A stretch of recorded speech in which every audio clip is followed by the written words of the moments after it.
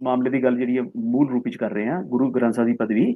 ਗੁਰੂ ਗ੍ਰੰਥ ਸਾਹਿਬ ਦੀ ਪਦਵੀ ਦੇ ਉੱਪਰ ਜਿਸ ਪ੍ਰਚਾਰਕ ਦੀ ਗੁਰਬਾਣੀ ਦੇ ਉੱਪਰ ਪਕੜ ਇਤਨੀ ਕੁ ਹੈ, ਜਾਂ ਉਹਦੇ ਇੰਟਰਫੇਸ ਡਾਇਲਾਗ ਦੇ ਵਿੱਚ ਉਹਦੇ ਵਿੱਚ ਬਹੁਤ ਸਾਰੀ ਕਮਜ਼ੋਰੀ ਹੈ, ਤੇ ਉਹਨਾਂ ਜੀ ਪ੍ਰਚਾਰਕਾਂ ਨੂੰ ਗੱਲ ਆਪਣੀ ਕਹਿਣ ਤੋਂ ਪਹਿਲੇ ਇੱਕ ਵਾਰੀ ਨਹੀਂ ਬਲਕਿ 100 ਵਾਰੀ ਗੱਲ ਨੂੰ ਤੋਲਣਾ ਚਾਹੀਦਾ ਜੀ ਕਿ ਜਿਹੜੀ ਅਸੀਂ ਗੱਲ ਕਰਨ ਜਾ ਰਹੇ ਹਾਂ, ਕਿਆ ਇਹ ਠੀਕ ਹੈ? ਕਿਆ ਇਹਦੇ ਬੇਸਿਕਸ ਨੂੰ ਅਸੀਂ ਜਾਣਦੇ ਹਾਂ? ਕਿਆ ਇਹਨੂੰ ਅਸੀਂ ਚੰਗੀ ਤਰ੍ਹਾਂ ਪੜ੍ਹਿਆ? ਤੇ ਜੇ ਪੜ੍ਹਿਆ ਹੀ ਨਹੀਂ ਹੈ ਤੇ ਫਿਰ ਉਹਨਾਂ ਪ੍ਰਚਾਰਕਾਂ ਨੇ ਤੇ ਇਹ ਗੱਲਾਂ ਕਰਨੀਆਂ ਨੇ, ਹਾਂਜੀ ਹਾਂ ਇਹ ਠੀਕ ਹੈ ਜੀ, ਗਿਆਨ ਗੁਰੂ ਹੈ, ਜੀ ਗਿਆਨ ਗੁਰੂ ਹੋ ਗਿਆ ਜੀ। ਜੀ ਸੋ ਇਹ ਮੇਰੀ ਬੇਨਤੀ ਉਹਨਾਂ ਪ੍ਰਚਾਰਕਾਂ ਅੱਗੇ ਆ, ਉਹਨਾਂ ਬੰਦੇ ਸੱਜਣਾ ਅੱਗੇ ਹੈ, ਬਈ ਉਹ ਗਿਆਨ ਤੋਂ ਜਿਸ ਗਿਆਨ ਨੂੰ ਤੁਸੀਂ ਗੁਰੂ ਕਹਿ ਰਹੇ ਹੋ, ਹੁਣ ਤੁਹਾਡੀ ਐਕਸਪਲੇਨੇਸ਼ਨ ਨੂੰ ਗੁਰੂ ਮੰਨੀਏ, ਪ੍ਰੋਫੈਸਰ ਸਾਹਿਬ ਸਿੰਘ ਦੀ ਐਕਸਪਲੇਨੇਸ਼ਨ ਨੂੰ ਗੁਰੂ ਮੰਨੀਏ, ਡਾਕਟਰ ਗੁਰਬੀਰ ਥਿੰਦ ਦੀ ਐਕਸਪਲੇਨੇਸ਼ਨ ਨੂੰ ਗੁਰੂ ਮੰਨ ਲਈਏ, ਜਾਂ ਫਰੀਦਕੋਟੀ ਟੀਕੇ ਵਿੱਚ ਜੋ ਕੁਝ ਲਿਖਿਆ ਉਹਨੂੰ ਗੁਰੂ ਮੰਨ ਲਈਏ, ਜਾਂ ਗੁਰੂ ਗ੍ਰੰਥ ਸਾਹਿਬ ਨੂੰ ਗੁਰੂ ਮੰਨੀਏ। ਬਿਲਕੁਲ। ਇਹ ਕਹਿੰਦੇ ਨਹੀਂ, ਗੁਰੂ ਗ੍ਰੰਥ ਸਾਹਿਬ ਨੂੰ ਗੁਰੂ ਨਾ ਮੰਨੋ, ਜੋ ਅਸੀਂ ਯਬਲੀਆਂ ਮਾਰੇ ਆ ਇਸ ਗਿਆਨ ਨੂੰ ਤੁਸੀਂ ਗੁਰੂ ਮੰਨ ਲਓ, ਇਹਨੂੰ ਗੁਰੂ ਮੰਨੋ। ਬਿਲਕੁਲ ਜੀ। ਮੈਂ ਤੁਹਾਡੀ ਥੋੜੀ ਗੱਲ ਜਿਹੜੀ ਆ ਇਹ ਤੁਸੀਂ ਇੱਥੇ ਗੱਲ ਨੂੰ ਰੱਖਿਓ। ਮੈਂ ਸੰਗਤਾਂ ਨੂੰ ਇੱਕ ਬੇਨਤੀ ਕਰਦਿਆਂ ਨਾਲ ਦੀ ਨਾਲ ਬਈ ਅਸੀਂ ਜਿਹੜੇ ਬਹੁਤ ਸੌਖੇ ਕਿਉਂਕਿ ਭਾਈ ਹਰਦੇਵ ਸਿੰਘ ਜੀ ਹੁਣਾਂ ਦੀ ਇੱਕ ਖਾਸੀਅਤ ਆ ਕਿ ਬਹੁਤ ਕਾਮਨ ਗੱਲਾਂ ਨੂੰ ਲੈ ਕੇ, ਛੋਟੀਆਂ ਗੱਲਾਂ ਨੂੰ ਲੈ ਕੇ ਤੁਹਾਡੇ ਨਾਲ ਜਿਹੜੇ ਵਿਚਾਰਾਂ ਸਾਂਝ ਕਰਦੇ ਨੇ, ਤਾਂ ਕਿ ਜੋ ਗੱਲ ਆਸਾਨੀ ਨਾਲ ਪਕੜ ਦੇ ਵਿੱਚ ਆ ਜਾਵੇ ਹਰ ਕਿਸੇ ਦੀ। ਮੈਂ ਤੁਹਾਨੂੰ ਇੱਕ ਬੇਨਤੀ ਕਰਾਂਗਾ ਸੰਗਤ ਜੀ, ਵੀ ਆਪਣੇ ਜਿਹੜੇ ਲੌਜਿਕ ਨੇ ਭਾਈ ਸਾਹਿਬ ਜੀ ਨੇ ਦਿੱਤੇ ਆ, ਤੁਸੀਂ ਉਹ ਵੀ ਸੁਣ ਲਏ, ਆਪਾਂ ਹਿਸਟਰੀ ਨੂੰ ਕੰਪੇਅਰ ਕਰ ਲਿਆ।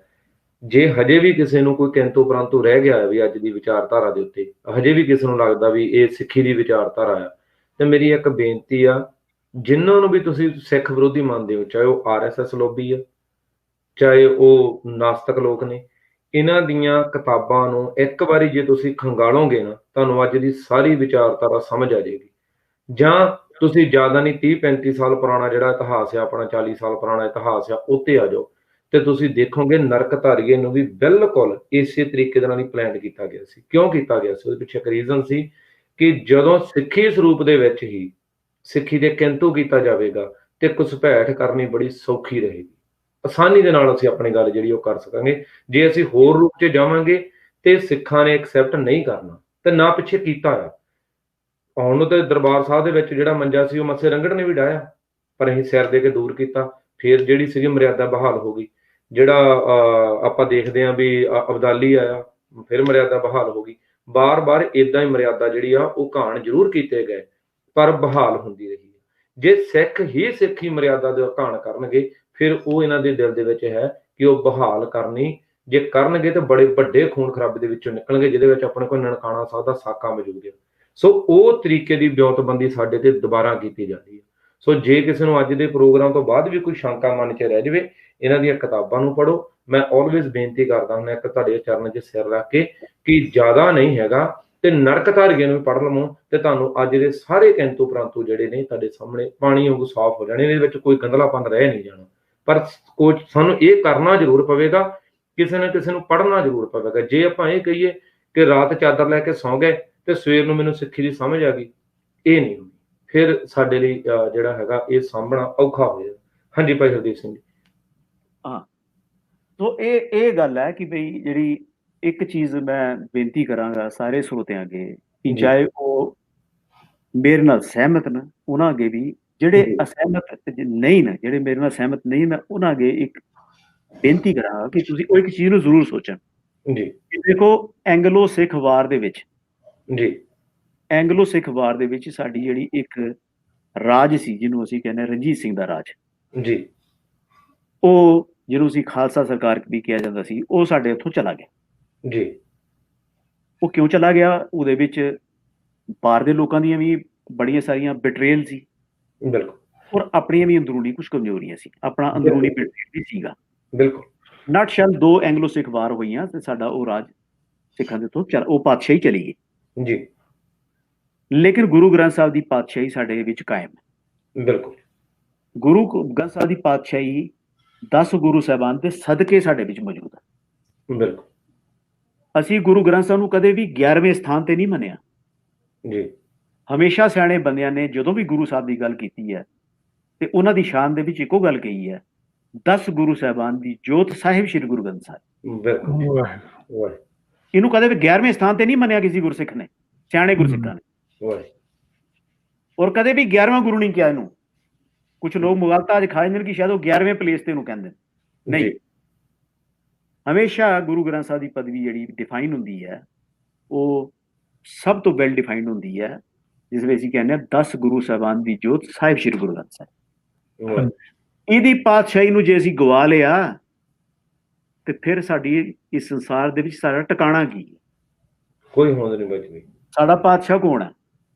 ਸਾਡਾ ਪਾਤਸ਼ਾਹ ਕੌਣ ਹੈ? ਕਿਸੇ ਵੈਬਸਾਈਟ ਦਾ ਸੰਚਾਲਕ? ਸਾਡਾ ਪਾਤਸ਼ਾਹ ਕੌਣ ਹੈ? ਕਿਸੇ ਕਾਲਜ ਦਾ ਪ੍ਰਿੰਸੀਪਲ? ਜੀ ਸਾਡਾ ਪਾਤਸ਼ਾਹ ਕੌਣ ਹੈ? ਕਿਸੇ ਡੇਰੇਦਾਰ ਦਾ ਡੇਰੇਦਾਰ? ਜੀ ਨਹੀਂ। ਫਿਰ ਅਸੀਂ ਖੱਜਲ ਔਰ ਆਸਤਾ ਆਸਤਾ ਨਿਸਤੋ ਨਬੂਦ ਹੀ ਹਾਂ। ਫਿਰ ਕਿਸੇ ਨੂੰ ਕੁਝ ਕਰਨ ਦੀ ਲੋੜ ਨਹੀਂ ਹੈ। ਜੀ ਫਿਰ ਇਹ ਵਾਇਰਸ ਜਿਹੜਾ ਸਾਡੇ ਅੰਦਰ ਹੈ ਸਾਨੂੰ ਆਪ ਹੀ ਖਤਮ ਕਰ ਦੇਗਾ। ਵਾਹਿ ਤੇ ਮੇਰੀ ਬੇਨਤੀ ਇਹ ਹੈ ਕਿ ਗੁਰੂ ਸਾਹਿਬਾਨ ਦੀ ਪਦਵੀਆਂ ਨੂੰ ਔਰ ਗੁਰੂ ਗ੍ਰੰਥ ਸਾਹਿਬ ਦੀ ਪੋਜੀਸ਼ਨ ਨੂੰ ਇਹਨਾਂ ਪ੍ਰਚਾਰਕਾਂ ਅੱਗੇ ਮੇਰੀ ਬੇਨਤੀ ਹੈ ਕਿ ਉਹਨੂੰ, ਜਾਂ ਜਿਹੜੇ ਇਸ ਵਾਇਰਸ ਨਾਲ ਇਨਫੈਕਟਡ ਲੋਕ ਨੇ ਜੀ ਉਹਨਾਂ ਦਾ ਬੇਨਤੀ ਹੈ ਕਿ ਇਸ ਪਾਤਸ਼ਾਹੀ ਦੇ ਉੱਪਰ ਹੱਥ ਨਾ ਪਾਣ। ਜੀ ਜੇ ਉਹ ਸਿੱਖ ਕੌਮ ਦੇ, ਸਿੱਖ ਧਰਮ ਦੇ ਅਗਰ ਖੈਰ ਖੁਆਹ ਨੇ, ਜੀ ਮਤ ਦੇ ਜੀ ਅਗਰ ਖੈਰ ਖੁਆਹ ਨੇ, ਉਹਨਾਂ ਦੀ ਆਈਡੈਂਟੀਟੀ ਦੀ ਅਗਰ ਬੜੀ ਚਿੰਤਾ ਉਹਨਾਂ ਨੂੰ ਲੱਗੀ ਦੀ, ਸਾਡੀ ਪਛਾਣ ਹੋਣੀ ਚਾਹੀਦੀ ਹੈ। ਜੀ ਤੇ ਜਿੰਨਾ ਭੰਗੜਾ ਉਹ ਕੈਲੰਡਰ ਦੇ ਉੱਪਰ ਪਾਉਂਦੇ ਪਏ ਨਾ, ਉਹਦਾ ਕੁਝ ਅੰਸ਼ ਇਸ ਚੀਜ਼ ਦੇ ਉੱਪਰ ਸੋਚਣ ਤੇ ਲਾਣ ਕਿ ਬਈ ਇਸ ਪਾਤਸ਼ਾਹੀ ਨੂੰ ਗਵਾ ਕੇ ਤੇ ਸਾਡੇ ਸਿਰ ਤੇ ਕੌਣ ਰਹੇਗਾ? ਅਸੀਂ ਤੇ ਹੈਡਲੈਸ ਹੋ ਜਾਾਂਗੇ। ਜੀ ਅਸੀਂ ਐਸੇ ਸ਼ਖਸ ਹੋ ਜਾਾਂਗੇ, ਅਸੀਂ ਐਸੀ ਕੌਮ ਹੋ ਜਾਾਂਗੇ ਜਿਨ੍ਹਾਂ ਨੂੰ ਆਪਣੀ ਯਾਦਾਸ਼ਤ ਤੇ ਕੋਈ ਭਰੋਸਾ ਨਹੀਂ। ਅਸੀਂ ਐਸੀ ਕੌਮ ਹੋ ਜਾਾਂਗੇ ਜਿਹੜੀ ਡੈਮੈਂਸ਼ੀਆ ਦੀ ਪੋਜੀਸ਼ਨ ਹੀ ਚਲੀ ਜਾਏਗੀ, ਜਿਹੜੀ ਆਪਣੀ ਯਾਦਾਸ਼ਤ ਗਵਾ ਚੁੱਕੀ ਹੈ। ਤੇ ਜਿਹੜਾ ਬੰਦਾ ਆਪਣੀ ਯਾਦਾਸ਼ਤ ਗਵਾ ਚਾਹੇ ਨਾ, ਉਹਨੂੰ ਇਮੀਡੀਏਟਲੀ ਹਸਪੀਟਲ ਐਡਮਿਟ ਕਰਨਾ ਪੈਂਦਾ। ਬਿਲਕੁਲ ਜੀ। ਕਿਉਂਕਿ ਆਪਣੀ ਯਾਦਾਸ਼ਤ ਗਵਾ ਚੁੱਕਾ। ਉਹ ਚਲਦਾ ਚਲਦਾ ਕਿਸੇ ਕੰਧ 'ਚ ਨਾ ਜਾ ਵੱਜੇ, ਉਹ ਚਲਦਾ ਚਲਦਾ ਕਿਸੇ ਗੱਡੀ ਥੱਲੇ ਨਾ ਜਾ ਵੱਜੇ। ਇਹ ਅਜੀਬ ਜਿਹੇ ਕਿਸਮ ਦੇ ਜਾਗਰੂਕ ਐਸੇ ਨੇ ਜਿਹੜੇ ਕਿ ਨੀਂਦ 'ਚ ਤੁਰ ਰਹੇ ਨੇ। ਸਾਰੇ ਦੀ ਗੱਲ ਨਹੀਂ ਕਰਦਾ ਮੈਂ, ਇਹ ਨੀਂਦ 'ਚ ਤੁਰ ਰਹੇ ਨੇ ਔਰ ਇਹਨਾਂ ਦਾ ਕੋਈ ਪਤਾ ਨਹੀਂ ਕਿ ਕਿਸ ਲਈ ਕਿਸ ਗੱਡੀ ਦੇ ਵਿੱਚ ਜਾ ਵੱਜਣ। ਜੀ ਸੋ ਇੱਕ ਜਿਹੜੇ ਅਸੀਂ ਸਾਰਿਆਂ ਦੀ ਕੋਲੈਕਟਿਵ ਗੱਲ ਕਰਨੇ ਆ, ਇੱਕ ਸਮਾਜ ਦੇ ਪ੍ਰਤੀ ਗੱਲ ਕਰਨੇ ਆ, ਉਹਦੇ ਵਿੱਚ ਸਾਡੀ ਇੱਕ ਵਿਜ਼ਡਮ ਕੰਮ ਕਰਨੀ ਚਾਹੀਦੀ ਹੈ। ਗੁਰੂ ਸਾਹਿਬ ਨੇ ਗਿਆਨ ਨੂੰ ਤਰਜੀਹ ਨਹੀਂ ਦਿੱਤੀ, ਗੁਰੂ ਸਾਹਿਬ ਨੇ ਤਰਜੀਹ ਦਿੱਤੀ ਵਿਵੇਕ ਨੂੰ। ਜੀ ਦੇਖੋ ਤੁਸੀਂ, ਮੈਂ ਐਗਜ਼ਾਮਪਲ ਬੜੀ ਵਾਰੀ ਦੇ ਚੁੱਕਾ, 2-3 ਵਾਰੀ ਦੇ ਚੁੱਕਾ, ਮੈਂ ਇੱਥੇ ਤੁਹਾਡੇ ਚੈਨਲ ਤੇ ਜ਼ਰੂਰ ਦੇਣਾ ਚਾਹਾਂਗਾ। ਜੀ ਗਿਆਨ ਔਰ ਵਿਵੇਕ ਦਾ ਅੰਤਰ ਜ਼ਰੂਰ ਦੱਸਾਂਗਾ। ਜੀ 3 ਭਰਾ ਨੇ, ਜੀ 3 ਭਰਾਵਾਂ ਦਾ ਪਿਤਾ ਜਿਹੜਾ ਉਹ ਜਾਣ ਤੋਂ ਪਹਿਲੇ ਚਲਾ ਗਿਆ, ਔਰ ਜਾਣ ਵੇਲੇ ਉਸਨੇ ਆਪਣੇ ਪੁੱਤਰਾਂ ਦੇ ਨਾਂ ਤੇ ਮੰਨ ਲਓ 60, 70, 80 ਲੱਖ ਕਰੋੜ ਰੁਪਏ ਛੱਡ ਦਿੱਤਾ ਐਜ਼ ਏ ਪ੍ਰਾਪਰਟੀ। ਜੀ ਹੁਣ 3 ਭਰਾਵਾਂ ਦੇ ਵਿੱਚ ਗਿਆਨ ਇਹ ਕਹਿੰਦਾ, ਕਾਨੂੰਨ ਦਾ ਜਿਹੜਾ ਗਿਆਨ ਹੈ ਉਹ ਇਹ ਕਹਿੰਦਾ ਕਿ ਉਹ 60 ਲੱਖ ਰੁਪਈਆ ਅਗਰ ਜਿਹੜਾ ਪਿਤਾ ਨੇ ਛੱਡਿਆ ਉਹ 20-20 ਕਰਕੇ 3 ਭਰਾਵਾਂ 'ਚ ਵੰਡਿਆ ਜਾਏਗਾ। ਜੀ ਇਹ ਕਾਮਨ ਸੈਂਸ ਹੈ ਜੀ ਔਰ ਇੱਕ ਕਾਮਨ ਗਿਆਨ ਲਾ ਵੀ ਹੈ ਸਾਡਾ। ਜੀ ਲੇਕਿਨ ਉਹ 3 ਭਰਾ ਜਿਹੜੇ ਨੇ ਉਹਨਾਂ ਵਿੱਚੋਂ ਇੱਕ ਭਰਾ ਹੈਂਡੀਕੈਪ ਹੈ। ਜੀ ਉਹ ਹੈਂਡੀਕੈਪ ਹੈ ਤੇ 2 ਭਰਾ ਇਹ ਸੋਚਦੇ ਨੇ ਕਿ ਬਈ ਅਸੀਂ ਠੀਕ ਠਾਕ ਹਾਂ, ਅਸੀਂ ਆਪਣੀ ਲਾਈਫ ਪੁੱਲ ਔਨ ਕਰ ਲਾਂਗੇ, ਅਸੀਂ ਆਪਣੀ ਜ਼ਿੰਦਗੀ ਵਿੱਚ ਗੁਜ਼ਰ ਬਸਰ ਮਿਹਨਤ ਕਰਕੇ ਆਪਣੇ ਆਪ ਨੂੰ ਚਲਾ ਲਵਾਂਗੇ। ਲੇਕਿਨ ਇਹ ਜਿਹੜਾ ਸਾਡਾ ਭਰਾ ਜਿਹੜਾ ਹੈਂਡੀਕੈਪ ਹੈ, ਜਿਹਨੂੰ ਪੋਲੀਓ ਦੇ ਨਾਲ ਗ੍ਰਸਤ ਹੈ, ਜਿਹੜਾ ਖੜਾ ਵੀ ਨਹੀਂ ਹੋ ਸਕਦਾ, ਜੀ ਇਸ ਨੂੰ ਜ਼ਿਆਦਾ ਜ਼ਰੂਰਤ ਹੈ। ਔਰ ਉਹ ਕੀ ਕਰਦੇ ਨੇ, ਉਹ 60 ਲੱਖ ਵਿੱਚੋਂ ਸਿਰਫ 5-5 ਲੱਖ ਆਪਣੇ ਕੋਲ ਰੱਖਦੇ ਨੇ, ਬਾਕੀ 50 ਲੱਖ ਰੁਪਏ ਉਹਨੂੰ ਦੇ ਦਿੰਦੇ ਨੇ। ਜੀ ਇਹਨੂੰ ਕਵਾਂਗੇ ਅਸੀਂ ਵਿਵੇਕ। ਜੀ ਕਿ ਇੱਥੇ ਉਹਨਾਂ ਨੇ ਗਿਆਨ ਨੂੰ ਪਿੱਛੇ ਕਰਕੇ ਜੋ ਉਹਨਾਂ ਦੀ ਸਮਝ ਹੈ ਉਹਦੀ ਵਰਤੋਂ ਇੱਕ ਬ੍ਰੌਡਰ ਜੱਜਮੈਂਟ ਵਿੱਚ ਕੀਤੀ ਹੈ। ਜੀ ਵਿਵੇਕ ਗਿਆਨ ਨਾਲੋਂ ਵੱਡੀ ਜੱਜਮੈਂਟ ਹੁੰਦਾ ਜੀ ਤੇ ਗੁਰੂ ਸਾਹਿਬ ਸਾਨੂੰ ਵਿਵੇਕ ਦੀ ਵਰਤੋਂ ਸਿਖਾਉਂਦੇ। ਜੀ ਜੇ ਇਹਨਾਂ ਦੇ ਪ੍ਰੋਗਰੈਸਿਵ ਮੈਥਡ ਦੇਖਣੇ ਹੋਣ ਤੇ ਅੱਜ ਦੀ ਡੇਟ ਦੇ ਵਿੱਚ ਇੱਕ ਪ੍ਰੋਗਰੈਸਿਵ ਬੰਦਾ ਇਹ ਸੋਚ ਸਕਦਾ ਹੈ ਕਿ ਜਿਸ ਜ਼ਮਾਨੇ ਦੇ ਵਿੱਚ ਵੱਡੇ ਵੱਡੇ ਮਨਸਬਦਾਰ ਸੀਗੇ, ਜਿਸ ਜ਼ਮਾਨੇ ਦੇ ਵਿੱਚ ਵੱਡੇ ਵੱਡੇ ਕਲਾਕਾਰ ਸੀਗੇ, ਜਿਸ ਜ਼ਮਾਨੇ ਵਿੱਚ ਵੱਡੇ ਵੱਡੇ ਸੂਬੇਦਾਰ ਸੀਗੇ, ਜਿਸ ਜ਼ਮਾਨੇ ਵਿੱਚ ਵੱਡੇ ਵੱਡੇ ਬਾਦਸ਼ਾਹ ਸੀਗੇ, ਉਸ ਵੱਡੇ ਜ਼ਮਾਨਿਆਂ ਦੇ ਵਿੱਚ ਕਬੀਰ ਤੇ ਸਿਰਫ ਇੱਕ ਕੱਪੜਾ ਬੁਣਦਾ ਸੀ। ਜੀ ਉਸ ਵਿਚਾਰੇ ਦੀ ਤਾਂ ਕੋਈ ਤਰੱਕੀ ਨਹੀਂ ਸੀ, ਜੀ ਉਹ ਤੇ ਪਿਛੜਿਆ ਹੋਇਆ ਸੀ। ਤੇ ਭਗਤ ਰਵਿਦਾਸ ਜੀ ਤੇ ਚਮੜੇ ਦਾ ਕੰਮ ਕਰਦੇ ਸੀ। ਜੀ ਇਹਨਾਂ ਨੇ ਇੱਕ ਕਹਿੰਦੇ ਨਾ ਕਿ ਜਿਹੜਾ ਗੁਰੂ ਸਾਹਿਬ ਦਾ, ਜਿਹੜਾ ਗੁਰਬਾਣੀ ਦਾ ਜਿਹੜਾ ਇੱਕ ਵਿਸ਼ਾ ਹੈ, ਉਹਨੂੰ ਮੈਟੀਰੀਅਲਿਸਟਿਕ ਸੋਚ ਤੇ ਆ ਕੇ ਖੜਾ ਕਰਤਾ। ਜੀ ਸੋਹਣਾ ਜੀਵਨ ਕਿਸ ਤਰ੍ਹਾਂ ਜੀਣਾ? ਪੈਸਾ ਕਮਾਓ। ਜੀ ਸੋਹਣਾ ਸਮਝਦਾਰ ਕੌਣ ਹੈ? ਜਿਹੜਾ ਪੈਸਾ ਕਮਾ ਲੇ। ਸਮਝਦਾਰ ਕੌਣ ਹੈ? ਜਿਹੜਾ ਡਾਲਰ ਕਮਾ ਲੇ। ਜੀ ਜੇ ਇਹਨਾਂ ਦੀ ਡੈਫੀਨੇਸ਼ਨ ਤੇ ਜਾਣਾ ਹੋਏ ਫਿਰ ਤੇ ਕਬੀਰ ਸਾਹਿਬ ਤੇ ਇੱਕ ਫੇਲੀਅਰ ਸਨ। ਜੀ ਫਿਰ ਤੇ ਰਵਿਦਾਸ ਜੀ ਨੂੰ ਕਹੇਗਾ ਬਈ ਉਹ ਤੇ ਉਹਨਾਂ ਦੇ ਜ਼ਮਾਨੇ ਵਿੱਚ ਸੈਂਟ ਔਰ ਹਾਥੀ ਦਾਂਤ ਦਾ ਔਰ ਰੇਸ਼ਮ ਦਾ ਔਰ ਸਿਲਕ ਦਾ ਇਤਨਾ ਵੱਡਾ ਕੇਸਰ ਦਾ ਵਪਾਰ ਹੁੰਦਾ ਸੀ। ਇੰਨੇ ਵੱਡੇ ਵਪਾਰੀ ਸੀ, ਇੰਨੇ ਵੱਡੇ ਬਾਦਸ਼ਾਹ ਔਰ ਕਾਮਯਾਬ ਲੋਕ ਸਨ ਕਿ ਟਰਕ ਪੀਰੀਅਡ ਦੇ ਵਿੱਚ ਮੈਂ ਤੁਹਾਨੂੰ ਦੱਸਣਾ ਕਿ ਇੱਕ ਟਰਕ ਪੀਰੀਅਡ ਵਿੱਚ ਇੱਕ ਅਹਿਲਕਾਰ ਨੇ 70,000 ਟੰਕੇ ਦਾ ਬੂਟ ਖਰੀਦਿਆ ਸੀ। ਵਾਹਿਗੁਰੂ। ਉਸਲੇ ਬੜੇ ਬੜੇ ਕਾਮਯਾਬ ਲੋਕ ਸੀ, ਲੇਕਿਨ ਉਸ ਕਾਮਯਾਬੀ ਦੇ ਪੈਰਾਮੀਟਰ ਦੇ ਉੱਪਰ ਕਬੀਰ ਸਾਹਿਬ ਤੇ ਉਸ ਤਰ੍ਹਾਂ ਦੇ ਕਾਮਯਾਬ ਨਹੀਂ ਸੀ ਜਿਸ ਤਰ੍ਹਾਂ ਦੇ ਕਾਮਯਾਬ ਇਹ ਅੱਜ ਨੌਜਵਾਨਾਂ ਨੂੰ ਬਣਾਉਣਾ ਚਾਹੁੰਦੇ ਨੇ। ਬਿਲਕੁਲ, ਜਿੱਦਾਂ ਇਹ ਗੱਲ ਬੜੀ ਜ਼ੋਰ ਨਾਲ ਕਹਿ ਕੇ ਕਹਿੰਦੇ ਆ ਘੱਗੇ ਵਰਗੇ ਵੀ ਕਿ ਵੀ ਜਿਹੜੀਆਂ ਖੋਜਾਂ ਕਿਹੜੀਆਂ ਕਿਹਨਾਂ ਨੇ ਕੀਤੀਆਂ, ਗੋਰਿਆਂ ਨੇ ਖੋਜਾਂ ਕਾਢਾਂ ਕੀਤੀਆਂ। ਮੈਂ ਖੋਜਾਂ ਦਾ ਜਵਾਬ ਘੱਗਾ ਸਾਹਿਬ ਨੂੰ ਜ਼ਰੂਰ ਦੇਣਾ ਚਾਹਾਂਗਾ।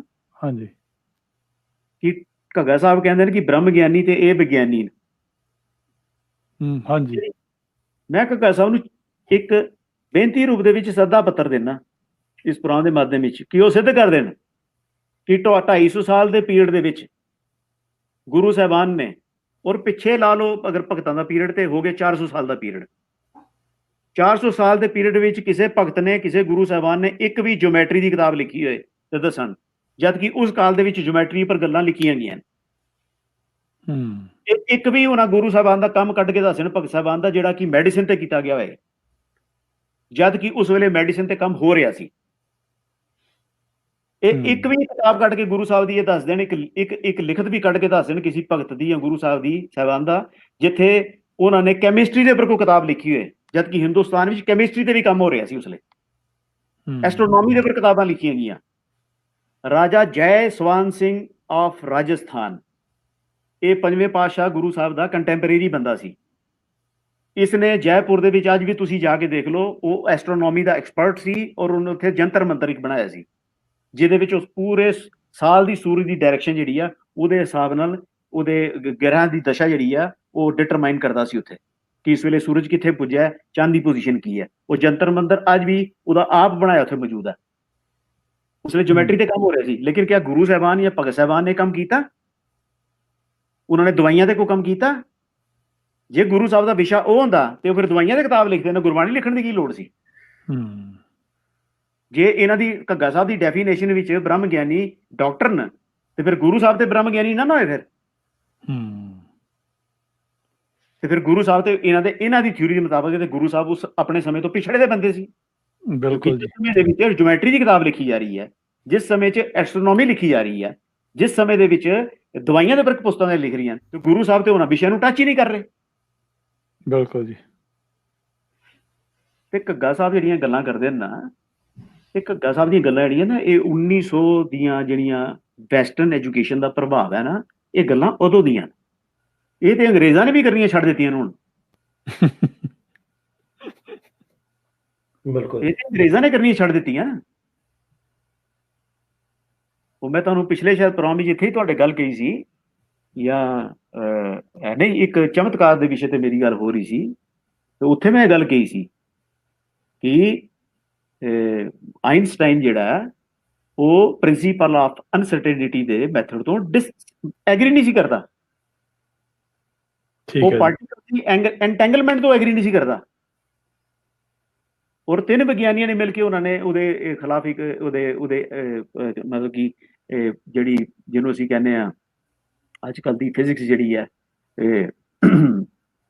ਜਿਹੜੀ ਮਾਡਰਨ ਫਿਜ਼ਿਕਸ ਆਫ ਪਾਰਟੀਕਲਸ, ਉਹਦੇ ਵਿੱਚ ਉਹਨੇ ਇਹ ਚੀਜ਼ ਲਿਖੀ ਸੀ ਔਰ ਉਹਨੇ ਉਸ ਆਪਣੇ ਇੱਕ ਕੰਟੈਂਪਰੇਰੀ ਵਿਗਿਆਨੀ ਨਾਲ ਸਹਿਮਤੀ ਪ੍ਰਗਟ ਕੀਤੀ ਸੀ ਕਿ ਨਹੀਂ, ਮੈਂ ਇਸ ਗੱਲ ਨੂੰ ਨਹੀਂ ਮੰਨਦਾ ਜੀ ਪਾਰਟੀਕਲਸ ਦੀ ਐਂਟੈਂਗਲਮੈਂਟਸ ਨੂੰ, ਔਰ ਪ੍ਰਿੰਸੀਪਲ ਆਫ ਨਾਨ ਲੋਕੈਲਿਟੀ ਨੂੰ ਨਹੀਂ ਮੰਨਦਾ।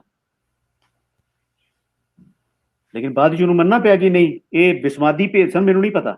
ਔਰ ਅੱਜ ਦੀ ਡੇਟ 'ਚ ਉਹ ਚੀਜ਼ਾਂ ਵਿਸਮਾਦੀ ਨੇ। ਅੱਜ ਦੀ ਡੇਟ ਵਿੱਚ ਵੀ ਸਾਇੰਟਿਸਟ ਇਹਨਾਂ ਚੀਜ਼ਾਂ ਨੂੰ ਮੰਨ ਕੇ ਚੱਲ ਰਹੇ ਨੇ ਕਿ ਅਸੀਂ ਬਹੁਤ ਸਾਰੀ ਗੱਲਾਂ ਦੇ ਉੱਪਰ ਸਾਨੂੰ ਕੁਝ ਨਹੀਂ ਪਤਾ। ਵਾਹਿਗੁਰੂ, ਕੀ ਬਾਤ ਹੈ।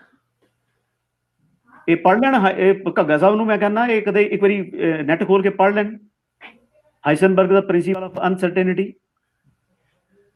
ਦੇਖ ਲਓ ਸਿਆਣਪ ਕੀ ਹੈ। ਪਾਰਟੀਕਲ ਦੀ ਐਂਟੈਂਗਲਮੈਂਟ ਪੜ੍ਹ ਲੈਣ। ਕਿਆ ਸਾਇੰਸ ਨੂੰ ਪਾਰਟੀਕਲ ਦੀ ਐਂਟੈਂਗਲਮੈਂਟ ਸਮਝ ਆਈ ਹੈ ਕਿ ਇੱਕ ਪਾਰਟੀਕਲ ਦੂਜੇ ਪਾਰਟੀਕਲ ਤੋਂ ਲਾਈਟ ਈਅਰਸ ਅਵੇ, ਹਾਂਜੀ, ਇੱਕ ਪਾਰਟੀਕਲ ਦੂਜੇ ਪਾਰਟੀਕਲ ਨਾਲ ਇੰਟਰੈਕਟ ਕਰ ਰਿਹਾ। ਕੀ ਬਾਤ ਹੈ। ਉਹਦੇ ਉਲਟ ਬਿਹੇਵੀਅਰ ਕਰ ਰਿਹਾ, ਉਹਦੇ ਮੁਤਾਬਕ ਬਿਹੇਵੀਅਰ ਕਰ ਰਿਹਾ। ਔਰ ਆਇਨਸਟਾਈਨ ਕਿਉਂ ਨਹੀਂ ਮੰਨਦਾ ਇਸ ਗੱਲ ਨੂੰ? ਆਇਨਸਟਾਈਨ ਇਸ ਵਜ੍ਹਾ ਗੱਲ ਮੰਨਦਾ ਕਿਉਂਕਿ ਕਹਿੰਦਾ ਸੀ ਕਿ ਇਸ ਸੰਸਾਰ ਵਿੱਚ ਕੋਈ ਵੀ ਘਟਨਾ ਲਾਈਟ ਦੀ ਸਪੀਡ ਤੋਂ ਜ਼ਿਆਦਾ ਤੇਜ਼ ਨਹੀਂ ਹੋ ਸਕਦੀ। ਤੇ ਉਸ ਵੇਲੇ ਇੱਕ ਵਿਗਿਆਨੀ ਨੇ ਕਿਹਾ ਸੀ ਕਿ ਤੇਰੀ ਇਸ ਥਿਊਰੀ ਜਿਹੜੀ ਹੈ ਨਾ, ਇਹ ਥਿਊਰੀ ਅਜੇ ਵਿਸਮਾਦ ਨੂੰ ਨਹੀਂ ਜਾਣਦੀ ਕੁਦਰਤ ਦੇ, ਕਿਉਂਕਿ ਕੁਦਰਤ ਦੇ ਵਿਸਮਾਦ ਦੇ ਵਿੱਚ ਇੱਕ ਪਾਰਟੀਕਲ ਦੂਜੇ ਪਾਰਟੀਕਲ ਨੂੰ ਲਾਈਟ ਈਅਰਸ ਅਵੇ ਉਸੇ ਇੱਕੋ ਟਾਈਮ ਤੇ ਹੀ ਉਹ ਬਿਹੇਵ ਕਰਦਾ ਜੋ ਦੂਜਾ ਪਾਰਟੀਕਲ ਕਰ ਰਿਹਾ। ਇਸ ਵਿਸਮਾਦ ਨੂੰ ਘੱਗਾ ਸਾਹਿਬ ਜਾਣਨਗੇ ਨਾ ਤੇ ਉੱਥੇ ਵਿਗਿਆਨੀਆਂ ਦਾ ਦਿਮਾਗ ਚਕਰਾ ਗਿਆ। ਬਿਲਕੁਲ ਜੀ, ਸਮਝ ਆਏਗੀ ਕਿ ਬ੍ਰਹਮ ਗਿਆਨ ਕੀ ਹੈ। ਬਿਲਕੁਲ ਜੀ। ਹੁਣ ਦੇਖੋ ਆਪਾਂ ਜੇ ਇਹਨੂੰ ਭਾਈ ਮਲਕੀਤ ਸਿੰਘ ਜੀ ਆਪ ਜੀ ਤੋਂ ਬਾਅਦ ਕਰ ਲਿਓ ਗੱਲ। ਫੁਰਨਾ, ਜਿਹੜਾ ਫੁਰਨਾ ਹੈ, ਖਿਆਲ ਹੈ, ਇਹ ਇੰਸਟੈਂਟਲੀ ਹਿਸਾਬ ਲਾ ਲਓ ਵੀ ਤੁਸੀਂ, ਆਪਾਂ ਇੰਸਟੈਂਟਲੀ ਜਿੱਥੇ ਮਰਜ਼ੀ ਲੈ ਜਾਓ ਉਹਨੂੰ ਸੋਚ ਕੇ। ਹਾਂਜੀ, ਜਿਹੜੇ ਥਾਟਸ ਟਰੈਵਲ ਕਰਦੇ ਨੇ ਜਿੱਦਾਂ, ਜਾਂ ਸੋਚ ਹੈ ਜਿਹੜੀ, ਉਹ ਲਾਈਟ ਸਪੀਡ ਤੋਂ ਵੀ ਕਿਤੇ ਜ਼ਿਆਦਾ, ਬਹੁਤ ਜ਼ਿਆਦਾ ਦੂਰ ਮਤਲਬ ਫਾਸਟ ਹੈ ਉਹ। ਹਾਂਜੀ, ਅਸੀਂ ਤੇ ਲਾਈਟ ਸਪੀਡ ਦੀ ਗੱਲ ਤੁਸੀਂ ਛੱਡ ਦਿਓ, ਅਸੀਂ ਤੇ ਤੁਸੀਂ ਤੇ ਵਿਚਾਰ ਦੀ ਗੱਲ ਕੀਤੀ ਹੈ, ਬੜੀ ਅੱਛੀ ਐਗਜ਼ਾਮਪਲ ਦਿੱਤੀ ਤੁਸੀਂ ਕਿ ਅਸੀਂ ਸੋਚ ਲੈਂਦੇ ਹਾਂ ਤੇ ਇੱਕ ਸਾਡੀ ਸੋਚ ਕਿਸ ਤਰ੍ਹਾਂ ਇਹ ਫਾਸਟ ਹੀ ਟਰੈਵਲ ਕਰਦੀ ਹੈ, ਇੱਕਦਮ ਟਰੈਵਲ ਕਰਦੀ ਹੈ। ਲੇਕਿਨ ਉਹ ਸਾਇੰਟਿਸਟ ਫਿਜ਼ੀਕਲ ਵਰਲਡ ਦੀਆਂ ਗੱਲਾਂ ਕਰਦੇ। ਉਹ ਠੀਕ ਹੈ। ਜਿਹੜਾ ਆਇਨਸਟਾਈਨ ਆ ਉਹ ਫਿਜ਼ੀਕਲ ਵਰਲਡ ਦਾ ਐਕਸਪਰਟ ਸੀ। ਹਾਂਜੀ, ਉਹ ਫਿਜ਼ੀਕਲ ਐਕਸਪਰਟਸ ਦੇ ਵਿੱਚ ਉਹਨੇ ਉਹ ਕੰਮ ਕੀਤੇ ਜਿਹੜਾ ਕੋਈ ਅੰਜਾਮ ਨਹੀਂ ਦੇ ਸਕਿਆ ਬੰਦਾ ਅੱਜ ਤੱਕ। ਉਹ ਫਿਜ਼ੀਕਲ ਪਾਰਟੀਕਲਸ ਦੀ ਗੱਲ ਕਰ ਰਹੇ ਸੀ ਕਿ ਫਿਜ਼ੀਕਲ ਪਾਰਟੀਕਲਸ ਲਾਈਟ ਦੀ ਸਪੀਡ ਤੋਂ ਜ਼ਿਆਦਾ ਟਰੈਵਲ ਨਹੀਂ ਕਰ ਸਕਦੇ। ਹਾਂਜੀ, ਉਹਨਾਂ ਦਾ ਇੰਟਰੈਕਸ਼ਨ ਲਾਈਟ ਦੀ ਸਪੀਡ ਤੋਂ ਜ਼ਿਆਦਾ ਟਰੈਵਲ ਨਹੀਂ ਕਰ ਸਕਦਾ। ਹਾਂਜੀ, ਲੇਕਿਨ ਉਹ ਥਿਊਰੀ ਉਹਦੇ ਹੁੰਦੇ ਹੀ ਬੰਦੇ ਨੇ ਗਲਤ ਸਾਬਤ ਕੀਤੀ, ਜਿਹਨੂੰ ਆਖਰੀ ਜਾ ਕੇ ਆਇਨਸਟਾਈਨ ਨੇ ਮੰਨਿਆ ਆਪਣੀ ਲਾਈਫ ਵਿੱਚ। ਹਾਂਜੀ, ਦੇਖ ਲਓ ਇੰਨਾ ਸਿਆਣਾ ਬੰਦਾ ਗਲਤੀ ਮੰਨ ਗਿਆ ਅਖੀਰ ਚ। ਤੇ ਜਿਹੜੇ ਅਨਪੜ੍ਹ ਆ, ਜਿਹੜੇ ਬਿਲਕੁਲ ਸਕੂਲੇ ਨਹੀਂ ਗਏ, ਕਹਿੰਦੇ ਘਰਦਿਆਂ ਨੇ ਸਾਨੂੰ ਪੜ੍ਹਾਇਆ ਨਹੀਂ, ਤੇ ਉਹ ਗੱਲਾਂ ਮਾਰਦੇ ਵੀ ਸਾਨੂੰ ਸਭ ਕੁਝ ਪਤਾ ਤੇ ਅਸੀਂ ਗਲਤੀ ਮੰਨਣੀ ਕੋਈ ਨਹੀਂ ਆਪਣੀ। ਮੈਂ ਤੁਹਾਡੇ ਦੋਵਾਂ ਗੁਰਮੁਖਾਂ ਦੀ ਗੱਲ 'ਚ ਇੱਕੋ ਗੱਲ ਹੀ ਆਪਾਂ ਕਰ ਲੈਂਦੇ। ਇੱਕੋ ਘਰ ਦੇ ਵਿੱਚ ਦੋ ਬ੍ਰਦਰ ਨੇ, ਇੱਕ ਸੱਚਮੁੱਚ 'ਚ ਪੜ੍ਹਾਈ ਕੀਤੀ ਹੋਈ ਆ ਤੇ ਇੱਕ ਅਨਪੜ੍ਹ ਨੇ। ਤੁਸੀਂ ਦੋਨਾਂ ਦਾ ਪ੍ਰਚਾਰ ਸੁਣ ਕੇ ਇੱਕੋ ਘਰ ਦੇ ਵਿੱਚੋਂ ਬਿਲਕੁਲ ਇੱਕੋ ਜਿਹੀ ਪਰਵਰਿਸ਼ ਹੋਈ ਦੋਵਾਂ ਦੀ। ਹਰਪਾਲ ਸਿੰਘ ਪੰਨੂ ਨੇ। ਹਾਂਜੀ ਜੀ। ਸੋ ਆਪਾਂ ਇੱਥੇ ਦੇਖ ਸਕਦੇ ਨਾ, ਜਿਹੜੇ ਸਾਡੇ ਨੌਜਵਾਨ ਜਿਹੜੇ ਇਹਨਾਂ ਗੱਲਾਂ ਨੂੰ ਸੁਣਦੇ ਦਿਲਚਸਪੀ ਰੱਖਦੇ ਨੇ, ਮੈਂ ਉਹਨਾਂ ਦੇ ਮੁਤਾਬਕ ਗੱਲਾਂ ਕਰ ਰਿਹਾ, ਕਿਉਂਕਿ ਮੈਂ ਹੁਣ ਗੁਰਬਾਣੀ ਨੂੰ ਨਹੀਂ ਵਿੱਚ ਲਿਆ ਰਿਹਾ, ਮੈਂ ਜਨਰਲ ਗੱਲਾਂ ਕਰ ਰਿਹਾ। ਹੁਣ ਤੁਸੀਂ ਦੇਖ ਲਓ, ਚੰਨ ਸਾਡੇ ਸਾਹਮਣੇ ਚੰਨ ਹੈ ਜੀ। ਚੰਨ ਕਿਸ ਤਰ੍ਹਾਂ ਬਣਿਆ, ਇਹ ਵੀ ਸਾਇੰਟਿਸਟਾਂ ਦੇ ਦਿਮਾਗ 'ਚ ਗੱਲ ਆਈ ਹੈ ਕਿ ਚੰਨ ਬਣਿਆ ਕਿਸ ਤਰ੍ਹਾਂ ਆਫਟਰ ਆਲ ਜੀ। ਉਹਦੇ ਵਿੱਚ ਚਾਰਲਸ ਡਾਰਵਿਨ ਜਿਹਨੇ ਥਿਊਰੀ ਆਫ ਐਵੋਲੂਸ਼ਨ ਦਿੱਤੀ ਸੀ, ਉਹਦੇ ਮੁੰਡੇ ਨੇ, ਉਹ ਵੀ ਸਾਇੰਟਿਸਟ ਸੀਗਾ, ਉਹਨੇ ਇੱਕ ਥਿਊਰੀ ਦਿੱਤੀ ਜੀ। ਪ੍ਰੋਮੀਨੈਂਟ 7-8 ਥਿਊਰੀਆਂ ਲਗਭਗ, ਥੋੜ੍ਹੀਆਂ ਵੱਧ ਘੱਟ ਵੀ ਹੋ ਸਕਦੀਆਂ। ਇਹ ਚੰਨ ਦੀਆਂ ਵੱਖ-ਵੱਖ ਬੰਦੇ ਨੇ ਵੱਖ-ਵੱਖ ਥਿਊਰੀਆਂ ਦਿੱਤੀਆਂ ਕਿ ਚੰਨ ਇਸ ਤਰ੍ਹਾਂ ਬਣਿਆ ਜੀ। ਮੈਂ ਉਹਦੀ ਐਗਜ਼ਾਮਪਲ ਦੇਣਾ। ਚਾਰਲਸ ਡਾਰਵਿਨ ਦੇ ਮੁੰਡੇ ਨੇ, ਸ਼ਾਇਦ ਜੇਮਸ ਡਾਰਵਿਨ ਨਾਂ ਸੀ, ਉਹਨੇ ਥਿਊਰੀ ਦਿੱਤੀ ਕਿ ਬਈ ਚੰਨ ਬੇਸਿਕਲੀ ਧਰਤੀ ਤੋਂ ਅਲੱਗ ਹੋਇਆ ਟੁਕੜਾ। ਜਿਹੜੇ ਉਹ ਧਰਤੀ ਤੋਂ ਅਲੱਗ ਹੋਇਆ ਸੀ, ਉਸ ਲਈ ਧਰਤੀ ਵਿੱਚ ਇੱਕ ਖੱਡਾ ਬਣ ਗਿਆ, ਕਿਉਂਕਿ ਇੱਕ ਪੀਸ ਟੁੱਟ ਕੇ ਬਾਹਰ ਨਿਕਲਿਆ, ਖਲਾ ਦੇ ਵਿੱਚ ਚਲਾ ਗਿਆ। ਹਾਂਜੀ, ਜਿਹੜੇ ਪੀਸ ਟੁੱਟ ਕੇ ਧਰਤੀ ਤੋਂ ਖਲਾ 'ਚ ਚਲਾ ਗਿਆ ਤੇ ਧਰਤੀ ਵਿੱਚ ਇੱਕ ਖੱਡਾ ਪੈ ਗਿਆ। ਉਸ ਖੱਡੇ ਵਿੱਚ ਅੱਜ ਕੱਲ੍ਹ ਪਾਣੀ ਭਰ ਗਿਆ, ਔਰ ਉਹ ਹੈ ਪ੍ਰਸ਼ਾਂਤ ਮਹਾਸਾਗਰ, ਪੈਸੀਫਿਕ ਓਸ਼ਨ। ਪੈਸੀਫਿਕ ਓਸ਼ਨ ਜਿਹੜਾ ਉੱਥੋਂ ਟੁਕੜਾ ਨਿਕਲਿਆ ਸੀ ਤੇ ਅੱਜ ਕੱਲ੍ਹ ਉੱਥੇ ਪਾਣੀ ਭਰ ਗਿਆ ਤੇ ਉਹੀ ਚੰਨ ਬਣਿਆ। ਅੱਛਾ ਜੀ। ਹੁਣ ਤੁਸੀਂ ਦੇਖ ਲਓ, 8 ਬ੍ਰਹਮ ਗਿਆਨੀ, ਘੱਗਾ ਜੀ ਦੀ ਥਿਊਰੀ ਦੇ ਮੁਤਾਬਕ 8 ਬ੍ਰਹਮ ਗਿਆਨੀ 8 ਕਿਸਮ ਦੇ ਹਾਈਪੋਥੈਟੀਕਲ ਪੋਜੀਸ਼ਨਾਂ ਪੇਸ਼ ਕਰ ਰਹੇ ਨੇ ਚੰਨ ਦੀ ਬਣਤਰ ਬਾਰੇ। ਤੇ ਘੱਗਾ ਜੀ ਨੂੰ ਪੁੱਛੀਏ ਵੀ ਇਹਨਾਂ 8 ਬ੍ਰਹਮ ਗਿਆਨੀ ਚੋਂ ਸਹੀ ਬ੍ਰਹਮ ਗਿਆਨੀ ਕੌਣ ਹੈ ਤੇ ਦੱਸੋ। ਜੀ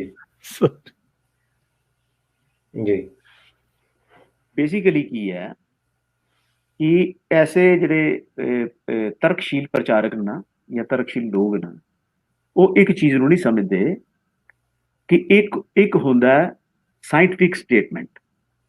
ਜੀ ਇਸ ਗੱਲ ਨੂੰ ਅਸੀਂ ਕਹਿੰਦੇ ਆ ਇਹ ਸਾਇੰਟਿਫਿਕ ਸਟੇਟਮੈਂਟ। ਜੀ ਮੰਨ ਲਓ ਕਰੋਨਾ ਬੋਡੀ ਨੂੰ ਕਿਸ ਤਰ੍ਹਾਂ ਰੈਸਪੀਰੇਟਰੀ ਸਿਸਟਮ ਨੂੰ ਇਫੈਕਟ ਕਰ ਰਿਹਾ, ਇਹ ਸਾਇੰਟਿਸਟਾਂ ਨੇ, ਇਹ ਡਾਕਟਰ ਨੇ ਦੱਸ ਦਿੱਤਾ ਜੀ ਕਿ ਕਰੋਨਾ ਇਫੈਕਟ ਕਰਦਾ ਹੈ ਰੈਸਪੀਰੇਟਰੀ ਸਿਸਟਮ, ਜੀ ਜਿਹਦੇ ਨਾਲ ਹੋਰ ਕੰਪਲਿਕੇਸ਼ਨ ਵੀ ਹੋ ਸਕਦੀਆਂ ਜਾਂ ਆਲਰੇਡੀ ਕੁਝ ਕੰਪਲਿਕੇਸ਼ਨ ਹੋਣ ਤੇ ਉਹ ਫਲੇਅਰ ਅਪ ਹੋ ਸਕਦੀਆਂ। ਜੀ ਮੇਨਲੀ ਉਹ ਚੈਸਟ ਨੂੰ, ਰੈਸਪੀਰੇਟਰੀ ਸਿਸਟਮ ਨੂੰ, ਸਾਹ ਲੈਣ ਦੀ ਪ੍ਰਕਿਰਿਆ ਨੂੰ ਇਫੈਕਟ ਕਰਦਾ। ਇਹ this is a scientific statement proven. ਠੀਕ ਹੈ ਜੀ। ਇੱਕ ਹੁੰਦੀ ਹੈ ਸਾਇੰਟਿਫਿਕ ਸਟੇਟਮੈਂਟ, ਇੱਕ ਹੁੰਦੀ ਹੈ ਸਟੇਟਮੈਂਟ ਬਾਏ ਸਾਇੰਟਿਸਟ। ਉਹ ਸਟੇਟਮੈਂਟ ਬਾਏ ਸਾਇੰਟਿਸਟ ਜ਼ਰੂਰੀ ਨਹੀਂ ਸੱਚੀ ਹੋਏ, ਉਹਦਾ ਆਈਡੀਆ ਹੁੰਦਾ। ਜੀ ਜਿਸ ਤਰ੍ਹਾਂ ਚੰਦ ਦੇ ਬਾਰੇ ਵਿੱਚ, ਚੰਦ ਦੇ ਬਾਰੇ ਵਿੱਚ 6 7 8 ਥਿਊਰੀਆਂ ਦਿੱਤੀਆਂ ਗਈਆਂ ਕਿ ਚੰਦ ਇਸ ਤਰ੍ਹਾਂ ਬਣਿਆ। ਜੀ ਹੁਣ ਉਹਨਾਂ ਥਿਊਰੀਆਂ ਵਿੱਚੋਂ ਅਸੀਂ ਕਹੀ ਕਿ 8 ਦੀਆਂ 8 ਹੀ ਥਿਊਰੀਆਂ ਠੀਕ ਨੇ, ਤੇ ਨਹੀਂ ਚੰਦ 8 ਕਿਸਮ ਨਾਲ ਤੇ ਨਹੀਂ ਨਾ ਬਣਿਆ ਹੋ ਸਕਦਾ। ਜੀ ਬਣਿਆ ਤੇ ਇੱਕੋ ਹੀ ਘਟਨਾ ਨਾਲ ਹੋਣਾ ਨਾ ਚੰਦ। ਹੁਣ ਅਸੀਂ ਕਹੀ 8 ਪ੍ਰਕਾਰ ਦੀ ਘਟਨਾਵਾਂ ਨਾਲ ਬਣਿਆ, ਉਹ ਤੇ ਨਹੀਂ ਹੈ ਨਾ। ਇਹਦਾ ਮਤਲਬ ਉਹਨਾਂ 8 ਵਿਗਿਆਨੀਆਂ ਦੇ ਵਿੱਚੋਂ ਜਾਂ ਤੇ ਇੱਕ ਬੰਦਾ ਠੀਕ ਕਹਿ ਰਿਹਾ ਜਾਂ 8 ਹੀ ਗਲਤ ਕਹਿ ਰਹੇ। ਜੀ ਬਿਲਕੁਲ ਸਹੀ ਗੱਲ ਹੈ। ਤੇ ਫਿਰ ਘੱਗਾ ਸਾਹਿਬ ਇਹ ਦੱਸਣ ਨਾ ਕਿ ਇਹ ਬ੍ਰਹਮ ਗਿਆਨੀ ਜਿਹੜੇ ਨੇ ਹਾਈਪੋਥੈਟੀਕਲ ਪੋਜੀਸ਼ਨ ਪੇਸ਼ ਕਰਦੇ ਨੇ, ਤੇ ਫਿਰ ਇਹਨਾਂ ਵਿੱਚੋਂ ਕਿਹੜੇ ਬ੍ਰਹਮ ਗਿਆਨੀ ਨੂੰ ਅਸੀਂ ਸੱਚਾ ਮੰਨੀਏ। ਬਿਲਕੁਲ ਬਿਲਕੁਲ ਜੀ। ਨਾਲੇ ਇਹ ਦੱਸਣ ਵੀ ਸਾਇੰਸ ਹੀ ਉਹੀ ਸਾਇੰਸ ਦੀ ਥਿਊਰੀ ਹੈ, ਉਹ ਵੀ ਸਾਇੰਸ ਦੀ ਥਿਊਰੀ ਹੈ ਨਾ ਜਿਹੜੀ ਉਹਨੇ। ਤੇ ਫਿਰ ਇਹਨਾਂ 8 ਥਿਊਰੀਆਂ ਵਿੱਚ ਉਹਨਾਂ ਨੇ ਗਿਆਨ ਪਾਇਆ। 8 ਵਿਗਿਆਨੀਆਂ ਨੇ, ਮੰਨ ਲਓ ਅਗਰ 8 ਥਿਊਰੀਆਂ ਚੰਨ ਬਣਨ ਦੀਆਂ ਨੇ ਤੇ 8 ਦੇ 8 ਵਿਗਿਆਨੀ ਨੇ ਆਪਣਾ ਗਿਆਨ ਉਹਦੇ ਵਿੱਚ ਪਾਇਆ। ਹੁਣ ਫਿਰ ਕਿਹੜਾ ਗਿਆਨ ਗੁਰੂ ਹੈ?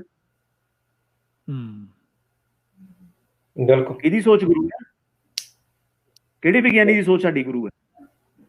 ਸੋ ਇਹ ਗੱਲ ਹੈ ਕਿ ਗੁਰੂ ਪਦਵੀ ਦੇ ਉੱਪਰ ਜਿਸਲੇ ਇਸ ਤਰ੍ਹਾਂ ਦੇ ਪ੍ਰਚਾਰਕ ਜਾਂ ਇਸ ਤਰ੍ਹਾਂ ਦੇ ਲਿਖਾਰੀ, ਅਸੀਂ ਇੱਕ ਚਲੋ ਸਾਰਿਆਂ ਨੂੰ ਇੱਕ ਰਸਤੇ ਨਾਲ ਤੇ ਨਹੀਂ ਕਦੇ ਵੀ ਬਣਨਾ ਚਾਹੀਦਾ ਬਈ ਸਾਰੇ ਹੀ ਕਿਸੇ ਗਲਤ ਮਨਸ਼ਾ ਨਾਲ ਗੱਲ ਕਰ ਰਹੇ ਹੋਣੇ, ਐਸੀ ਗੱਲ ਵੀ ਨਹੀਂ ਅਸੀਂ ਕਹਿ ਸਕਦੇ।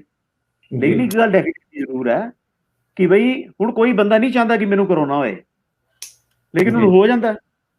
ਬਿਲਕੁਲ ਠੀਕ ਹੈ ਨਾ। ਇਸ ਤਰ੍ਹਾਂ ਹੀ ਕੀ ਹੋ ਗਿਆ ਕਿ ਕੋਈ ਇਹਨਾਂ 'ਚ ਕਈ ਬੰਦੇ ਨਹੀਂ ਚਾਹੁੰਦੇ ਵੀ ਅਸੀਂ ਇੱਕ ਗੁਰੂ ਸਾਹਿਬਾਨ ਦੇ ਖਿਲਾਫ ਜਾਂ ਗੁਰੂ ਸਾਹਿਬਾਨ ਦੀ ਪਦਵੀ ਦੇ ਖਿਲਾਫ ਕੋਈ ਗੱਲ ਕਰੀਏ, ਲੇਕਿਨ ਇਨਫੈਕਸ਼ਨ ਵੱਧ ਗਈ, ਸੋਚ ਉਸ ਤਰ੍ਹਾਂ ਦੀ ਬਣ ਗਈ, ਫਲੋ ਦੇ ਵਿੱਚ ਚਲੇ ਗਏ ਯਾਰ, ਉਹ ਵੀ ਚਲੇ ਗਏ ਨਾ। ਹੁਣ ਉਹਨਾਂ ਜਿਨ੍ਹਾਂ ਨੇ ਗੱਲਾਂ ਬੜੇ ਰੱਜ ਕੇ ਉੱਚੀ ਆਵਾਜ਼ 'ਚ ਕੀਤੀਆਂ, ਉਹਨਾਂ ਵਾਸਤੇ ਤੇ ਬਣ ਗਿਆ ਸਿਆਪਾ। ਉਹ ਹੁਣ ਪਿੱਛੇ ਕਦਮ ਪੁੱਟਦੇ ਨੇ, ਦੋ ਗੱਲਾਂ ਪਕੜ ਲੈਂਦੇ। ਇਹ ਸਾਡੀ ਬੜੀ ਇੱਕ ਵੱਡੀ ਪ੍ਰੋਬਲਮ ਹੈ। ਮੈਂ ਜਿਹੜੀ ਨਾ ਇੰਨੇ ਚਿਰਾਂ ਦੇ ਵਿੱਚ ਸਮਝ ਪਾਣਾ ਹੈ, ਅਸੀਂ ਗੱਲ ਨੂੰ ਇਹ ਨਹੀਂ ਲੈਂਦੇ ਕਿ ਗੁਰੂ ਜਿਹੜਾ ਭੁੱਲਣ ਅੰਦਰ ਸਭ ਕੋ ਭੁੱਲ ਗੁਰੂ ਕਰਤਾਰ, ਅਸੀਂ ਇੱਥੇ ਨਹੀਂ ਆਉਣਾ ਚਾਹੁੰਦੇ। ਅਸੀਂ ਕਹਿੰਦੇ ਜੋ ਮੈਂ ਕਹਿ ਦਿੱਤਾ ਨਾ, ਹੁਣ ਮੈਂ ਉੱਥੇ ਅੜ ਗਿਆ ਦੇਖੋ ਨਾ, ਇੱਕ ਬੜਾ ਪ੍ਰਚਲਨ ਹੋਇਆ ਇਸ ਮਸਲੇ ਦੇ ਵਿੱਚ ਕਿ ਜੀ ਬੀਜ ਹੀ ਫੈਲ ਕੇ ਦਰਖਤ ਬਣਿਆ। ਹਾਂਜੀ ਠੀਕ ਹੈ ਨਾ, ਕਿ ਇਹ ਗਿਆਨ ਦਿੱਤਾ ਗਿਆ ਕਿ ਬੀਜ ਹੀ ਫੈਲ ਕੇ ਦਰਖਤ ਬਣਿਆ। ਅੱਛਾ ਜੀ। ਵੀ ਰੱਬ ਕੀ ਹੈ? ਰੱਬ ਇਹ ਕੁਦਰਤ ਹੈ। ਕੁਦਰਤ ਕੀ ਹੈ? ਕੁਦਰਤ ਜਿਹੜਾ ਬੀਜ ਹੀ ਫੈਲ ਕੇ ਦਰਖਤ ਬਣਿਆ ਜੀ। ਹੁਣ ਕੀ ਕਰੀਏ ਅਸੀਂ? ਸਾਡੇ ਸਾਹਮਣੇ ਦੋ ਆਪਸ਼ਨ ਨੇ, ਬਈ ਇਸ ਕਹੀ ਗਈ ਗੱਲ ਨੂੰ ਗੁਰੂ ਮੰਨ ਲਈਏ ਜੀ ਜਾਂ ਗੁਰੂ ਗ੍ਰੰਥ ਸਾਹਿਬ ਨੂੰ ਗੁਰੂ ਮੰਨੀਏ। ਜੀ ਆ ਗਿਆ ਨਾ ਸਵਾਲ? ਆ ਗਿਆ ਕਿ ਇਹ ਗੱਲ ਕਿਸੇ ਬੰਦੇ ਨੇ ਕਹੀ ਹੈ ਕਿ ਬੀਜ ਹੀ ਫੈਲ ਕੇ ਦਰਖਤ ਬਣ ਗਿਆ, ਉਹਦੀ ਇਸ ਕਹੀ ਗਈ ਗੱਲ ਨੂੰ ਅਸੀਂ ਗੁਰੂ ਮੰਨ ਲਈਏ ਜਾਂ ਅਸੀਂ ਗੁਰੂ ਗ੍ਰੰਥ ਸਾਹਿਬ ਨੂੰ ਗੁਰੂ ਮੰਨ ਲਈਏ। ਬਿਲਕੁਲ ਜੀ। ਜਿਲੇ ਥੋੜੀ ਜਿਹੀ ਪੜਚੋਲ ਅਸੀਂ ਕਰਦੇ ਹਾਂ, ਥੋੜੀ ਜਿਹੀ ਪੜਚੋਲ ਕਰਦੇ ਹਾਂ, ਤੇ ਸਾਨੂੰ ਪਤਾ ਚੱਲਦਾ ਕਿ ਬੀਜ ਫੈਲ ਕੇ ਦਰਖਤ ਬੇਸਿਕਲੀ ਬੜੀ ਬਾਦ ਵਿੱਚ ਬਣਿਆ। ਬਿਲਕੁਲ। ਤੇ ਬੋਟਨੀ ਦੀ ਸਟ੍ਰਿਕਟ ਡੈਫੀਨੇਸ਼ਨ ਦੇ ਵਿੱਚ, ਇੱਕ ਟਰੀ ਦੀ ਸਟ੍ਰਿਕਟ ਡੈਫੀਨੇਸ਼ਨ ਦੇ ਵਿੱਚ ਆਰਕੀਓਪੈਟਰਿਸ ਨਾਂ ਦੇ ਟਰੀ ਪਹਿਲੇ ਬਣੇ ਸਨ, ਬੀਜ ਬਾਅਦ ਹੀ ਆਏ ਜੀ। ਹੁਣ ਇਹ ਵਿਸਮਾਦ ਹੈ ਜੀ, ਇਹ ਕੁਦਰਤ ਦਾ ਵਿਸਮਾਦ ਹੈ ਕਿ ਬੰਦਾ ਕਹਿ ਸਕਦਾ ਵੀ ਅੱਜ ਤੇ ਬੀਜ ਫੈਲ ਕੇ ਦਰਖਤ, ਬੀਜ ਤੋਂ ਦਰਖਤ ਬਣਦਾ ਹੈ, ਤੇ ਬਈ ਸ਼ੁਰੂ ਤੋਂ ਦਰਖਤ ਪਹਿਲੇ ਆਏ ਤੇ ਬੀਜ ਬਾਅਦ ਹੀ ਆਏ ਜੀ। ਲੇਕਿਨ ਗੱਲ ਉਹ ਸੱਚੀ ਇਹੀ ਹੈ ਜੀ ਕਿ ਆਰਕੀਓਪੈਟਰਿਸ ਟਰੀ ਪਹਿਲੇ ਆਏ ਤੇ ਬਾਅਦ ਵਿੱਚ ਉਹਨਾਂ ਦੇ ਬੀਜ ਆਏ। ਬਿਲਕੁਲ। ਹੁਣ ਜੇ ਅਸੀਂ ਉਹਨਾਂ ਭਾਈ ਸਾਹਿਬ ਦੀ ਜਾਂ ਉਹਨਾਂ ਲੋਕਾਂ ਦੇ ਕਈ ਦੀ ਇਸ ਗੱਲ ਨੂੰ ਗਿਆਨ ਮੰਨ ਲਈਏ, ਗੁਰੂ ਮੰਨ ਲਈਏ ਕਿ ਨਹੀਂ, ਬੀਜ ਫੈਲ ਕੇ ਦਰਖਤ ਬਣਿਆ ਜੀ, ਤੇ ਇਹ ਤੇ ਸਾਡਾ ਕੋਈ ਬੋਟਨੀ ਦਾ ਇੱਕ ਚੰਗਾ ਸਟੂਡੈਂਟ ਜਿਹੜਾ ਉਹ ਤੇ ਸਾਡੇ ਇਸ ਗਿਆਨ ਦੀ ਇਹਦੇ ਚੀਥੜੇ ਉਡਾ ਦੇਗਾ, ਬਿਲਕੁਲ ਜੀ, ਉਹਨੂੰ ਉਹਦੀ ਗੰਢ ਮਾਰ ਕੇ ਪਰੇ ਰੱਖ ਦੇਗਾ ਵੀ ਤੇਰੀ ਤੇ ਸਟੇਟਮੈਂਟ ਹੀ ਗਲਤ ਹੈ। ਹਰਦੇਵ ਸਿੰਘ ਜੀ, ਜੀ, ਤੁਹਾਡਾ ਇਹ ਕਾਹਦਾ ਗਿਆਨ ਹੈ? ਤੁਹਾਨੂੰ ਤੇ ਗਿਆਨ ਪਤਾ ਹੀ ਨਹੀਂ ਅਜੇ। ਬਿਲਕੁਲ ਜੀ। ਸੋ ਇਹ ਗੱਲ ਹੈ ਕਿ ਵੀ ਇਹਨਾਂ ਥੋੜੀ ਜਿਹੀ ਗੱਲਾਂ ਇਕੱਠੀਆਂ ਕੀਤੀਆਂ, ਔਰ ਥੋੜੀ ਜਿਹੀ ਗੱਲਾਂ ਇਕੱਠੀਆਂ ਕਰਕੇ ਤੁਸੀਂ, ਠੀਕ ਹੈ, ਤੁਸੀਂ ਕਿਸੇ ਪ੍ਰਚਾਰਕ ਦਾ ਵਿਰੋਧ ਕਰਨਾ, ਕਿਸੇ ਥਾਟ ਪ੍ਰੋਸੈਸ ਦਾ ਵਿਰੋਧ ਕਰਨਾ, ਉਹ ਗੱਲ ਇੱਕ ਵੱਖਰੀ ਹੈ, ਲੇਕਿਨ ਉਹਨਾਂ ਗੱਲਾਂ ਦੇ ਵਿੱਚ ਤੁਸੀਂ ਗੁਰੂ ਸਾਹਿਬਾਨ ਦੀ ਪੋਜੀਸ਼ਨ ਨੂੰ ਘਸੀਟ ਲਿਆ। ਬਿਲਕੁਲ ਜੀ, ਤੁਹਾਡੇ ਕਿਸੇ ਦੋ ਵਿਦਵਾਨਾਂ ਦੇ ਆਪਸ ਵਿੱਚ ਮਤਭੇਦ ਹੋ ਸਕਦੇ ਨੇ, ਕੋਈ ਵੱਡੀ ਗੱਲ ਨਹੀਂ ਹੈਗੀ ਆ।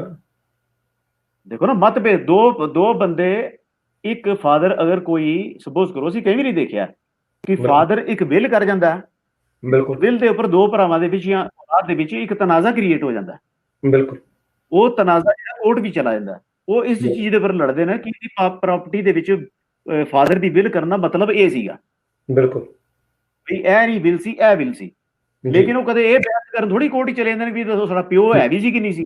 ਜੀ ਜੀ ਜੀ, ਬਿਲਕੁਲ ਬਿਲਕੁਲ। ਦੇਖੋ ਨਾ, ਫਾਦਰ ਨੇ ਕੀ ਬਿਲ 'ਚ ਲਿਖਿਆ, ਇਹਦੇ ਪਰ ਡਿਸਪਿਊਟ ਹੋ ਸਕਦਾ, ਬਿਲਕੁਲ, ਲੇਕਿਨ ਕੱਲ ਨੂੰ ਜੇ ਉਹ ਕੋਰਟ 'ਚ ਜਾ ਕੇ ਇਹ ਕਹਿੰਦੇ ਨੇ ਜੀ ਅਸੀਂ ਇਸ ਵਾਸਤੇ ਇਸ ਬਿੱਲ ਨੂੰ ਰਿਜੈਕਟ ਕਰਨ ਆਏ ਹਾਂ ਕਿਉਂਕਿ ਇਹ ਸਾਡਾ ਜਿਹਨੇ ਲਿਖੀ ਹੈ ਸਾਡਾ ਪਿਓ ਹੀ ਨਹੀਂ ਸੀ, ਤੇ ਜੱਜ ਕਹੇ ਨਾ ਜੇ ਪਿਓ ਨਹੀਂ ਸੀ ਤੁਸੀਂ ਬਿੱਲ ਲੈ ਕੇ ਆਏ ਕਿਉਂ ਇੱਥੇ, ਜਾਓ ਦਫਾ ਹੋ ਜਾਓ। ਬਿਲਕੁਲ, ਫਿਰ ਤੁਸੀਂ ਕੋਰਟ 'ਚ ਲੈਣ ਕੀ ਆਏ ਹੋ? ਬਿਲਕੁਲ, ਅਗਰ ਇਹ ਬਿੱਲ ਲਿਖਣ ਵਾਲਾ ਤੁਹਾਡਾ ਪਿਓ ਹੀ ਨਹੀਂ ਸੀ, ਫਿਰ ਤੁਸੀਂ ਇੱਥੇ ਕੀ ਲੈਣ ਆਏ ਹੋ? ਜਾਓ ਘਰ ਬਹਿ ਜਾਓ, ਜਦੋਂ ਤੁਹਾਡਾ ਪਿਓ ਅਸਲੀ ਲੱਭੇਗਾ ਉਹ ਗੱਲ ਕਰੀਓ। ਬਿਲਕੁਲ ਜੀ। ਤੋ ਇਹ ਗੱਲ ਹੈ ਕਿ ਜਿਸ ਚੀਜ਼ ਨੂੰ, ਜਿਸ ਬਿੱਲ ਦਾ ਅਸੀਂ ਫਾਇਦਾ ਚੁੱਕ ਰਹੇ ਹਾਂ ਜੀ, ਦੇ ਵਸੇ ਅਸੀਂ ਦੀਵਾਨ ਲਗਾਉਂਦੇ ਹਾਂ, ਜਿਸ ਬਿੱਲ ਦੇ ਉੱਪਰ ਅਸੀਂ ਪ੍ਰਚਾਰ ਕਰਨੇ ਆ, ਔਰ ਪ੍ਰਚਾਰ ਦੇ ਸਤਿਕਾਰ ਵਜੋਂ, ਗੁਰਬਾਣੀ ਦੇ ਸਤਿਕਾਰ ਵਜੋਂ ਸਾਨੂੰ ਪ੍ਰਚਾਰਕਾਂ ਨੂੰ ਕਈ ਲਿਖਾਰਾਂ ਦੀਆਂ ਪੁਸਤਕਾਂ ਵਿਕਦੀਆਂ ਨੇ, ਉਹ ਪੁਸਤਕ ਦੀ ਕੀਮਤ ਅਦਾ ਕਰਕੇ ਤੇ ਪੁਸਤਕ ਖਰੀਦੀ ਜਾਂਦੀ ਹੈ, ਜਾਂ ਪ੍ਰਚਾਰਕ ਨੂੰ ਭੇਟਾਂ ਸਤਿਕਾਰ ਵਜੋਂ ਦੇ ਕੇ ਉਹਦੇ ਵਸੇ ਗੁਰੂ ਦਾ ਉਹਦੇ ਕੋਲ ਪ੍ਰਚਾਰ ਸੁਣਿਆ ਜਾਂਦਾ ਵੀ ਜਿਸ ਗੁਰੂ ਦੀ ਵਸੀਅਤ ਦੇ ਬਾਰੂ ਤੁਸੀਂ ਅੱਜ ਪ੍ਰਚਾਰਕ ਬਣੇ ਹੋ, ਤੁਸੀਂ ਉਸ ਗੁਰੂ ਦੀ ਪੋਜੀਸ਼ਨ ਨੂੰ ਖਤਮ ਕਰਨ ਦੇ ਪ੍ਰਚਾਰ ਕਰਦੇ ਹੋ। ਬਸ ਇਹ ਚੱਲ ਰਿਹਾ ਸਿੱਖਾਂ ਜੀ। ਤਾਂ ਦੇਖ ਲਓ, ਮਤਲਬ ਬੜੀ ਜਿਹੜੀ ਜਿਸ ਤਰ੍ਹਾਂ ਤੁਸੀਂ ਕਹਿੰਦਾ ਭਾਈ ਮਲਕੀਤ ਸਿੰਘ ਜੀ ਵੀ ਜਿਹੜੀਆਂ ਛੋਟੀਆਂ ਛੋਟੀਆਂ ਗੱਲਾਂ ਨੇ ਭਾਈ ਹਰਦੇਵ ਸਿੰਘ ਜੀ ਕਰਦੇ, ਇਹ ਛੋਟੀਆਂ ਇਸ ਮਾਇਨੇ 'ਚ ਨੇ ਕਿ ਬੇਸਿਕਸ ਨੇ ਬਿਲਕੁਲ, ਜਿਹੜੇ ਆਮ ਬੰਦੇ ਦੇ ਸਮਝ ਆ ਜਾਣ।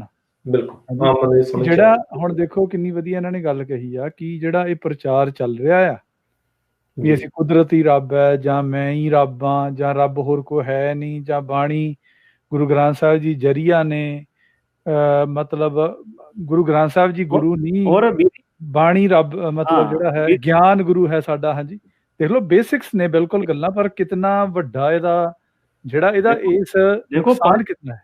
ਹਾਂਜੀ ਜੀ, ਦੇਖੋ 535 ਸਾਲ ਬੀਤਣ ਦੇ ਬਾਅਦ ਜਾਂ 540 ਸਾਲ 545 ਸਾਲ ਬੀਤਣ ਦੇ ਬਾਅਦ ਕਿਤਨੀ ਇਹ ਨਾਮੁਰਾਦ, ਕਿਤਨੀ ਇਹ ਨਾਲਾਇਕੀ, ਕਿਤਨੀ ਇਹ ਹਲਕੀ ਪੱਧਰ ਦੀ ਬਚਕਾਨੀਆਂ ਗੱਲਾਂ ਨੇ ਕਿ ਅਸੀਂ ਇਹ ਆਪਸੀ ਬਹਿਸ ਕਰਨੇ ਆ ਵੀ ਸਾਡਾ ਗੁਰੂ ਹੈ ਕੌਣ ਸੀ।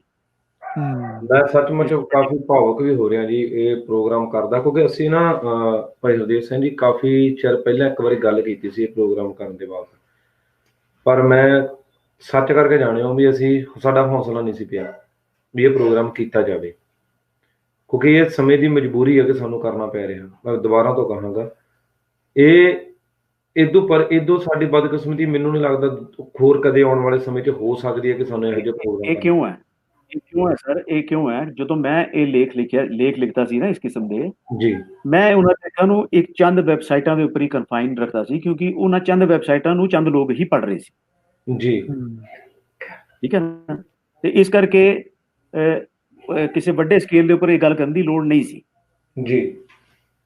ਹੁਣ ਇਹਨਾਂ ਨੇ ਸੋਸ਼ਲ ਮੀਡੀਆ ਦੇ ਆਉਣ ਨਾਲ ਕੀ ਹੋਇਆ ਕਿ ਇੱਕ ਬੱਚਾ ਆਪਣੇ ਕਮਰੇ 'ਚ ਬੈਠਾ ਮੋਬਾਈਲ ਉਹਨੇ ਸਰਾਣੇ ਰੱਖਿਆ ਤੇ ਕੋਈ ਆਪਣੀ ਸਕੂਲ ਦੀ ਕਿਤਾਬ ਪੜ੍ਹ ਰਿਹਾ ਜੀ, ਤੇ ਉਹਦੇ ਮੋਬਾਈਲ ਦੇ ਉੱਪਰ ਮੈਸੇਜ ਆ ਜਾਂਦਾ ਜੀ, ਬਾਈ ਜੀ ਗੁਰੂ ਗ੍ਰੰਥ ਸਾਹਿਬ ਜਿਹੜੀ ਆ ਕਲਿੱਪ ਆ ਜਾਂਦਾ ਜੀ, ਉਹਦੇ ਮੋਬਾਈਲ ਤੇ ਕਲਿੱਪ ਆ ਜਾਂਦਾ ਕਿ ਬਈ ਇਹਦੇ ਵਿੱਚ ਕਿਹੜੀ ਖਾਸ ਗੱਲ ਹੈ ਕਿ ਅਸੀਂ ਇਹਨੂੰ ਗੁਰੂ ਕਹੀਏ, ਗੁਰੂ ਗ੍ਰੰਥ ਸਾਹਿਬ ਨੂੰ ਜੀ। ਤੇ ਉਹ ਬੱਚਾ ਕਮਰੇ 'ਚ ਬੈਠਾ ਹੈ, ਉਹ ਘਰੋਂ ਬਾਹਰ ਵੀ ਨਹੀਂ ਨਿਕਲਿਆ, ਉਹਨੇ ਕੋਈ ਅਖਬਾਰ ਵੀ ਨਹੀਂ ਖੋਲਣ ਗਿਆ, ਉਹਦੇ ਮੋਬਾਈਲ 'ਚ ਪੁੱਜ ਗਿਆ। ਬਿਲਕੁਲ ਜੀ। ਇਸ ਗੱਲ ਨੇ ਸਾਨੂੰ ਮਜਬੂਰ ਕੀਤਾ ਹੈ, ਇਸ ਗੱਲ ਨੇ ਮਜਬੂਰ ਕੀਤਾ ਹੈ ਕਿ ਅਸੀਂ ਇਹਦਾ ਪ੍ਰੋਗਰਾਮ ਕਰੀਏ, ਅਦਰਵਾਈਜ਼ ਇਹ ਪ੍ਰੋਗਰਾਮ ਇੱਕ ਸ਼ਰਮਨਾਕ ਕਿਸਮ ਦੀ ਸਿਚੁਏਸ਼ਨ ਹੈ ਵਾਸਤੇ। ਬਿਲਕੁਲ ਸਹੀ ਗੱਲ। ਕਿ ਉਹ ਅੱਜ 550 ਸਾਲ ਬਾਅਦ ਇਹ ਡਿਸਾਈਡ ਕਰ ਰਹੇ ਨੇ ਕਿ ਸਾਡਾ ਗੁਰੂ ਕੌਣ ਸੀ। ਬਿਲਕੁਲ ਇਹ ਤੇ ਹੋ ਗਿਆ ਇੱਕ ਫਾਦਰ ਦੇ 5-7 ਬੱਚੇ ਹੋਣ, ਉਹ ਫਾਦਰ ਦੇ ਗੁਜ਼ਰਨ ਦੇ ਬਾਅਦ ਇਹ ਬਹਿ ਕੇ ਆਪਸੀ ਲੜਦੇ ਪਏ ਹੋਣ ਕਿ ਇਹ ਸਾਡਾ ਪਿਓ ਹੈ ਵੀ ਸੀ ਕਿ ਨਹੀਂ ਸੀ, ਜਾਂ ਕੋਈ ਹੋਰ ਸੀ। ਮੌਜੂਦਗੀ 'ਚ ਲੜ ਰਹੇ ਹਾਂ ਜੀ, ਸਹੀ ਮੌਜੂਦਗੀ 'ਚ ਲੜ ਰਹੇ ਹਾਂ। ਸਹੀ ਗੱਲ ਹੈ। ਮਕਾਨ ਉਹਦਾ ਸਾਂਭਿਆ ਹੋਇਆ ਹੈ। ਦੇਖੋ, ਅਗਰ ਮੰਨ ਲਓ ਪੰਜਾਬ ਹੈ, ਪੰਜਾਬ ਦੇ ਵਿੱਚ 50 ਏਕੜ ਜ਼ਮੀਨ ਹੈ ਇੱਕ ਪਰਿਵਾਰ ਕੋਲੋਂ, 50 ਏਕੜ ਦੇ ਉੱਪਰ 55 ਭਰਾ ਜਿਹੜੇ ਨੇ ਉਹ ਆਪਣਾ ਹਿੱਸਾ ਲੈ ਕੇ ਬੈਠੇ ਦੇ ਨੇ ਜੀ, ਤੇ ਆਪਣਾ ਹਿੱਸਾ ਲੈ ਕੇ ਵੀ ਬੈਠੇ ਨੇ, ਉਸ ਜ਼ਮੀਨ ਤੋਂ ਕਮਾਈ ਵੀ ਕਰ ਰਹੇ ਨੇ, ਸਭ ਕੁਝ ਕਰ ਰਹੇ ਨੇ, ਫਸਲ ਵੀ ਕਮਾ ਰਹੇ ਨੇ, ਸਭ ਕੁਝ ਕਰ ਰਹੇ ਨੇ, ਕਲੋਨੀਆਂ ਵੀ ਕੱਟ ਕੇ ਦੇ ਰਹੇ ਨੇ, ਪਲਾਟ ਵੀ ਵੇਚ ਰਹੇ ਨੇ, ਤੇ ਨਾਲ ਇਹ ਬਹਿਸ ਕਰ ਰਹੇ ਨੇ ਕਿ ਇਹ ਜਿਹਦੇ ਥਰੂ ਸਾਨੂੰ ਇਹ ਵਸੀਅਤ ਮਿਲੀ ਹੈ ਉਹ ਸਾਡਾ ਪਿਓ ਹੈ ਵੀ ਸੀ ਕਿ ਨਹੀਂ ਸੀ। ਓ ਮਾਈ ਗॉड, ਗੱਲ ਹੋ ਸਕਦੀ। ਓ ਮਾਈ ਗॉड, ਕੀ ਬਾਤ ਹੈ ਜੀ, ਆਸਮ। ਬਿਲਕੁਲ ਸਹੀ ਗੱਲ ਹੈ, ਬਿਲਕੁਲ।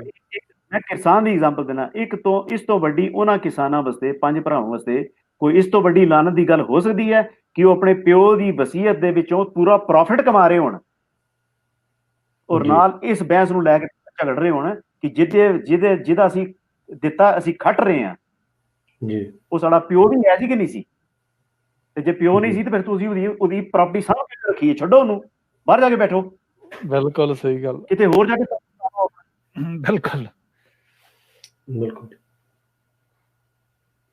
ਔਰ ਲਿਖਿਆ ਇਹ ਹੈ ਬੈਨਰਾਂ ਉੱਤੇ ਲਿਖਦੇ ਆ ਗੁਰੂ ਗ੍ਰੰਥ ਸਾਹਿਬ ਚੇਤਨਾ ਸਮਾਗਮ। ਬਾਹਰ ਕਹਿੰਦੇ ਗਿਆਨ ਗੁਰੂ ਆ। ਹਾਂਜੀ, ਦੇਖੋ ਗੱਲ ਉਹ ਗੱਲ ਬੜੀ ਸਾਰੇ ਅਜੀਬੋ ਗਰੀਬ ਹੈ ਕਿ ਅਸੀਂ ਇਹਦੇ ਪਰ ਵੀ ਇੱਕ ਵਾਰੀ ਜ਼ਰੂਰ ਕਰਾਂਗੇ ਕਿ ਇਹ ਉਹ ਚੱਕਰ ਪਾ ਕੇ ਪੈ ਜਾਂਦੇ ਨੇ, ਦੇ ਸਰੀਰ ਦਾ ਵੀ ਚੱਕਰ ਪਾ ਕੇ ਬਹਿੰਦੇ ਨੇ, ਉਹਦੇ ਪਰ ਵੀ ਅਸੀਂ ਤਫਸੀਲ ਨਾਲ ਗੱਲ ਕਰਾਂਗੇ। ਇੱਕ ਪ੍ਰਚਾਰਕ ਸੱਜਣ ਜਿਹੜੇ ਕਦੇ ਇਸ ਰੋਹ ਦੇ ਵਿੱਚ ਵਗ ਗਏ ਸੀ, ਇਸ ਲਈ ਇੱਕ ਗੱਲ ਸੁਖਾਵੀ ਹੈ, ਕੁਝ ਗੱਲਾਂ ਸੁਖਾਵੀ ਵੀ ਐਡਮਿਟ ਕਰਨੀਆਂ ਚਾਹੀਦੀਆਂ। ਦੇਖੋ ਪਿੱਛੇ ਦੀ ਕੀ ਹੋਇਆ ਕਿ ਜਦੋਂ ਇਹ ਗੱਲਾਂ ਚਲੀਆਂ ਤੇ ਕੁਝ ਐਸੇ ਵੀ ਲੋਕ ਹਨ ਜਿਨ੍ਹਾਂ ਨੇ ਇਹਦਾ ਵਿਰੋਧ ਕੀਤਾ, ਉਹਦਾ ਡਟ ਕੇ ਵਿਰੋਧ ਕੀਤਾ, ਹੋਰ ਚੈਨਲਾਂ ਵਾਲੇ ਵੀ ਹਨ, ਉਹਨਾਂ ਨੇ ਇਸ ਚੀਜ਼ ਦਾ ਵਿਰੋਧ ਕੀਤਾ, ਕਰ ਵੀ ਰਹੇ, ਔਰ ਫਿਰ ਉਧਰੋਂ ਤਾਣੇ ਮੈਣੇ ਆਣੇ ਹੋ ਗਏ। ਕਿਹਨਾਂ ਦੀ ਗੱਲ ਕਰਦੇ? ਇਹ ਗੁਰੂ ਗ੍ਰੰਥ ਸਾਹਿਬ ਦੇ ਨੂੰ ਗੁਰੂ ਨਹੀਂ ਕਹਿਣਾ, ਗੁਰੂ ਸਾਹਿਬਾਨ ਦੇ ਖਿਲਾਫ ਬੋਲਣਾ, ਇਹਦੇ ਬਾਰੇ ਵਿੱਚ ਕੁਝ ਵੈਬਸਾਈਟਾਂ ਨੇ ਵੀ ਲਿਖਿਆ, ਕੁਝ ਪ੍ਰਚਾਰਕ ਵੀ ਬੋਲੇ, ਕੁਝ ਪ੍ਰੋਗਰਾਮ ਵੀ ਕੀਤੇ ਗਏ। ਪ੍ਰਭਦੀਪ ਸਿੰਘ ਹੋਰੀ ਉਹਨਾਂ ਨੇ ਪ੍ਰੋਗਰਾਮ ਕੀਤਾ, ਵਰਪਾਲ ਸਿੰਘ ਹੋਰੀ ਉਹਨਾਂ ਨੇ ਪ੍ਰੋਗਰਾਮ ਕੀਤਾ, ਹੋਰ ਵੀ ਇਸ ਤਰ੍ਹਾਂ ਦੇ ਲੋਕ ਕੁਝ ਬੋਲ ਰਹੇ ਸੀ। ਇਹ ਰਾਣਾ ਪਰਮਜੋਤ ਰਾਣਾ ਉਹਨਾਂ ਨੇ ਪ੍ਰੋਗਰਾਮ ਕੀਤਾ ਵੀ ਇਹ ਗਲਤ ਗੱਲ ਹੈ, ਵੀ ਜਿਹੜੇ ਗੁਰੂ ਗ੍ਰੰਥ ਸਾਹਿਬ ਨੂੰ ਟਾਰਗੇਟ ਕੀਤਾ ਜਾ ਰਿਹਾ, ਇਹ ਗਲਤ ਗੱਲ ਹੈ। ਇਹ ਚੀਜ਼ਾਂ ਉਹਨਾਂ ਨੇ ਇਹ ਗੱਲਾਂ ਕਹੀਆਂ, ਔਰ ਇਹਦੇ ਵਿੱਚ ਇਹਨਾਂ ਨੇ ਕੀ ਬਿਆਨ ਦੇਣੇ ਸ਼ੁਰੂ ਕਰਤੇ। ਦੇਖੋ ਜੀ, ਇਹ ਗੱਲਾਂ ਕਰਨ ਵਾਲੇ ਸਾਰੇ ਟਕਸਾਲੀ, ਕਿ ਬਈ ਪ੍ਰਭਦੀਪ ਸਿੰਘ ਨੂੰ ਵੀ ਡਿਕਲੇਅਰ ਕਰਤਾ ਵੀ ਇਹ ਟਕਸਾਲੀ ਹੈ, ਟਕਸਾਲੀਆਂ ਵਿੱਚ ਜਾ ਕੇ ਡਿੱਗ ਪਏ, ਤੇ ਹੋਰਾਂ ਨੂੰ ਵੀ ਕਹਿਣਾ ਸ਼ੁਰੂ ਕਰਤਾ ਵੀ ਟਕਸਾਲੀਆਂ ਵਿੱਚ ਜਾ ਕੇ ਡਿੱਗੇ। ਤੇ ਮੈਂ ਇੱਕ ਛੋਟੀ ਜਿਹੀ ਚਿੱਠੀ ਲਿਖੀ ਸੀ, ਉਹ ਇੱਕ ਪ੍ਰਭਦੀਪ ਸਿੰਘ ਨੇ ਕੋਈ ਕੀਤਾ ਵੀ ਇਹਦੇ ਖਿਲਾਫ ਪ੍ਰੋਗਰਾਮ ਕੀਤਾ, ਉਹ ਇਹ ਕਿਹਾ ਵੀ ਨਹੀਂ ਇਹ ਗੱਲ ਗਲਤ ਹੈ, ਤੇ ਉਹਨਾਂ ਨੂੰ ਕਿਸੇ ਨੇ ਮਹਿਣਾ ਦੇ ਦਿੱਤਾ ਬਈ ਇਹ ਤੁਸੀਂ ਤੇ ਜਾ ਕੇ ਜੀ ਉਹ ਕੋਈ ਇੱਕ ਟਕਸਾਲੀ ਦਾ ਨਾਂ ਲਿਖਿਆ ਕਿ ਉਹ ਗੁਰਪ੍ਰੀਤ ਨਾਂ ਦਾ ਕੋਈ ਸਿੰਘ ਔਰ ਨਾਂ ਦੇ ਕੋਈ ਭਾਈ ਸਾਹਿਬ ਜੀ, ਉਹਨਾਂ ਨਾਲ ਜਾ ਕੇ ਜੋੜਤਾ ਵੀ ਇਹ ਉਹਨਾਂ ਨਾਲ ਜਾ ਕੇ ਰਲ ਗਿਆ। ਤੇ ਮੈਂ ਇੱਕ ਛੋਟੀ ਜਿਹੀ ਚਿੱਠੀ ਲਿਖੀ ਸੀ ਬਈ ਗੱਲ ਇਹ ਹੈ ਕਿ ਜਿਸ ਵੇਲੇ ਗੁਰੂ ਸਾਹਿਬ ਦੀ ਗੱਲ, ਗੁਰੂ ਸਾਹਿਬ ਦੇ ਉੱਪਰ ਹਮਲੇ ਦੀ ਗੱਲ ਆਈ, ਗੁਰੂ ਸਾਹਿਬ ਦੀ ਪੋਜੀਸ਼ਨ ਨੂੰ, ਗੁਰੂ ਸਾਹਿਬ ਦੀ ਪਦਵੀ ਨੂੰ ਖਤਮ ਕਰਨ ਦੀ ਗੱਲ ਆਏਗੀ, ਇਹ ਪੋਸੀਬਲ ਹੈ, ਇਹ ਪੋਸੀਬਲ ਹੈ, ਔਰ ਇਹ ਓਬੀਡੀਅੰਸ ਹੈ ਕਿ ਕੁਝ ਬੰਦੇ ਜਿਹੜੇ ਆਪਸ ਵਿੱਚ ਡਿਫਰੈਂਸ ਰੱਖਣ ਵਾਲੇ ਬੰਦੇ ਵੀ ਹਨ, ਉਹ ਵੀ ਘੱਟੋ ਘੱਟ ਉਸ ਚੀਜ਼ ਨੂੰ ਠੀਕ ਨਹੀਂ ਸਮਝਣਗੇ, ਜਿਹੜੇ ਰਾਈਟ ਮਾਈਂਡਡ ਲੋਕ ਇਸ ਮਾਮਲੇ 'ਚ ਹੋਣਗੇ ਗੁਰੂ ਸਾਹਿਬਾਨ ਦੀ ਪਦਵੀ ਨੂੰ ਲੈ ਕੇ ਜਾਂ ਗੁਰੂ ਗ੍ਰੰਥ ਸਾਹਿਬ ਦੀ ਪਦਵੀ ਨੂੰ ਲੈ ਕੇ। ਮੈਂ ਜਮੂ ਸਾਹਿਬ ਇੱਕ ਬੇਨਤੀ ਜ਼ਰੂਰ ਕਰਾਂਗਾ ਆਪ ਜੀ ਦੀ ਗੱਲ ਦੇ ਵਿੱਚ। ਕੁਝ ਜਾਣ ਬੁੱਝ ਕੇ ਕਰਦੇ ਨੇ, ਕੁਝ ਅਣਜਾਣੇ ਦੇ ਵਿੱਚ ਕਰਦੇ ਨੇ, ਪਰ ਇੱਥੇ ਮੈਂ ਇੱਕ ਗੱਲ ਜ਼ਰੂਰ ਸਪਸ਼ਟ ਕਰਾਂਗਾ, ਕੁਝ ਉਹ ਵੀ ਲੋਕ ਜਿਹੜੇ ਨੇ ਅੱਜ ਉਹ ਕਹਿਣ ਦੀ ਕੋਸ਼ਿਸ਼ ਜ਼ਰੂਰ ਕਰਦੇ ਨੇ, ਜਿੰਨਾ ਚਿਕਰ ਅਸੀਂ ਗੁਰੂ ਗ੍ਰੰਥ ਸਾਹਿਬ ਜੀ ਨੂੰ ਆਪਣੇ ਮਨ ਅੰਦਰ ਦੇ ਪਹਿਲੇ ਐਕਸੈਪਟ ਨਹੀਂ ਨਾ ਕਰ ਲੈਂਦੇ, ਜਦੋਂ ਉਦੋਂ ਗੱਲ ਕਰਨ ਜਾਵਾਂਗੇ ਤਾਂ ਉਦੋਂ ਸਵਾਲ ਉੱਠਣੇ ਤੈਅ ਨੇ। ਤੇ ਪ੍ਰਭਦੀਪ ਸਿੰਘ ਹੁਣਾਂ ਦੇ ਵੱਲੋਂ ਮੈਂ ਗੱਲ ਜ਼ਰੂਰ ਕਹਿਣੀ ਚਾਹਾਂਗਾ ਕਿ ਜਦੋਂ ਤੁਸੀਂ ਉਹ ਮੋਹਰੇ ਬਣੇ ਸੀ ਨਾ, ਜਦੋਂ ਲੋਕ ਪੈਰ ਰੱਖ ਕੇ ਤੁਹਾਡੇ ਉੱਤੇ ਚੜ੍ਹ ਰਹੇ ਸੀ, ਤੇ ਤੁਸੀਂ ਪਹਿਲਾਂ ਉਹਨਾਂ ਨੇ ਆਪਣੀ ਪਿੱਠ ਕੀਤੀ, ਪਿੱਠ ਤੋਂ ਬਾਅਦ ਸ਼ੋਲਡਰ ਕੀਤਾ, ਸ਼ੋਲਡਰ ਤੋਂ ਬਾਅਦ ਸਿਰ ਕੀਤਾ, ਸਿਰ ਤੋਂ ਬਾਅਦ ਜਦੋਂ ਉੱਪਰ ਹੱਥ ਪੈ ਗਿਆ ਫਿਰ ਉਹਨਾਂ ਨੇ ਇਹਦੀ ਵਿਰੋਧਤਾ ਸ਼ੁਰੂ ਕੀਤੀ। ਮੈਂ ਬੇਨਤੀ ਕਰਾਂਗਾ ਕਿਵੇਂ, ਦੇਖੋ ਜੇ ਤੁਸੀਂ ਸਿੱਖਾਂ ਦਾ ਅੰਮ੍ਰਿਤ ਜਾਂਦਾ, ਮੈਂ ਛੋਟੀ ਜਿਹੀ ਬੇਨਤੀ ਕਰ ਦਿਆਂਗਾ, ਜੇ ਸਿੱਖਾਂ ਦਾ ਅੰਮ੍ਰਿਤ ਜਾਂਦਾ, ਸਿੱਖ ਅੰਮ੍ਰਿਤ ਤੋਂ ਮੁਨਕਰ ਹੁੰਦੇ ਨੇ ਤਾਂ ਵੀ ਗੁਰੂ ਤੋਂ ਮੁਨਕਰ ਨੇ, ਜੇ ਸਿੱਖ ਆਪਣੇ ਇਤਿਹਾਸ ਤੋਂ ਮੁਨਕਰ ਹੁੰਦੇ ਨੇ ਤਾਂ ਵੀ ਮੁਨਕਰ ਨੇ। ਮੈਂ ਇਹ ਗੱਲ ਦੀ ਸਪਸ਼ਟ ਤਾਂ ਕਰਕੇ ਕਰ ਰਿਹਾ ਕਿਉਂਕਿ ਕੁਝ ਬੰਦਿਆਂ ਦਾ ਵਿਰੋਧ ਸਿਰਫ ਇੱਥੋਂ ਤੱਕ ਆ ਕਿ ਜੇ ਤੁਸੀਂ ਇਤਿਹਾਸ ਦਾ ਵਿਰੋਧ ਕਰਨਾ ਹੈ ਤੇ ਨਾਲ ਦਸਮ ਪਾਤਸ਼ਾਹ ਦੀ ਬਾਣੀ ਦਾ ਵਿਰੋਧ ਕਰੋ। ਜਿਹੜੇ ਦਸਮ ਪਾਤਸ਼ਾਹ ਦੇ ਵਿਰੋਧੀ ਨੇ ਉਹ ਕਹਿ ਰਹੇ ਨੇ, ਤੇ ਜਿਹੜੇ ਇਤਿਹਾਸ ਦੇ ਵਿਰੋਧੀ ਨੇ ਉਹ ਕਹਿੰਦੇ ਤੁਸੀਂ ਇਤਿਹਾਸ ਦਾ ਨਾਲ ਕਰੋ ਤੇ ਪਲੱਸ ਦਸਮ ਗ੍ਰੰਥ ਸਾਹਿਬ ਦਾ ਕਰੋ, ਫਿਰ ਸਾਡੇ 'ਚ ਏਕਤਾ ਹੈ। ਜੇ ਤੁਸੀਂ ਇੱਕ ਦਾ ਕਰੋਗੇ ਤਾਂ ਸਾਡੀ ਏਕਤਾ ਨਹੀਂ ਹੈਗੀ। ਕੁਝ ਵਿਰੋਧ ਇੱਥੋਂ ਤੱਕ ਖੜਾ ਹੈ। ਮੈਂ ਹੁਣ ਭਾਈ ਹਰਦੇਵ ਸਿੰਘ ਜੀ, 1 ਮਿੰਟ ਦਿਓ ਮੈਨੂੰ। ਤੁਸੀਂ ਆਪਣੀ ਜਗ੍ਹਾ ਤੁਸੀਂ ਬਿਲਕੁਲ 100% ਸਹੀ ਗੱਲ ਕਹਿ ਕੇ ਗਏ, ਤੇ ਭਾਈ ਮਲਕੀਤ ਸਿੰਘ ਜੀ ਵੀ ਆਪਣੀ ਗੱਲ ਬਿਲਕੁਲ ਸਹੀ ਕਹਿ ਕੇ ਗਏ ਨੇ। ਉਹਦਾ ਕਾਰਨ ਮੈਂ ਦੱਸਦਾ, ਐਕਸਪਲੇਨੇਸ਼ਨ ਦਿੰਦਾ।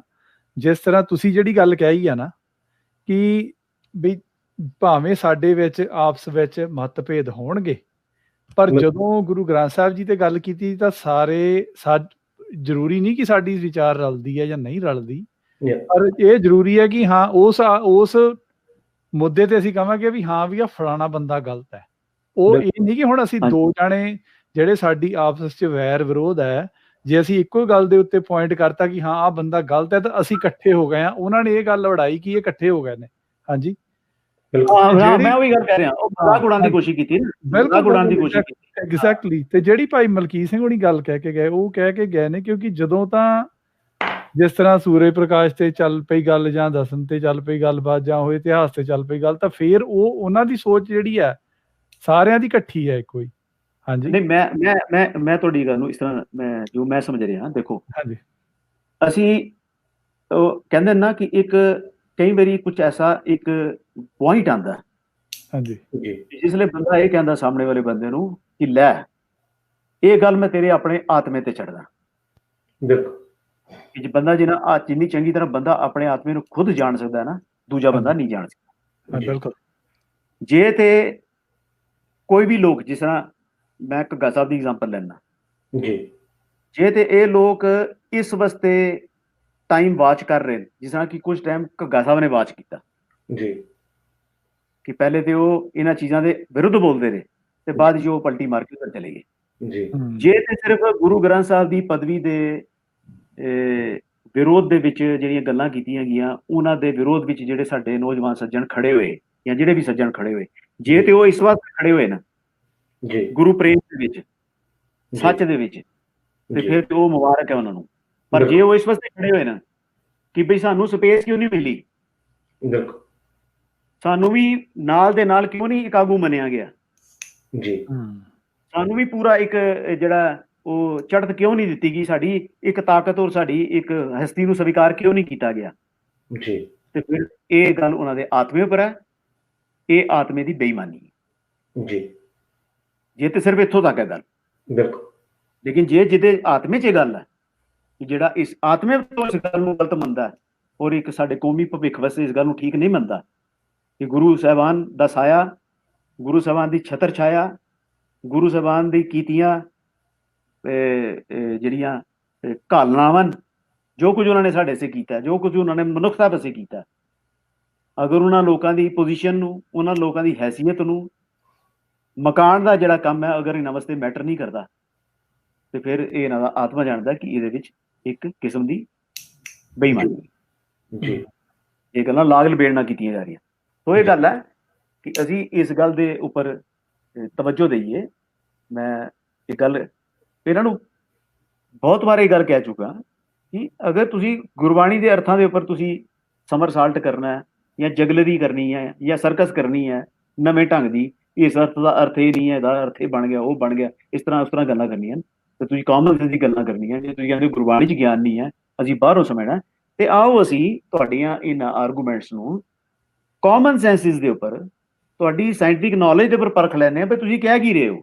ਬਿਲਕੁਲ ਸਹੀ, ਬਿਲਕੁਲ। ਜੋ ਕੁਝ ਤੁਸੀਂ ਕਹਿ ਰਹੇ ਹੋ, ਕਿਆ ਉਹ ਠੀਕ ਕਹਿ ਰਹੇ ਹੋ? ਹੁਣ ਇੱਕ ਪ੍ਰਕਾਰ ਦੀ ਸਥਿਤੀ ਇਹ ਹੈ ਕਿ ਕੁਝ ਗੱਲਾਂ ਜਿਹੜੀਆਂ ਹੁੰਦੀਆਂ ਨੇ ਜਿਹੜੇ ਕਿ ਸੰਜੀਦਾ ਕਿਸਮ ਦਾ ਵਿਚਾਰ ਮੰਗਦੀਆਂ ਜੀ, ਚਾਹੇ ਮੈਂ ਜਿਸ ਤਰ੍ਹਾਂ ਪਿਛਲੇ ਕੈਲੰਡਰ ਦੇ ਮਾਮਲੇ 'ਚ ਗੱਲ ਕੀਤੀ ਸੀ ਕਿ ਵੀ ਉਹ ਗੱਲ ਹੈ ਇੱਕ ਸੰਜੀਦਾ ਵਿਚਾਰ ਮੰਗਦੀ, ਜੀ ਇੱਕ ਖੁੱਲੇ ਦਿਲ ਦਾ ਵਿਚਾਰ ਮੰਗਦੀ ਹੈ, ਇੱਕ ਓਪਨ ਐਂਡਡ ਵਿਚਾਰ ਮੰਗਦੀ ਹੈ ਕਿ ਜਿੱਥੇ ਅਸੀਂ ਇੱਕ ਕੰਪਾਰਟਮੈਂਟ 'ਚ ਨਾ ਵੜ ਕੇ ਬਲਕਿ ਇੱਕ ਮੈਰਿਟ ਦੇ ਉੱਪਰ ਗੱਲ ਕਰੀ।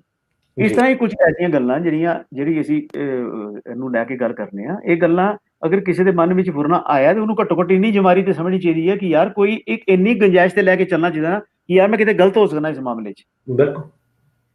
ਔਰ ਮਾਮਲਾ ਹੈ ਕੀ ਹੈ? ਦੇਖੋ, ਨਿਤਨੇਮ ਦੀ ਬਾਣੀਆਂ, ਗੁਰੂ ਸਾਹਿਬਾਨ ਨੂੰ ਗੁਰੂ ਕਹਿਣਾ ਹੈ, ਗੁਰੂ ਗ੍ਰੰਥ ਸਾਹਿਬ ਨੂੰ ਗੁਰੂ ਕਹਿਣਾ ਹੈ, ਇਹ ਤੁਹਾਡਾ ਫੈਸਲਾ ਨਹੀਂ ਹੈ, ਨਾ ਹੀ ਮੇਰਾ ਫੈਸਲਾ ਹੈ। ਬਿਲਕੁਲ। ਲੇਕਿਨ ਜਿਹੜੀਆਂ ਗੱਲਾਂ ਇਹ ਲੈ ਕੇ ਆ ਰਹੇ ਨੇ, ਇਹਨਾਂ ਦੇ ਫੈਸਲੇ ਨੇ ਜੀ, ਜਵਾਬ ਇਹਨਾਂ ਨੇ ਦੇਣਾ। ਬਿਲਕੁਲ, ਇਹਨਾਂ ਦਾ ਫਰਜ਼ ਬਣਦਾ ਇਹਨਾਂ ਗੱਲਾਂ ਦਾ ਜਵਾਬ ਦੇਣਾ ਜੀ। ਔਰ ਇਹਨਾਂ ਚੀਜ਼ਾਂ ਦਾ ਪ੍ਰੋਪਰ ਡਾਇਲੌਗ ਕਰਨਾ। ਇਹ ਕੀ ਹੋਇਆ ਕਿ ਸੜਕਾਂ ਵਿੱਚ ਬਹਿ ਕੇ ਤੁਸੀਂ ਨੌਜਵਾਨਾਂ ਨੂੰ ਮੈਸੇਜ ਭੇਜ ਦਿੱਤੇ, ਕਲਿੱਪ ਭੇਜ ਦਿੱਤੇ, ਉਹਨਾਂ ਗੱਲਾਂ ਦੇ ਕਲਿੱਪ ਭੇਜਦੇ ਜਿਹਨਾਂ ਗੱਲਾਂ ਤੁਹਾਨੂੰ ਆਪ ਹੀ ਨਹੀਂ ਪਤਾ। ਜੀ। ਤੇ ਕਿਆ ਸਮਾਜ ਦੇ ਪ੍ਰਤੀ ਤੁਸੀਂ ਅੱਛੀ ਜਮਾਰੀ ਨਿਭਾ ਰਹੇ ਹੋ ਕਿ ਝੂਠ ਕਰਿਆ ਕੇ ਅੱਛੀ ਜਮਾਰੀ ਨਿਭਾਈ ਜਾਂਦੀ ਕਦੇ? ਜੀ। ਉਹ ਕਿਹੜੀ ਖੁਦ ਮੁਖਤਿਆਰੀ ਜਿਹਦੇ ਝੂਠ ਹੋਏ,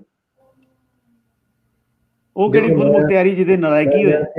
ਇੱਕ ਗੱਲ ਐਡ ਕਰਦਾ ਜੀ। ਦੇਖੋ, ਜਿਵੇਂ ਮੇਰਾ ਥੋੜਾ ਜਿਹਾ ਵਿਸ਼ਾ ਸ਼ਾਇਦ ਸਾਈਡ ਤੇ ਚੱਲ ਜਾਵੇ, ਪਰ ਇੱਕੋ ਮਿੰਟ ਹੀ ਲਵਾਂਗਾ। ਜਿੱਦਾਂ ਕਹਿ ਦੇਣਾ ਬਹੁਤ ਆਸਾਨ ਹੈ ਕਿਸੇ ਵੀ ਚੀਜ਼ ਨੂੰ। ਮੈਂ ਆਲਵੇਜ਼ ਭਾਵੁਕ ਹੋਈ ਨਾਲ ਗੱਲਾਂ ਕਰਦਾ ਹੋਇਆ, ਮੈਂ ਬਹੁਤ ਕੋਸ਼ਿਸ਼ ਕਰ ਰਿਹਾ ਆਪਣੇ ਤੇ ਕੰਟਰੋਲ ਰੱਖਣ ਦੀ। ਜਿਵੇਂ ਅੱਜ ਕਿਹਾ ਜਾ ਰਿਹਾ, ਕਕਾਰਾਂ ਤੇ ਗੱਲ ਆਉਂਦੀ ਹੈ, ਕਹਿ ਦਿੱਤਾ ਜਾਂਦਾ ਬੜੀ ਆਸਾਨ ਹੈ ਜੀ ਬਾਹਰਲੇ ਕਕਾਰ ਪਾਉਣੇ।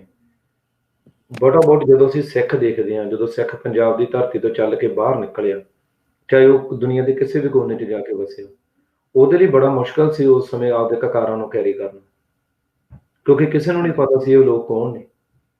ਉਹਨਾਂ ਨੂੰ ਇੰਝ ਸਮਝਿਆ ਜਾਂਦਾ ਸੀ ਜਿਵੇਂ ਕਿਸੇ ਜੰਗਲ 'ਚੋਂ ਆਏ ਹੁੰਦੇ, ਕਿਉਂਕਿ ਕੇਸ ਤੇ ਦਾੜਾ ਪ੍ਰਕਾਸ਼ ਸਨ, ਸਿਰ ਤੇ ਦਸਤਾਰ ਸੀ, ਨਾਲ ਕਕਾਰ ਸਨ। ਉਹਨਾਂ ਨੇ ਕਿੱਦਾਂ ਦਾ ਸੰਘਰਸ਼ ਲੜਿਆ ਹੋਏਗਾ।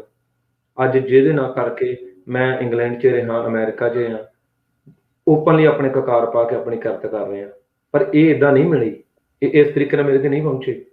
ਇਹ ਉਹਨਾਂ ਦਾ ਬਹੁਤ ਲੰਬਾ ਸੰਘਰਸ਼ ਸੀ। ਸ਼ਾਇਦ ਜਦੋਂ ਮੇਰੇ ਫਾਦਰ ਅਮਰੀਕਾ 'ਚ ਆਏ ਸੀ, ਉਸ ਸਮੇਂ ਉਹਨਾਂ ਨੂੰ ਪਤਾ ਨਹੀਂ ਕਿੰਨੀਆਂ ਕੁ ਗੱਲਾਂ ਸੁਣਨੀਆਂ ਪੈਣਗੀਆਂ। ਜਦੋਂ ਵਰਲਡ ਟ੍ਰੇਡ ਸੈਂਟਰ ਦੇ ਉੱਤੇ ਹਮਲਾ ਹੁੰਦਾ ਨਾ ਭਾਈ ਸਾਹਿਬ ਜੀ, ਉਸ ਸਮੇਂ ਮੇਰੇ ਡੈਡੀ ਸੀਗੇ ਜਰਸੀ ਸ਼ਹਿਰ ਦੇ ਵਿੱਚ ਰਹਿੰਦੇ ਸੀਗੇ, ਤੇ ਉਹ ਦੱਸਦੇ ਨੇ ਵੀ 6 ਕਿ 8 ਮਹੀਨੇ ਘਰ ਤੋਂ ਬਾਹਰ ਗਰੋਸਰੀ ਕਰਨ ਲਈ ਵੀ ਨਿਕਲਦੇ ਨਹੀਂ ਸੀ, ਇੰਨੇ ਨਕਸਲੀ ਹਮਲੇ ਹੁੰਦੇ ਸੀ। ਉਸ ਸਮੇਂ ਵਿੱਚ ਉਹਨਾਂ ਨੇ ਕਕਾਰਾਂ ਨੂੰ ਕਿਵੇਂ ਰੱਖਿਆ। ਅੱਜ ਕਹਿਣਾ ਬਹੁਤ ਆਸਾਨ ਹੈ, ਇੱਕ ਪ੍ਰਚਾਰਕ ਉੱਥੋਂ ਤੁਰਿਆ ਜੀ, ਉਹਨੇ ਪਲੇਨ ਦੇ ਵਿੱਚ ਕਕਾਰ ਲਾ ਦਿੱਤੇ, ਗਾਣ ਕੇ ਪਾ ਲਏ। ਇਹ ਗੱਲ ਕਰਨੀ ਬੜੀ ਆਸਾਨ ਹੈ, ਪਰ ਇੱਥੇ ਤੱਕ ਪਾਉਣ ਤੱਕ ਕੌਮ ਕਿੱਦਾਂ ਪਹੁੰਚੀ ਆ, ਇਹ ਵੀ ਤੁਹਾਨੂੰ ਸਮਝਣਾ ਪਵੇਗਾ। ਸੋ ਮੈਂ ਇਹ ਗੱਲਾਂ ਕਰਦਾ ਹਾਂ, ਬੜਾ ਭਾਵੁਕ ਵੀ ਹੋ ਜਾਂਦਾ, ਤੇ ਮੇਰੀ ਨਮਸਕਾਰ ਨਿਕਲਦੀ ਆ ਸਾਡੇ ਸਾਰਿਆਂ ਬਜ਼ੁਰਗਾਂ ਨੂੰ ਜਿਨ੍ਹਾਂ ਨੇ ਇਹ ਸਭ ਕੁਛ ਕੀਤਾ, ਸਾਡੇ ਤੱਕ ਪਹੁੰਚਾਇਆ। ਇਹ ਗੁਰੂ ਕੀ ਬਾਣੀ ਕਹਿ ਦੇਣਾ ਬੜਾ ਆਸਾਨ ਆ, ਗਿਆਨ ਹੀ ਗੁਰੂ ਆ, ਗੁਰੂ ਗ੍ਰੰਥ ਸਾਹਿਬ ਗੁਰੂ ਨਹੀਂ ਨੇ, ਪਰ ਇਹ ਬਾਣੀ ਸਾਡੇ ਤੱਕ ਪਹੁੰਚੀ ਕਿਵੇਂ ਆ, ਕਿਹੋ ਜਿਹੇ ਹਾਲਾਤ। ਹਾਂ, ਉਹ ਦੇਖੋ, ਇੱਕ ਮੈਂ ਤੁਹਾਨੂੰ ਗੱਲ ਦਿਲਚਸਪ ਸੁਣਾਉਣਾ, ਉਹ ਤੇ ਵੀ ਸੁਣਨ। ਇੱਕ ਪ੍ਰਚਾਰਕ ਕਲਾਸ ਲੈ ਰਹੇ ਬੱਚਿਆਂ ਦੀ, ਮੈਂ ਕਲਿੱਪ ਸੁਣਿਆ, ਕਲਾਸ ਲੈ ਰਹੇ ਬੱਚਿਆਂ ਦੀ, ਤੇ ਕਲਾਸ ਲੈ ਕੇ ਬੱਚਿਆਂ ਨੂੰ ਕਹਿੰਦਾ ਹੈ ਕਿ ਬੱਚੋ, ਗੱਲ ਇਹ ਹੈ ਕਿ ਬਈ ਤੁਸੀਂ, ਤੁਹਾਡੇ ਮਾਪਿਆਂ ਨੇ ਕਿਤੇ ਵਿਆਹ ਤੇ ਜਾਣਾ ਸੀ, ਉਹ ਵਿਆਹ ਤੇ ਤੁਹਾਨੂੰ ਨਹੀਂ ਲੈ ਕੇ ਗਏ, ਤੁਸੀਂ ਜਾਣਾ ਚਾਹੁੰਦੇ ਸੀ, ਤੁਸੀਂ ਇੱਥੇ ਕਲਾਸ ਹੀ ਜਾ ਗਏ ਹੋ, ਲੇਕਿਨ ਸੁਰਤ ਤੁਹਾਡੀ ਵਿਆਹ 'ਚ ਹੈ। ਦੱਸੋ ਤੁਸੀਂ ਕਲਾਸ ਹੀ ਸਮਝੇ ਜਾ ਸਕਦੇ ਹੋ, ਜਾਂ ਤੁਸੀਂ ਵਿਆਹ 'ਚ, ਤੁਹਾਡੀ ਸੁਰਤ ਵਿਆਹ 'ਚ ਹੈ ਪਰ ਤੁਸੀਂ ਕਲਾਸ ਹੀ ਪ੍ਰੈਜ਼ੈਂਟ ਸਮਝੇ ਜਾ ਸਕਦੇ ਹੋ? ਉਹ ਬੱਚੇ ਵਿਚਾਰੇ ਭੋਲੇ ਭਾਲੇ ਕੋਈ ਬੈਠੇ ਨੇ, ਉਹ ਕਹਿੰਦੇ ਨੇ ਜੀ ਨਹੀਂ ਸਮਝ ਸਕਦੇ, ਤੇ ਉਹਨੇ ਆਰਗੂਮੈਂਟ ਆਪਣਾ ਅੱਗੇ ਕੈਰੀ ਔਨ ਕੀਤਾ, ਕਿਉਂਕਿ ਤੁਹਾਡੀ ਸੁਰਤ ਹੁਣ ਕਲਾਸ ਹੀ ਨਹੀਂ ਹੈ, ਇਸ ਵਾਸਤੇ ਇਹ ਸਿੱਖ ਕੌਣ ਹੋਇਆ? ਸੁਰਤ ਹੋਈ ਜੀ। ਅੱਛਾ ਜੀ। ਫਿਰ ਇਹ ਆਰਗੂਮੈਂਟ ਨੂੰ ਅੱਗੇ ਲੈ ਕੇ ਜਾਂਦਾ ਕਿ ਇਦਾਂ ਹੀ ਗਿਆਨ ਗੁਰੂ ਹੋਇਆ, ਦੇਹ ਥੋੜੀ ਗੁਰੂ ਹੋਈ। ਅੱਛਾ ਜੀ। ਇਹ ਮੈਂ ਕਲਿੱਪ ਸੁਣਿਆ ਸੀਗਾ, ਤੇ ਜਿਹਦੇ ਫਸਟ ਟਾਈਮ ਮੈਨੂੰ ਰੇਡੀਓ ਵਿਰਸਾ ਤੋਂ ਕਾਲ ਆਈ, ਤੇ ਉਸ ਕਲਿੱਪ ਦੇ ਵਿੱਚ, ਮੈਂ ਉਸ ਕਾਲ ਦੇ ਵਿੱਚ, ਅੱਧੇ ਪੌਣੇ ਘੰਟੇ ਦੀ ਕਾਲ ਸੀਗਾ, ਤੇ ਉਹ ਬੜੀ ਅੱਛੇ ਮਾਹੌਲ ਦੇ ਵਿੱਚ ਹੋਈ, ਔਰ ਉਹਦੇ ਵਿੱਚ ਮੈਂ ਜਿਹੜੀ ਇਹ ਗੱਲ ਰੱਖੀ, ਤੇ ਮੈਂ ਉਹਨਾਂ ਨੂੰ ਐਗਜ਼ਾਮਪਲ ਦਿੱਤੀ, ਇੱਕ ਸਵਾਲ ਪੁੱਛਿਆ ਵੀ ਗੱਲ ਇਹ ਹੈ ਬਈ ਗੁਰੂ ਦੇ, ਕਿਉਂਕਿ ਬਾਅਦ ਗੁਰੂ ਡੁੱਬਾ ਸੰਸਾਰ ਦੀ ਗੱਲ ਛੇੜ ਲਈ ਉਹਨਾਂ ਨੇ, ਗੱਲ ਬੇਸਿਕਲੀ ਵਿਸ਼ੇ ਕੁਦਰਤ ਔਰ ਕਾਦਰ ਦੇ ਉੱਪਰ ਹੋਣੀ ਸੀ, ਉਹਨਾਂ ਨੇ ਉਹ ਵਿਸ਼ੇ ਨੂੰ ਟੱਚ ਨਹੀਂ ਕੀਤਾ, ਬਦਲ ਲਿਆ ਵਿਸ਼ਾ, ਤੇ ਗੱਲ ਉਹ ਲੈ ਆਏ ਬਾਅਦ ਗੁਰੂ ਡੁੱਬਾ ਸੰਸਾਰ। ਮੈਂ ਉਹਨਾਂ ਨੂੰ ਇੱਕ ਸਵਾਲ ਪੁੱਛਿਆ, ਉਹਨਾਂ ਦੇ ਪ੍ਰਚਾਰਕ ਦੇ ਦਾ ਨਾਮ ਨਹੀਂ ਲਿਆ, ਤੇ ਮੈਂ ਉਸ ਹਵਾਲੇ ਨਾਲ ਗੱਲ ਪੁੱਛੀ ਕਿ ਮੈਂ ਉਹਨਾਂ ਨੂੰ ਇੱਕ ਸਵਾਲ ਪੁੱਛਿਆ ਕਿ ਗੱਲ ਸੁਣੋ, ਇੱਕ ਬੱਚਾ ਕਲਾਸ ਹੀ ਬੈਠਾ, ਤੇ ਬੇਸਿਕਲੀ ਉਹਦਾ ਮਨ ਫੁੱਟਬਾਲ ਦੇ ਗਰਾਊਂਡ 'ਚ ਫੁੱਟਬਾਲ ਖੇਡਣ ਦਾ, ਧਿਆਨ ਉਹਦਾ ਫੁੱਟਬਾਲ ਦੀ ਗਰਾਊਂਡ 'ਚ ਹੈ, ਉਹਦੀ ਗਰਾਊਂਡ 'ਚ ਹੈ, ਬੱਚਾ ਕਲਾਸ 'ਚ ਹੈ, ਤੇ ਇਸ ਤੁਹਾਡੀ ਥਿਊਰੀ ਦੇ ਮੁਤਾਬਕ, ਉਹਨਾਂ ਪ੍ਰਚਾਰਕ ਦੀ ਥਿਊਰੀ ਦੇ ਮੁਤਾਬਕ, ਕਿ ਬੱਚਾ ਸਟੂਡੈਂਟ ਨਹੀਂ ਹੈ, ਸਟੂਡੈਂਟ ਹੈ ਸੁਰਤ ਜਿਹੜੀ ਫੁੱਟਬਾਲ ਦੇ ਗਰਾਊਂਡ 'ਚ ਹੈ ਜੀ ਠੀਕ ਹੈ ਜੀ। ਤੇ ਮੈਂ ਕਿਹਾ ਇਹ ਦੱਸੋ ਕਿ ਉਹਦੀ ਸੁਰਤ ਵਜੋਂ ਤੇ ਫੁੱਟਬਾਲ ਗਰਾਊਂਡ 'ਚ ਹੈ ਉਹ, ਲੇਕਿਨ ਜਦ ਤੱਕ ਉਹਦੀ ਦੇਹ ਫੁੱਟਬਾਲ ਦੇ ਗਰਾਊਂਡ 'ਚ ਨਹੀਂ ਪੁੱਜਦੀ, ਕਿਆ ਉਹ ਫੁੱਟਬਾਲ ਖੇਡ ਸਕਦਾ? ਜੀ ਜਦ ਤੱਕ ਉਹਦੀ ਦੇਹ ਫੁੱਟਬਾਲ ਦੇ ਗਰਾਊਂਡ 'ਚ ਨਾ ਪੁੱਜੇ, ਤਦ ਤੱਕ ਉਹ ਆਪਣੇ ਫੁੱਟਬਾਲ ਦੇ ਕੋਚ ਦੇ, ਫੁੱਟਬਾਲ ਦੇ ਉਸਤਾਦ ਦੇ ਸਿਖਾਏ ਜਿਹੜੇ ਹੁਨਰ ਨੇ, ਉਹਨਾਂ ਨੂੰ ਪ੍ਰੈਕਟੀਕਲ ਰੂਪ ਦੇ ਸਕਦਾ, ਜਾਂ ਉਹ ਕਲਾਸ ਹੀ ਬੈਠਾ ਫੁੱਟਬਾਲ ਖੇਡਦਾ ਜਾਏਗਾ? ਬਿਲਕੁਲ ਕਹਿੰਦੇ ਜੀ ਨਹੀਂ, ਫੁੱਟਬਾਲ ਦੇ ਗਰਾਊਂਡ ਵਿੱਚ ਜਾਣਾ ਹੀ ਪਏਗਾ ਜੀ। ਲੇਕਿਨ ਕਿਆ ਕਹਿੰਦੇ ਕਿ ਲੇਕਿਨ ਕਿਆ ਉਹ ਕਲਾਸ ਵਿੱਚ ਵੀ ਉਹਦਾ ਧਿਆਨ ਜਿਹੜਾ ਸਮਝਿਆ ਜਾ ਸਕਦਾ? ਤੇ ਮੈਂ ਕਿਹਾ ਇੱਥੋਂ ਇਹ ਸਿੱਧ ਹੁੰਦਾ ਹੈ ਕਿ ਦੇਹ ਅਤੇ ਸੁਰਤ ਦਾ ਇੱਕ ਕੰਬਾਈਨਡ ਚੀਜ਼ ਹੈ ਜਿਹੜੀ, ਜਿਹਨੂੰ ਅਸੀਂ ਪਾੜ ਕੇ ਨਹੀਂ ਦੇਖ ਸਕਦੇ ਜੀ, ਪਾੜ ਕੇ ਨਹੀਂ ਦੇਖ ਸਕਦੇ। ਇਸ ਤਰ੍ਹਾਂ ਹੀ ਗਿਆਨ ਨੂੰ ਦੇਣ ਵਾਲਾ ਗੁਰੂ ਹੈ, ਗੁਰੂ ਗਿਆਨ ਦਾ ਚਸ਼ਮਾ ਹੈ ਜਿੱਥੋਂ ਗਿਆਨ ਫੁੱਟਦਾ ਹੈ ਜੀ। ਤੇ ਤੁਸੀਂ ਜਿਸ ਚਸ਼ਮੇ ਤੋਂ ਪਾਣੀ ਭਰ ਰਹੇ ਹੋ ਤੇ ਉਹ ਗਾਗਰ ਹੀ ਭਰ ਕੇ ਪਾ ਕੇ ਕਹਿੰਦੇ ਉਹ ਗਾਗਰ 'ਚ ਪਿਆ ਹੀ ਪਾਣੀ ਜਿਹੜਾ ਗੁਰੂ ਹੈ, ਤੇ ਚਸ਼ਮਾ ਕੋਈ ਹੈ ਹੀ ਨਹੀਂ ਹੈ ਜੀ, ਚਸ਼ਮੇ ਦਾ ਕੋਈ ਮਤਲਬ ਹੀ ਨਹੀਂ ਹੈ ਜੀ। ਸੋ ਇਹ ਗਿਆਨ ਜਿਹਨੂੰ ਅਸੀਂ ਜਿਹਦੇ ਆਲੇ ਦੁਆਲੇ ਖੜੇ ਆ, ਜਿਹਨੂੰ ਅਸੀਂ ਗੁਰੂ ਕਰਕੇ ਮੰਨਦੇ ਆ, ਔਰ ਜਿਹਦੀ ਫਿਰ ਇੱਥੋਂ ਬੜੀ ਵੱਡੀ ਇੱਕ ਐਗਜ਼ਾਮਪਲ ਸਾਹਮਣੇ ਆਉਂਦੀ ਹੈ ਕਿ ਬਈ ਕਿੰਨੀ ਸ਼ਿੱਦਤ ਔਰ ਕਿਤਨੀ ਧਿਆਨ ਦੇ ਨਾਲ ਮਹਾਰਾਜ ਨੇ ਆਪਣੀ ਉਚਾਰਨ ਕੀਤੀ ਬਾਣੀ ਨੂੰ, ਐਸੇ ਢੰਗ ਨਾਲ ਕਲਮਬੱਧ ਕੀਤਾ ਕਿ ਉਹਦੇ ਵਿੱਚ ਕੋਈ ਹੋਰ ਚੀਜ਼ ਐਂਟਰ ਨਾ ਕਰ ਸਕੇ ਜੀ। ਤੇ ਜੇ ਉਹ ਇਹਨਾਂ ਉਹਨਾਂ ਦੇ ਬਾਣੀ ਦੇ ਵਿੱਚ ਅਗਰ ਬਾਣੀ ਨੂੰ ਗੁਰੂ ਦੀ ਬਾਣੀ ਨਾ ਮੰਨਿਆ ਜਾਂਦਾ, ਬਾਣੀ ਨੂੰ ਗੁਰੂ ਦੇ ਮੁਖਾਰਬਿੰਦ ਤੋਂ ਉਚਾਰੀ ਨਹੀਂ ਮੰਨਿਆ ਜਾਂਦਾ, ਫਿਰ ਤੇ ਉਹਦੇ ਵਿੱਚ ਕੋਈ ਕੁਝ ਵੀ ਪਾ ਸਕਦਾ ਸੀ। ਤੇ ਗੁਰੂ ਸਾਹਿਬ ਨੂੰ ਵੀ ਕੀ ਇਤਰਾਜ਼ ਸੀ? ਜੋ ਮਰਜ਼ੀ ਹੈ, ਜੋ ਮਰਜ਼ੀ ਪਾਈ ਹੈ। ਹਾਂਜੀ, ਮੈਂ ਇੱਕ ਮੇਰੇ ਮਨ 'ਚ ਸਵਾਲ ਉੱਠਿਆ, ਜਿਹੜੀ ਇਹ ਪੰਕਤੀ ਬਾਰ-ਬਾਰ ਆਪਾਂ ਵੀ ਜ਼ਿਕਰ ਕਰ ਹਟੇ ਹਾਂ, ਬਾਝ ਗੁਰੂ ਡੁੱਬਾ ਸੰਸਾਰ, ਇਹ ਕਿਸ ਬੇਸ ਤੇ ਇਸ ਪੰਕਤੀ ਦੇ ਨਾਲ ਮਤਲਬ ਉਹ ਜਿਹੜੇ ਆ ਬਹਿਸ ਵਸਾਈਆ ਕਰਨ ਦੀ ਗੱਲ ਕਰਦੇ ਸੀ? ਕਿਉਂਕਿ ਜੇ ਸ਼ਬਦ ਤੁਸੀਂ ਸਾਰਾ ਪੜ੍ਹ ਲਵੋ ਤਾਂ ਇਹ ਤਾਂ ਕਲੀਅਰ ਕੱਟ ਮੇਰਾ ਖਿਆਲ ਆ ਵੀ ਆਮ ਬੰਦੇ ਨੂੰ ਸਮਝ ਆ ਜਾਣੀ ਚਾਹੀਦੀ ਹੈ ਕਿ ਮਹਾਰਾਜ ਕਹਿਣਾ ਕੀ ਚਾਹ ਰਹੇ ਨੇ। ਦੇਖੋ, ਗੁਰੂ ਸਾਹਿਬ ਨੇ ਜਿਹੜੇ ਗੁਰੂ ਸਾਹਿਬ ਨੂੰ ਪੁੱਛਿਆ ਬਈ ਦੱਸੋ ਤੇਰਾ ਗੁਰੂ ਕੌਣ ਹੈ, ਤੂੰ ਕਿਸ ਦਾ ਚੇਲਾ ਹੈ? ਹਾਂਜੀ, ਸਿੱਧਾ ਨੇ ਪੁੱਛਿਆ ਤੇ ਗੁਰੂ ਸਾਹਿਬ ਨੇ ਕਿਹਾ ਸ਼ਬਦ ਗੁਰੂ ਸੁਰਤੁ ਚੇਲਾ।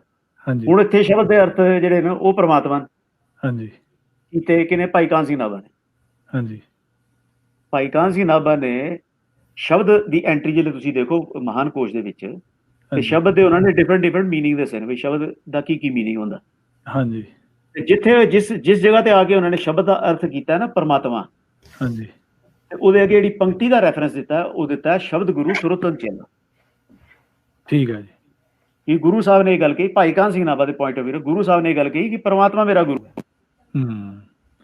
ਕਿਉਂਕਿ ਜੇ ਇਹ ਆਪਾਂ ਸ਼ਬਦ ਨੂੰ ਪੜ੍ਹ ਲਈਏ, ਸਿਰਫ 1 ਮਿੰਟ ਵੀ ਨਹੀਂ ਲੱਗਣਾ ਵੈਸੇ ਤਾਂ, ਹੁਣ ਮਤਲਬ ਜਿਹੜਾ ਵਰਤਾਰਾ ਵਰਤ ਰਿਹਾ ਹੈ ਕੁਦਰਤ ਦਾ, ਹਾਂਜੀ, ਮਹਾਰਾਜ ਉਹ ਦੱਸਦੇ ਕਿ ਚੱਲ ਕੀ ਰਿਹਾ।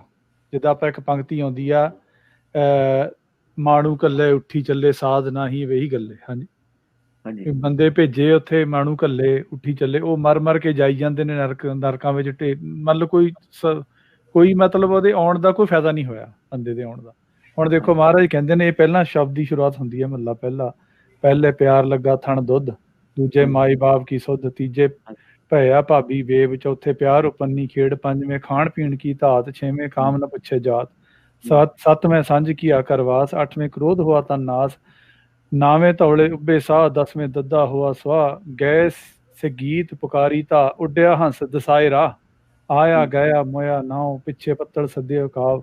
ਹੁਣ ਇਹ ਜਿਹੜਾ ਇਹ ਵਰਤਾਰਾ ਕੁਦਰਤ ਵਿੱਚ ਵਰਤ ਰਿਹਾ, ਆਮ ਬੰਦਾ ਜਿਹੜਾ ਪਰਮਾਤਮਾ ਦੇ ਨਾਲ, ਗੁਰੂ ਦੇ ਨਾਲ ਨਹੀਂ ਜੁੜਿਆ, ਤੇ ਚਲੋ ਜਿਹੜਾ ਮਤਲਬ ਸਹੀ ਢੰਗ ਦੇ ਨਾਲ, ਭੇਖੀ ਦੀ ਗੱਲ ਨਹੀਂ ਆਪਾਂ ਕਰਦੇ, ਜੋ ਜੈਨੂਇਨਲੀ ਜਿਹੜਾ ਬੰਦਾ ਜਾਂ ਜਿਹੜਾ ਨਹੀਂ ਜੁੜਿਆ ਗੁਰੂ ਦੇ ਨਾਲ ਜੈਨੂਇਨਲੀ, ਜਿੱਦਾਂ ਕੋਈ ਗੁਰਮੁਖ ਪਿਆਰਾ, ਕੋਈ ਅਸਲ ਦੇ ਵਿੱਚ ਜਿਹਨੂੰ ਜੁੜਨਾ ਚਾਹੀਦਾ, ਇਹ ਸਾਰਾ ਵਰਤਾਰਾ ਇਸ ਵਕਤ ਵਰਤ ਰਿਹਾ।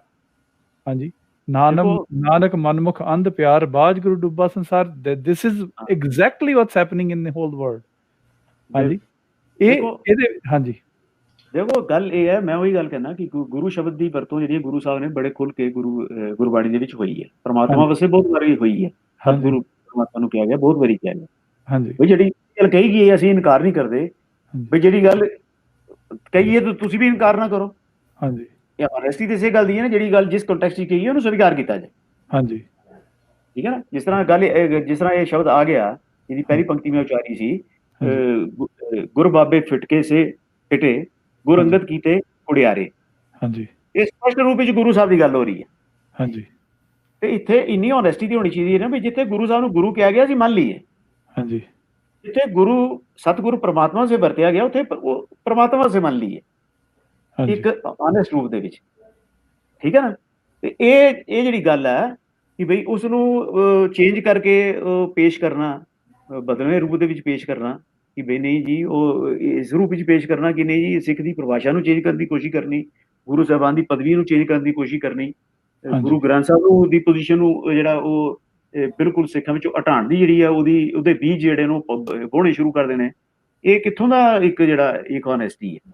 ਇਹ ਤੇ ਉਹੀ ਗੱਲ ਆ ਗਈ ਨਾ ਜਿਹੜੀ ਮੈਂ ਵਾਰ-ਵਾਰ ਐਗਜ਼ਾਮਪਲ ਦੇ ਰਿਹਾ ਕਿ ਬਈ ਇੱਕ ਤਰਫੋਂ ਪਿਤਾ ਦੀ ਦਿੱਤੀ ਪ੍ਰਾਪਰਟੀ ਦੇ ਉੱਪਰ ਹਲ ਵੀ ਵਾਈ ਜਾਣਾ, ਉਹਦੀ ਫਸਲ ਵੀ ਖਾਈ ਜਾਣੀ, ਉਹਦੇ ਉੱਪਰ ਮਕਾਨ ਵੀ ਪਾ ਲੈਣਾ, ਉਹਦਾ ਸਭ ਕੁਝ ਕਰੀ ਜਾਣਾ, ਤੇ ਨਾਲ ਇਹ ਵੀ ਕਹੀ ਜਾਣਾ ਕਿ ਜਿਹਦਾ ਅਸੀਂ ਸਭ ਕੁਝ ਵਰਤੇ ਉਹਦੇ ਸਾਡਾ ਪਿਓ ਹੀ ਨਹੀਂ ਸੀ। ਜੀ ਹੁਣ ਘੜਦਾ ਨਾ ਜੀ ਆਪਣੇ ਕੋਲ ਮੇਰੇ ਖਿਆਲ ਹੁਣ ਸਮਾਂ ਵੀ ਜਿਹੜਾ ਆ ਤਕਰੀਬਨ 2 ਘੰਟੇ ਤੋਂ ਉੱਤੇ ਦਾ ਹੋ ਗਿਆ ਆ। ਹਾਂ, ਮੈਂ ਸਿਰਫ ਇੰਨੀ ਲਾਸਟ ਦੀ ਗੱਲ ਕਹਾਂਗਾ। ਦੇਖੋ ਇਹ ਬਈ ਮੂਲ ਮੰਤਰ ਜਿਹੜਾ ਸਾਡਾ ਗੁਰਬਾਣੀ ਦਾ ਜਿੱਥੋਂ ਆਗਾਜ਼ ਹੁੰਦਾ ਹੈ ਗੁਰੂ ਗ੍ਰੰਥ ਸਾਹਿਬ ਜੀ ਦਾ, ਉੱਥੇ ਸ਼ਬਦ ਆਇਆ ਕਰਤਾ ਪੁਰਖ। ਜੀ ਕਾਦਰ ਪੁਰਖ ਨਹੀਂ ਆਇਆ ਜੀ, ਬਿਲਕੁਲ ਕਰਤਾ ਪੁਰਖ ਹੈ। ਬਿਲਕੁਲ। ਹੁਣ ਜਿਹੜਾ ਕਰਤਾ ਪੁਰਖ ਹੈ ਤੇ ਇੱਕ ਇਹਨਾਂ ਨੇ ਜਿਹੜਾ ਕਾਦਰ ਤੇ ਕੁਦਰਤ ਦੀ ਗੱਲ ਜਿਹੜੀ ਛੇੜੀ ਹੈ, ਇਹਨਾਂ ਨੂੰ ਅਜੇ ਕਾਦਰ ਦਾ ਵੀ ਅਸਲੀ ਮੀਨਿੰਗ ਪਤਾ ਨਹੀਂ ਜੀ। ਜੇ ਕਾਦਰ ਜ਼ੁਬਾਨ ਦਾ ਅਸਲੀ ਇਸਲਾਮਿਕ ਮੀਨਿੰਗ ਦੇਖਿਆ ਜਾਏ ਨਾ, ਜਿੱਥੋਂ ਸ਼ਬਦ ਆਇਆ ਜੀ, ਤੇ ਕਾਦਰ ਦਾ ਮੀਨਿੰਗ ਇਹ ਹੈ ਕਿ ਉਹ ਸ਼ਕਤੀ ਜਿਹਦਾ ਸਾਰੀ ਕਾਇਨਾਤ ਦੇ ਉੱਪਰ ਹੋਲਡ ਹੈ, ਜੀ, ਜਿਹਦੀ ਗ੍ਰਿਪ ਦੇ ਵਿੱਚ ਸਾਰੀ ਕਾਇਨਾਤ ਹੈ। ਜੀ। ਤੇ ਕੁਦਰਤ ਬੇਸਿਕਲੀ ਕਾਇਨਾਤ ਨਹੀਂ ਕਹੀ ਜਾਂਦੀ ਇਨ ਸਟ੍ਰਿਕਟ ਸੈਂਸ। ਜੀ, ਕੁਦਰਤ ਮੈਟਰ ਨਹੀਂ ਹੈ। ਜੀ, ਇਹਨਾਂ ਨੇ ਕੁਦਰਤ ਨੂੰ ਮੈਟਰ ਸਮਝ ਲਿਆ, ਬਈ ਇਹ ਧਰਤੀ, ਇਹ ਚੰਦ ਤਾਰੇ ਸਾਰੀ ਕੁਦਰਤ ਹੈ। ਜੀ, ਕੁਦਰਤ ਬੇਸਿਕਲੀ ਪਰਮਾਤਮਾ ਦੀ ਸ਼ਕਤੀ ਹੈ। ਜੀ, ਬਿਲਕੁਲ ਜੀ। ਸ਼ਾਨ ਇਲਾਹੀ ਹੈ ਜਿਹੜਾ ਇਸਲਾਮਿਕ ਮੀਨਿੰਗ ਹੈ ਨਾ ਉਹਦਾ। ਜੀ, ਕੁਦਰਤ ਮੈਟਰ ਨਹੀਂ ਹੈ, ਕੁਦਰਤ ਸ਼ਾਨ ਇਲਾਹੀ ਹੈ, ਮੈਟਰ ਕਾਇਨਾਤ ਹੈ। ਜੀ।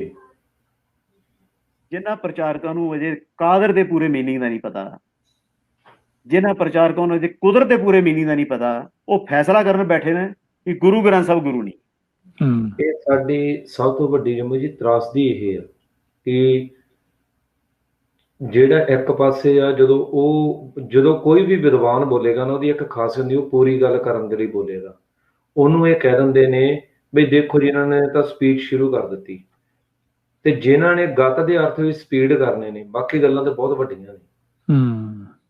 ਸਾਡੀ ਪ੍ਰੋਬਲਮ ਹੀ ਅੱਜ ਇਹ, ਅਸੀਂ ਗੱਤ ਦੇ ਅਰਥ ਸਪੀਡ ਕਰਨ ਵਾਲਿਆਂ ਨੂੰ ਕੋਲੋਂ ਹੋਰ ਕੀ ਉਮੀਦ ਕਰ ਸਕਦੇ ਹਾਂ। ਫਿਰ ਵੀ ਸਰ ਇਹੀ ਤੇ ਤਾਂ ਹੀ ਤੇ ਇਹ ਚੀਜ਼ ਆਉਂਦੀ ਹੈ ਕਿ ਬਈ ਜਿਹੜੇ ਪੁਰਾਣੇ ਸਮੇਂ ਤੇ ਜਿਹੜੇ ਸਾਡੇ ਵਿਦਵਾਨ ਹੋਏ ਨੇ, ਜਿਹੜੇ ਗੁਰਸਿੱਖ ਵੀ ਹੋਏ ਨੇ, ਉਹ ਬਈ ਇਸ ਤਰ੍ਹਾਂ ਦਾ ਗਾਲੀ ਗਲੋਚ ਕਰਕੇ ਜਾਂ ਇਸ ਤਰ੍ਹਾਂ ਦੀਆਂ ਗੱਲਾਂ ਕਰਕੇ ਉਹ ਇਸ ਤਰ੍ਹਾਂ ਦਾ ਸੰਵਾਦ ਨਹੀਂ ਸੀ ਆਪੇ ਚ ਕਰਦੇ, ਇਲਜ਼ਾਮ ਤਰਾਸ਼ੀ ਨਹੀਂ ਸੀ ਕਰਦੇ। ਔਰ ਕਿ ਵਧੀਆ ਨਿਜ਼ਾਮ ਸੀ। ਇੱਕ ਆਪਣੇ ਲੇਖ ਕੋਈ ਵੀ ਵਿਦਵਾਨ ਸੀ, ਉਹ ਆਪਣੀ ਇੱਕ ਜਿਹੜੀ ਸੀ ਉਹ ਕਿਰਤ ਪੂਰੀ ਕਰਦਾ ਸੀ, ਔਰ ਦੂਜੇ ਵਿਦਵਾਨਾਂ ਨੂੰ ਆਪ ਜਿਹੜਾ ਸੀ ਉਹ ਸੱਦਾ ਪੱਤਰ ਭੇਜਦਾ ਸੀ ਕਿ ਭਾਈ ਆਓ ਆਪਾਂ ਬੈਠ ਕੇ ਵਿਚਾਰ ਕਰੀਏ, ਔਰ ਉਹ ਉਨੇ ਹੀ ਪਿਆਰ ਦੇ ਨਾਲ ਅੱਗੇ ਸੋਧ ਕਰਦੇ ਸੀ। ਦੇਖੋ ਭਾਈ ਆਪਣੇ ਦੇਖੋ ਗੁਰਮੁਖ ਪਿਆਰਿਓ, ਬੇਨਤੀ ਆ, ਇਹ ਜਿਹੜਾ ਰਿਵਾਜ ਹੈ ਨਾ ਜੀ, ਇਹ ਜ਼ਰੂਰੀ ਨਹੀਂ ਜਿਹੜੇ ਗੁਰੂ ਗ੍ਰੰਥ ਸਾਹਿਬ ਜੀ ਨੂੰ ਦਸੇ ਪਾਤਸ਼ਾਹੀਆਂ ਦੀ ਆਤਮਿਕ ਜੋਤ ਮੰਨਦੇ ਨੇ ਜਾਂ ਨਹੀਂ ਮੰਨਦੇ, ਜਿਹੜੇ ਜਿਨ੍ਹਾਂ ਨੇ ਕਿੰਤੂ ਪਰੰਤੂ ਸ਼ੁਰੂ ਕਰ ਲਏ, ਇਹ ਸਾਰਿਆਂ ਜੀ ਇਹ ਜਿਹੜੀ ਇਹ ਰਿਵਾਜ ਚੱਲ ਪਿਆ। ਹੁਣ ਜੇ ਕੋਈ ਬੋਲਦਾ ਨਾ, ਕੋਈ ਤੁਹਾਡੀ ਗੱਲ ਨਾਲ ਸਹਿਮਤ ਨਹੀਂ, ਤਾਂ ਉਹਦੇ ਉੱਤੇ ਪਰਸਨਲ ਅਟੈਕ ਸ਼ੁਰੂ ਕਰ ਦਿਓ, ਉਹਦੇ ਬਾਰੇ ਇੰਨਾ ਕੁ ਕੂੜ ਬੋਲੋ ਕਿ ਬੰਦਾ ਮਤਲਬ ਉਹ ਜਾਣੀ ਕਿ ਜਿੱਦਾਂ ਉਹਨੂੰ ਉਹਦੀਆਂ ਭਾਵਨਾਵਾਂ ਨੂੰ ਠੇਸ ਪਹੁੰਚਾਓ ਤੇ ਅਗਲਾ ਚੁੱਪ ਕਰ ਜਾਵੇ। ਇਹ ਜਿਹੜਾ ਰਿਵਾਜ ਚੱਲ ਪਿਆ, ਇਹ ਸਾਰੇ ਪਾਸੇ ਹੀ ਚੱਲ ਰਿਹਾ ਕੰਮ। ਨਹੀਂ, ਅਸੀਂ ਖੁੱਲੇ ਦਿਲ ਦੇ ਨਾਲ ਇਹ ਗੱਲ ਉਹ ਜਿਹੜੀ ਇਹ ਰਿਵਾਜ ਕਿੱਥੋਂ ਆਇਆ ਹੈ? ਦੇਖੋ ਜਿਹੜੇ ਤੁਸੀਂ ਰਿਵਾਜ ਦੀ ਗੱਲ ਕਰ ਰਹੇ ਹੋ ਨਾ, ਬਿਲਕੁਲ ਕਰੈਕਟ ਹੈ। ਇਹ ਰਿਵਾਜ ਆਇਆ ਕਿੱਥੋਂ ਹੈ? ਜੀ ਇਹ ਬੜੀ ਹੀ ਸਾਡੀ ਰੀਸੈਂਟਲੀ ਜੋ ਰਾਜਨੀਤੀ ਚੱਲ ਰਹੀ ਹੈ ਨਾ, ਹਾਂਜੀ ਉਸ ਰਾਜਨੀਤੀ ਵਿੱਚ ਜੋ ਟ੍ਰੋਲਿੰਗ ਸਿਸਟਮ ਚੱਲ ਰਿਹਾ ਨਾ ਕਾਮਯਾਬ ਹੋਣ ਹਾਂਜੀ ਵਾਸਤੇ, ਇਹ ਅੱਜ ਕੀਤਾ ਗਿਆ। ਬਿਲਕੁਲ ਇਹ ਬਿਲਕੁਲ ਉਹਦੀ ਨਕਲ ਹੈ। ਉसी ਤਰਜ਼ ਦੇ ਉੱਪਰ ਪੋਲਿਟਿਕਸ ਖੇਡੀ ਜਾ ਰਹੀ ਹੈ ਪ੍ਰਚਾਰ ਦੇ ਵਿੱਚ। ਬਿਲਕੁਲ। ਔਰ ਤੁਸੀਂ ਇੱਕ ਚੀਜ਼ ਦੇਖੋ, ਇੱਕ ਮੈਂ ਲਾਸਟ ਇੰਪੋਰਟੈਂਟ ਗੱਲ ਸਰੋਤਿਆਂ ਨਾਲ ਸ਼ੇਅਰ ਕਰਾਂਗਾ, ਬੜੀ ਜ਼ਰੂਰੀ ਮੈਂ ਸਮਝਦਾ। ਮੈਂ ਇਹ ਜਿਹੜੇ ਘੱਗਾ ਸਾਹਿਬ ਵਰਗੇ ਵਿਦਵਾਨ ਸੱਜਣ ਸਮਝੇ ਜਾਂਦੇ ਨੇ, ਹੋਰ ਕੁਝ ਪ੍ਰਚਾਰਕ ਵਿਦਵਾਨ ਸੱਜਣ ਸਮਝੇ ਜਾਂਦੇ ਨੇ, ਉਹਨਾਂ ਦੇ ਅੱਗੇ ਮੈਂ ਇੱਕ ਓਪਨ ਉਹਨਾਂ ਨੂੰ ਇੱਕ ਟੈਸਟ ਦੇਣਾ ਚਾਹੁੰਦਾ ਕਿ ਉਹ ਅਗਰ ਸੱਚੇ ਨੇ, ਉਹ ਇਸ ਟੈਸਟ ਨੂੰ ਕਰਕੇ ਦੇਖਣ ਔਰ ਉਸ ਟੈਸਟ ਦਾ ਰਿਜ਼ਲਟ ਦੁਨੀਆ ਦੇ ਸਾਹਮਣੇ ਰੱਖਣ ਇਮਾਨਦਾਰੀ ਦੇ ਨਾਲ, ਕਿ ਉਹ ਇੱਕ ਨੌਜਵਾਨ ਨੂੰ ਮਿਲਣ ਜਿਹਦੀ ਉਮਰ 20 21 22 ਸਾਲ 25 ਸਾਲ ਹੋਏ, ਉਹਨੂੰ ਜਪਜੀ ਸਾਹਿਬ ਦੀਆਂ 5 ਪੌੜੀਆਂ ਦੇ ਦੇਣ ਔਰ ਉਹਨੂੰ ਕਹਿਣ ਇਹ 5 ਪੌੜੀਆਂ ਦਾ ਮੀਨਿੰਗ ਕਰਕੇ ਲਿਆ, ਪਰ ਸ਼ਰਤ ਇੱਕ ਹੈ ਕਿ ਤੂੰ ਇਹਦੇ ਵਾਸਤੇ ਕਿਸੇ ਵੀ ਮਹਾਨ ਕੋਸ਼ ਨੂੰ ਜਾਂ ਕਿਸੇ ਵੀ ਕੋਸ਼ ਨੂੰ ਤੂੰ ਕੰਸਲਟ ਨਹੀਂ ਕਰਨਾ, ਜੀ ਕਿਸੇ ਵੀ ਡਿਕਸ਼ਨਰੀ ਨੂੰ ਕੰਸਲਟ ਨਹੀਂ ਕਰਨਾ, ਤੂੰ ਇਹਦੇ ਅਰਥ ਕਰਕੇ ਲਿਆ। ਜੀ ਉਹ ਬੱਚਾ ਅਰਥ ਨਹੀਂ ਕਰ ਸਕੇਗਾ, ਬਿਲਕੁਲ। ਉਹਨੂੰ ਡਿਕਸ਼ਨਰੀਆਂ ਵਿੱਚ ਜਾਣਾ ਪਏਗਾ। ਜਾਣਾ ਪਏਗਾ, ਬਿਲਕੁਲ। ਜਿੱਥੇ ਫਿਰ ਜਿਹੜੇ ਡਿਕਸ਼ਨਰੀਆਂ ਵਿੱਚ ਜਾਏਗਾ, ਜੀ ਡਿਕਸ਼ਨਰੀਆਂ ਵਿੱਚ ਜਾ ਕੇ ਵੀ ਉਹਨੇ ਅਰਥ ਨਹੀਂ ਕਰ ਪਾਣੇ। ਜੀ ਕਿਉਂ? ਕਿਉਂਕਿ ਜਿੱਥੇ ਮਹਾਰਾਜ ਦੀ ਪੰਕਤੀ ਆਏਗੀ, ਇੱਕ ਸੀ ਮਾਇਆ ਜਿਨ ਉਪਾਈ ਤਿੰਨ ਚੇਲੇ ਪ੍ਰਵਾਨ, ਇੱਕ ਸੰਸਾਰੀ ਇੱਕ ਭੰਡਾਰੀ ਇੱਕ ਲਾਏ ਦੀ ਬਾਣ। ਜੀ ਇੱਥੇ ਉਹ ਭੰਡਾਰੀ ਸੰਸਾਰੀ ਦੇ ਬਾਣ ਦੇ ਅਰਥ ਤੇ ਸਮਝ ਲਏਗਾ, ਲੇਕਿਨ ਇਹ ਕੰਟੈਕਸਟ ਨਹੀਂ ਸਮਝ ਪਾਏਗਾ ਕਿ ਸੰਸਾਰੀ ਭੰਡਾਰੀ ਦੀਵਾਨ ਲਾਣ ਦਾ ਕੰਟੈਕਸਟ ਹੈ ਕੀ ਹੈ। ਬਿਲਕੁਲ। ਉਹਦੇ ਅਰਥ ਲੱਭਣ ਵਾਸਤੇ ਉਹਨੂੰ ਉਹ ਸੰਸਾਰੀ ਭੰਡਾਰੀ ਦੇ ਦੀਵਾਨ ਲਾਣ ਵਾਲੇ ਦੀ ਥਾਟ ਪ੍ਰੋਸੈਸ ਵੀ ਜਾਣਾ ਪਏਗਾ ਕਿ ਉਹ ਹੈ ਕੀ ਸੀ। ਜੀ ਬਿਲਕੁਲ। ਜਿਹਦੇ ਉੱਪਰ ਗੁਰੂ ਸਾਹਿਬ ਨੇ ਗੱਲ ਕੀਤੀ ਹੈ, ਬਿਲਕੁਲ। ਤੇ ਉਹਨੂੰ ਜਾ ਕੇ ਉਹ ਗ੍ਰੰਥ ਪੜ੍ਹਨੇ ਪੈਣਗੇ, ਬਿਲਕੁਲ, ਜਿੱਥੋਂ ਉਹ ਸ਼ਬਦ ਆਏ ਨੇ, ਜਿੱਥੋਂ ਰੈਫਰੈਂਸ ਗੁਰੂ ਸਾਹਿਬ ਨੇ ਲੈ ਕੇ ਆਪਣੀ ਗੱਲ ਕਹੀ ਹੈ। ਐਗਜ਼ੈਕਟਲੀ। ਤੇ ਇਹ ਗੱਲ ਕਹਿਣੀ, ਜੇ ਇਹ ਉਸ ਨੌਜਵਾਨ ਕੋਲ ਅਰਥ ਕਰਾ ਜਾਣ, ਇਹ ਕੰਡੀਸ਼ਨ ਲਗਾ ਕੇ ਕਿ ਪਹਿਲੀ ਤੇ ਤੂੰ ਡਿਕਸ਼ਨਰੀ ਨਹੀਂ ਕੋਈ ਦੇਖਣੀ, ਦੂਸਰਾ ਤੂੰ ਕੋਈ ਟੀਕਾ ਨਹੀਂ ਦੇਖਣਾ, ਤੀਸਰਾ ਤੂੰ ਕੋਈ ਗ੍ਰੰਥ ਨਹੀਂ ਪੜ੍ਹਨਾ, ਤੇ ਤੂੰ ਮਹਾਰਾਜ ਦੀਆਂ ਇਹ 5 ਪੌੜੀਆਂ ਦੀਆਂ ਵਿਆਖਿਆ ਕਰ ਦੇ, ਤੇ ਜੇ ਉਹ ਕਰ ਜਾਏ ਤੇ ਇਹ ਸਾਰੇ ਸੱਚੇ ਨੇ, ਅਸੀਂ ਝੂਠੇ ਹਾਂ, ਮੈਂ ਝੂਠਾ। ਜੀ।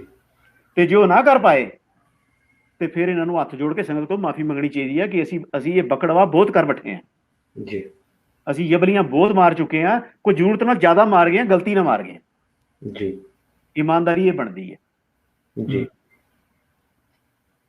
ਬਿਲਕੁਲ। ਕਹਿੰਦੇ ਜੀ ਗੁਰੂ ਗ੍ਰੰਥ ਸਾਹਿਬ ਦੀ ਬਾਣੀ ਨਾਲ ਜੁੜੋ। ਗੁਰੂ ਗ੍ਰੰਥ ਸਾਹਿਬ ਦੀ ਬਾਣੀ ਨਾਲ ਬੰਦਾ ਜੁੜੇਗਾ ਕਿਸ ਤਰ੍ਹਾਂ? ਵੀ ਕਿਸੇ ਦੇ ਅਰਥ ਪੜੇਗਾ ਤੇ ਜੁੜੇਗਾ ਨਾ। ਜੀ। ਕਿਸੇ ਸ਼ਬਦ ਦੇ ਅਰਥ ਡਿਕਸ਼ਨਰੀ ਚੋਂ ਦੇਖੇਗਾ ਤੇ ਜੁੜੇਗਾ। ਜੀ। ਠੀਕ ਹੈ ਨਾ। ਤੇ ਜੇ ਤੁਸੀਂ ਕਹਿੰਦੇ ਹੋ ਕਿ ਨਹੀਂ ਜੀ ਇਹ ਅਰਥ ਹੀ ਸਾਰੇ ਗਲਤ ਕੀਤੇ ਗਏ ਨੇ, ਜੀ, ਤੇ ਫਿਰ ਠੀਕ ਹੈ, ਉਹਨੂੰ ਕਹੋ ਵੀ ਤੂੰ ਆਪ ਅਰਥ ਕਰ ਲੈ। ਜੀ। ਤੇ ਜੋ ਕਰ ਹੀ ਨਹੀਂ ਸਕਦਾ, ਤੇ ਫਿਰ ਤੁਸੀਂ ਕਿਹੜੇ ਮੂੰਹ ਨਾਲ ਕਹਿੰਦੇ ਹੋ ਵੀ ਇਹ ਸਾਰੀਆਂ ਗੱਲਾਂ ਹੀ ਬੇਕਾਰ ਨੇ, ਇਹਨਾਂ ਨੂੰ ਛੱਡ ਦਿਓ, ਇਹਨਾਂ ਪੜ੍ਹਨਾ ਹੀ ਨਹੀਂ ਚਾਹੀਦਾ। ਜੀ। ਬਿਨਾਂ ਕੰਟੈਕਸਟ ਨੂੰ ਪੜ੍ਹੇ ਅਸੀਂ ਤੇ ਗੁਰੂ ਗ੍ਰੰਥ ਸਾਹਿਬ ਦੇ ਅਰਥ ਹੀ ਨਹੀਂ ਕਰ ਸਕਦੇ। ਜੀ। ਅਸੀਂ ਬਾਣੀ ਨੂੰ ਸਮਝ ਹੀ ਨਹੀਂ ਸਕਦੇ। ਬਿਲਕੁਲ। ਇਹ ਕਹਿੰਦੇ ਨੇ ਵੀ ਰੱਦ ਕਰੋ, ਉਹ ਵੀ ਰੱਦ ਕਰੋ, ਉਹ ਵੀ ਰੱਦ ਕਰੋ, ਉਹ ਵੀ ਰੱਦ ਕਰੋ, ਇਹਨੂੰ ਕਾਟਾ ਮਾਰੋ, ਉਹਨੂੰ ਕਾਟਾ ਮਾਰੋ। ਆਓ ਸਭ ਤੋਂ ਵਧੀਆ ਤਰੀਕਾ ਇਹ ਵੀ ਤੁਸੀਂ ਖੁਦ ਹੀ ਰੱਦ ਹੋ ਜਾਓ ਨਾ, ਸਾਰਾ ਕੁਝ ਛੱਡ ਦਿਓ।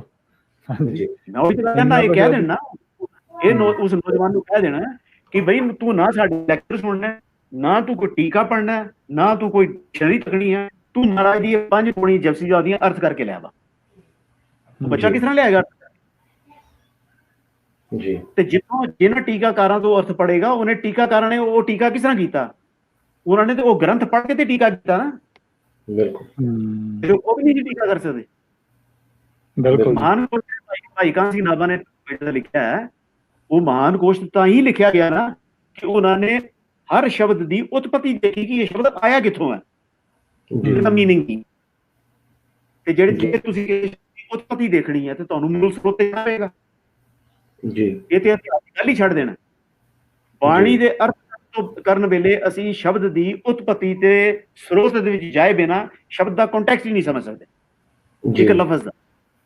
ਇਸ ਤਰ੍ਹਾਂ ਤੁਸੀਂ ਤਾਂ ਹੀ ਦੇਖੋ ਕਿ ਤੁਸੀਂ ਅਗਰ ਐਜੂਕੇਸ਼ਨ ਦੀ ਥਿਊਰੀ ਪੜ੍ਹੋ, ਤੁਸੀਂ ਇਕਨੋਮਿਕਸ ਦੀ ਥਿਊਰੀ ਪੜ੍ਹੋ, ਜੀ ਤੁਸੀਂ ਸਾਈਕੋਲੋਜੀ ਪੜ੍ਹੋ ਤੇ ਜਿੱਥੇ ਵੀ ਕੋਈ ਵੀ ਸਟਾਰਟ ਹੁੰਦਾ ਚੈਪਟਰ, ਅਗਰ ਉਹ ਮੈਮਰੀ ਹੈ, ਅਗਰ ਉਹ ਬਿਹੇਵੀਅਰ ਹੈ, ਅਗਰ ਉਹ ਅਥਾਰਟੀ ਹੈ, ਅਗਰ ਉਹ ਡੈਮੋਕ੍ਰੇਸੀ ਹੈ, ਤੇ ਉਹਦਾ ਸਭ ਤੋਂ ਪਹਿਲੇ ਉੱਥੇ ਲਿਖਿਆ ਹੁੰਦਾ ਹੈ ਕਿ ਡੈਮੋਕ੍ਰੇਸੀ ਸ਼ਬਦ ਆਇਆ ਕਿੱਥੋਂ ਹੈ, ਸਾਈਕੋਲੋਜੀ ਆਇਆ ਕਿੱਥੋਂ ਹੈ, ਇਹ ਲੈਟਿਨ ਭਾਸ਼ਾ ਤੋਂ ਆਇਆ ਹੈ, ਇਹ ਗ੍ਰੀਕ ਭਾਸ਼ਾ ਤੋਂ ਆਇਆ ਹੈ। ਉੱਥੋਂ ਸ਼ਬਦ ਨਿਕਲ ਕੇ ਤਾਂ ਉਹਦਾ ਕੰਟੈਕਸਟ ਬਣਦਾ ਹੈ ਕਿ ਵਾਕਈ ਹੀ ਅਸੀਂ ਜਿਸ ਸ਼ਬਦ ਦੀ ਗੱਲ ਕਰਨ ਜਾ ਰਹੇ ਹਾਂ ਉਹ ਇਸ ਕਨਸੈਪਟ ਨਾਲ ਰਿਲੇਟਡ ਹੈ। ਜੀ ਜਦ ਤੱਕ ਉਹ ਉਸ ਸ਼ਬਦ ਦੀ ਉਤਪਤੀ ਨੂੰ ਨਹੀਂ ਦੱਸਣਗੇ ਤਦ ਤੱਕ ਉਹ ਚੈਪਟਰ ਦਾ ਅਥੈਂਟਿਕ ਨਹੀਂ ਬਣਦੀ ਕਿ ਜੋ ਡੈਮੋਕ੍ਰੇਸੀ ਦੇ ਉੱਪਰ ਇਹ ਗੱਲ ਕਰਨ ਜਾ ਰਿਹਾ ਬੰਦਾ, ਇਹ ਕਿਆ ਉਸੇ ਡੈਮੋਕ੍ਰੇਸੀ ਦੀ ਗੱਲ ਕਰਨ ਜਾ ਰਿਹਾ ਜੋ ਡੈਮੋਕ੍ਰੇਸੀ ਦਾ ਰੀਅਲ ਮੀਨਿੰਗ ਹੈ। ਜੀ ਰੀਅਲ ਮੀਨਿੰਗ ਜਾਣ ਵਾਸਤੇ ਸ਼ਬਦ ਦੀ ਉਤਪਤੀ ਦੇਖਣੀ ਪੈਂਦੀ ਹੈ ਕਿ ਉਹ ਕਿਹੜੇ ਗ੍ਰੰਥ ਤੋਂ ਆਈ ਹੈ। ਬਿਲਕੁਲ। ਇਹ ਗੱਲ ਹੈ ਕਿ ਬਈ ਇਹ ਗੁਰਬਾਣੀ ਨੂੰ ਗੁਰੂ ਸਾਹਿਬ ਦੀ ਬਾਣੀ ਦੇ ਹੀ ਅਰਥ ਕਰਨਾ ਸਹੀ ਤਰ੍ਹਾਂ ਨਹੀਂ ਜਾਣਦੇ ਤੇ ਫਿਰ ਦਾਅਵੇ ਦੇ ਰੂਪ ਦੇ ਵਿੱਚ ਗੱਲ ਨਹੀਂ ਕਰਨੀ ਚਾਹੀਦੀ। ਹਾਂ, ਬੰਦਾ ਕੋਈ ਗੱਲ ਕਹਿੰਦਾ ਹੈ, ਇਹਦੇ ਵਿੱਚ ਗੱਲ ਕਰਕੇ ਕਹਿੰਦਾ ਕਿ ਇਹ ਮੈਨੂੰ ਸਮਝ ਆਈ ਹੈ, ਉਸ ਦਾ ਮੈਂ ਗਲਤ ਨਹੀਂ ਹਾਂ ਇਸ ਮਾਮਲੇ 'ਚ, ਉਹ ਅਲੱਗ ਹੈ। ਪਰ ਉਹਨੂੰ ਡੰਡਾ ਲੈ ਕੇ ਤੇ ਲਾਗੂ ਕਰਨ ਨਿਕਲ ਪੈਣਾ, ਆਪਣੇ ਬਣਾਏ ਦੇ ਅਰਥਾਂ ਨੂੰ ਤੇ ਆਪਣੀ ਗੱਲਾਂ ਨੂੰ ਤੇ ਡਾਂਗ ਲੈ ਕੇ ਲਾਗੂ ਕਰਨ ਨਿਕਲ ਪੈਣਾ, ਇਲਜ਼ਾਮ ਤਰਾਸ਼ੀ ਸ਼ੁਰੂ ਕਰ ਦੇਣੀ ਆ, ਔਰ ਹਰ ਗੱਲ ਦੇ ਉੱਪਰ ਜਿੱਥੇ ਬੰਦਾ ਸਹਿਮਤ ਨਹੀਂ ਉੱਥੇ ਬੰਦੇ ਦੇ ਗੱਲ ਪੈ ਜਾਣਾ, ਉੱਥੇ ਬੰਦੇ ਦਾ ਕੰਨ ਪਕੜਨਾ। ਜੀ ਇਹ ਕਿਹੜਾ ਤਰੀਕਾ ਹੈ ਗੱਲ ਕਰਨ ਦਾ? ਬਸ ਇਹੀ ਕੋਸ਼ਿਸ਼ ਸਾਡੇ ਕੋਲ ਬਚਿਆ ਜੀ ਅੱਜ। ਇਹ ਕੁਝ ਬਚਿਆ ਜੀ ਬਿਲਕੁਲ। ਨੌਜਵਾਨ ਇਤਨੇ ਦੇਖੋ, ਨੌਜਵਾਨ ਸਾਡੇ ਬੇਵਕੂਫ ਨਹੀਂ ਆਣੇ ਨੇ ਜੀ। ਕੁਛ ਚਿਰ ਵਾਸਤੇ ਉਹਨਾਂ ਨੂੰ ਵਰਗਲਾਇਆ ਜਾ ਸਕਦਾ, ਲੇਕਿਨ ਅਲਟੀਮੇਟਲੀ ਉਹਨਾਂ ਨੇ ਗੁਰੂ ਵਾਲੇ ਪਾਸੇ ਮੁੜਨਾ ਹੀ ਮੁੜਨਾ ਜੀ। ਇਹ ਤਾਂ ਹੈ। ਆਪਾਂ ਹਿਸਟਰੀ ਜਦੋਂ ਮਰਜ਼ੀ ਫੋਲ ਕੇ ਦੇਖ ਲਈਏ, ਸਾਡੇ 'ਚ ਉਤਰਾਅ ਤੇ ਚੜਾਅ ਦੋਨੇ ਆਏ ਨੇ। ਹਾਂ, ਔਰ ਇਹ ਸਾਡੀ ਖਾਸੀਅਤ ਹੈ। ਭਾਈ ਮਾਨ ਸਿੰਘ ਜਿਹੜਾ ਭਾਈ ਮਾਨ ਸਿੰਘ ਜੀ, ਉਹ ਵੀ ਖੁਦ ਮੁਖਤਿਆਰੀ ਚਾਹੁੰਦਾ ਸੀ ਨਾ ਜੀ। ਉਹ ਗੁਰੂ ਤੋਂ ਆਜ਼ਾਦ ਹੋ ਕੇ ਖੁਦ ਮੁਖਤਿਆਰੀ ਚਾਹੁੰਦਾ ਸੀ ਜੀ, ਤੇ ਉਹਨੇ ਖੁਦ ਮੁਖਤਿਆਰੀ ਵਾਸਤੇ ਬਦਾਵਾ ਲਿਖਿਆ ਜੀ, ਕਿ ਮੈਂ ਆਪਣੇ ਪੈਰਾਂ ਤੇ ਖੜਾ ਹੋਵਾਂਗਾ, ਹੁਣ ਖੁਦ ਮੁਖਤਿਆਰ ਹੋਵਾਂਗਾ ਤੇ ਤੈਨੂੰ ਬਦਾਵਾ ਦੇ ਦੇਣਾ, ਜੀ। ਤੂੰ ਸਾਡਾ ਗੁਰੂ ਨਹੀਂ, ਅਸੀਂ ਤੇਰੇ ਸਿੱਖ ਨਹੀਂ। ਜੀ, ਤੇ ਆ ਗਿਆ ਬਾਹਰ। ਜੀ। ਬਾਹਰ ਆ ਕੇ ਉਹਨੂੰ ਅਹਿਸਾਸ ਹੋਇਆ ਉਸ ਘਟਨਾਕ੍ਰਮ ਤੋਂ ਕਿ ਨਹੀਂ, ਸਿੱਖ ਦੀ ਖੁਦ ਮੁਖਤਿਆਰੀ ਤੇ ਗੁਰੂ ਦੀ ਡਿਕਟੇਟਰਸ਼ਿਪ ਕਬੂਲ ਕਰਨ ਵਿੱਚ ਹੈ। ਜਦ ਤੱਕ ਗੁਰੂ ਦਾ ਡਿਕਟੋਰੀਅਲ ਐਸਪੈਕਟ ਨਹੀਂ ਮਾਨ ਸਿੰਘ ਨੂੰ ਸਮਝ ਆਇਆ ਤਦ ਤੱਕ ਉਹ ਆਜ਼ਾਦ ਨਹੀਂ ਹੋ ਸਕਿਆ। ਜਿਹਨੇ ਨੂੰ ਇਹ ਸਮਝ ਆਈ ਕਿ ਮੈਂ ਗੁਰੂ ਨੂੰ ਬੇਦਾਵਾ ਦੇ ਕੇ ਆਪਣੀ ਆਜ਼ਾਦੀ ਦੀ ਭਾਲ ਵਿੱਚ ਬਾਹਰ ਨਿਕਲਿਆ, ਇਹ ਆਜ਼ਾਦੀ ਨਹੀਂ ਹੈ, ਇਹ ਮੈਂ 72 ਜੀਵਨ 'ਚ ਆ ਗਿਆ, ਮੇਰੀ ਆਜ਼ਾਦੀ ਅਸਲੀ ਉਸ ਦਿਨ ਹੋਏਗੀ ਜਿਸ ਦਿਨ ਮੈਂ ਗੁਰੂ ਦੀ ਡਿਕਟੇਟਰਸ਼ਿਪ ਦੇ ਵਿੱਚ ਜਾਵਾਂਗਾ। ਤੇ ਉਹ ਵਾਪਸ ਪਰਤ ਗਿਆ, ਤੇ ਵਾਪਸ ਪਰਤ ਕੇ ਜਿਹੜੇ ਉਹਨੇ ਸ਼ਹੀਦੀ ਪਾਈ ਤੇ ਕਲਗੀਧਰ ਦੀ ਗੋਦ ਦੇ ਵਿੱਚ ਉਹਨੇ ਕਿਹਾ ਕਿ ਗੁਰੂ ਮੈਨੂੰ ਬਖਸ਼ ਦੇ। ਜੀ। ਉਹਨੇ ਮਾਨ ਸਿੰਘ ਨੇ ਸਮਝਿਆ ਸੀ ਕਿ ਗੁਰੂ ਦੀ ਡਿਕਟੇਟਰਸ਼ਿਪ ਦੇ ਵਿੱਚ ਜੀਣਾ ਸਿੱਖ ਦੀ ਆਜ਼ਾਦੀ ਹੈ। ਜੀ। ਜਿਹੜਾ ਬੰਦਾ ਗੁਰੂ ਦੀ ਡਿਕਟੇਟਰਸ਼ਿਪ ਤੋਂ ਬਾਹਰ ਨਿਕਲ ਗਿਆ ਉਹ ਖੁਦ ਮੁਖਤਿਆਰ ਨਹੀਂ ਹੋ ਸਕਦਾ, ਉਹ ਕਿਸੇ ਹੋਰ ਦਾ ਗੁਲਾਮ ਹੋਏਗਾ। ਜੀ ਬਿਲਕੁਲ। ਗੁਰੂ ਦੀ ਅਥਾਰਟੀ ਨੂੰ, ਗੁਰੂ ਦੀ ਪਦਵੀ ਨੂੰ ਮੰਨਣਾ, ਗੁਰੂ ਦੇ ਡਿਕਟੋਰੀਅਲ ਐਸਪੈਕਟ ਨੂੰ ਸਵੀਕਾਰ ਕਰਨਾ, ਉਹਦੀ ਅਥਾਰਟੀ ਨੂੰ ਸਵੀਕਾਰ ਕਰਨਾ। ਜਿਹੜੇ ਅਸੀਂ ਉਹਦੀ ਅਥਾਰਟੀ ਨੂੰ ਸਵੀਕਾਰ ਕਰਨੇ ਆ ਤੇ ਅਸੀਂ ਗੁਰੂ ਦੇ ਸਿੱਖ ਹੁੰਦੇ ਆ। ਜਿਹੜੇ ਅਸੀਂ ਉਹਦੀ ਅਥਾਰਟੀ ਨੂੰ ਨਗੇਟ ਕਰਨ ਤੇ ਆ ਜਾਵਾਂਗੇ ਨਾ, ਉਹਦੇ ਖਿਲਾਫ ਦੁਸ਼ਪ੍ਰਚਾਰ ਔਰ ਜਗਾਨਾ ਪ੍ਰਚਾਰ ਕਰਨ ਲਗਾਂਗੇ, ਫਿਰ ਅਸੀਂ ਗੁਰੂ ਦੇ ਸਿੱਖ ਨਹੀਂ ਹੋਵਾਂਗੇ, ਅਸੀਂ ਆਪਣੇ ਥਾਟ ਪ੍ਰੋਸੈਸ ਦੇ ਸਿੱਖ ਹੋਵਾਂਗੇ ਜਾਂ ਕਿਸੇ ਹੋਰ ਦੇ ਸਿੱਖ ਹੋਵਾਂਗੇ। ਜੀ।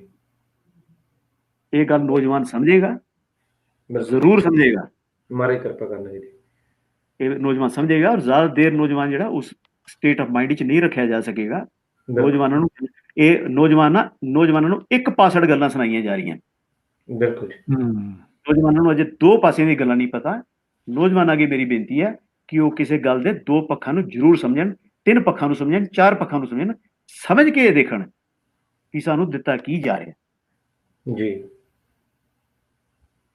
ਬਿਲਕੁਲ। ਪ੍ਰਮਾਤਮਾ ਕਿਰਪਾ ਕਰਨ, ਮਹਾਰਾਜ ਸਾਹਿਬ ਮਿਹਰ ਕਰਨ ਤੇ ਜ਼ਰੂਰ ਉਹ ਦਿਨ ਦੂਰ ਨਹੀਂ ਹੈ ਜਦੋਂ ਨੌਜਵਾਨੀ ਜਿਹੜੀ ਹੈਗੀ ਆ ਉਹ ਜਾਗੇਗੀ, ਉਹ ਗੱਲ ਨੂੰ ਸਮਝੇਗੀ ਤੇ ਜਦੋਂ ਉਹਨਾਂ ਦੀ ਗੱਲ ਸਮਝ 'ਚ ਆ ਗਈ। ਪਰ ਉਹਦੇ ਵਿੱਚ ਮੈਂ ਦੁਬਾਰਾ ਤੋਂ ਇੱਕ, ਜਿੱਥੇ ਭਾਈ ਹਰਦੇਵ ਸਿੰਘ ਜੀ ਆਪ ਜੀ ਨੇ ਬਹੁਤ ਖੁੱਲੇ ਦਿਲ ਦੇ ਨਾਲ ਵਿਚਾਰ ਦਿੰਦੇ ਹੋ, ਅਸੀਂ ਵੀ ਇੱਕ ਗੱਲ ਖੁੱਲੇ ਦਿਲ ਦੇ ਨਾਲ ਇਹ ਗੱਲ ਕਹਿਣੀ ਚਾਹਾਂਗੇ, ਚਾਹੇ ਉਹ ਕਿਸੇ ਵੀ ਪੱਖ ਦੇ ਪ੍ਰਚਾਰਕ ਨੇ, ਪ੍ਰਚਾਰ ਇਹ ਕਦੇ ਨਹੀਂ ਹੋ ਸਕਦਾ ਕਿ ਮੈਂ ਦੂਸਰੇ ਤੇ ਉਦੋਂ ਵੱਡਾ ਇਲਜ਼ਾਮ ਲਾਵਾਂ। ਇਲਜ਼ਾਮ ਪ੍ਰਸਤੀ ਕਦੇ ਵੀ ਜਿਹੜਾ ਆ ਉਹ ਪ੍ਰਚਾਰ ਨਹੀਂ ਹੋ ਸਕਦਾ। ਇਹ ਪ੍ਰਚਾਰ ਕੁਝ ਸੱਜਣਾ ਸਾਰੇ ਮੁੜੋ।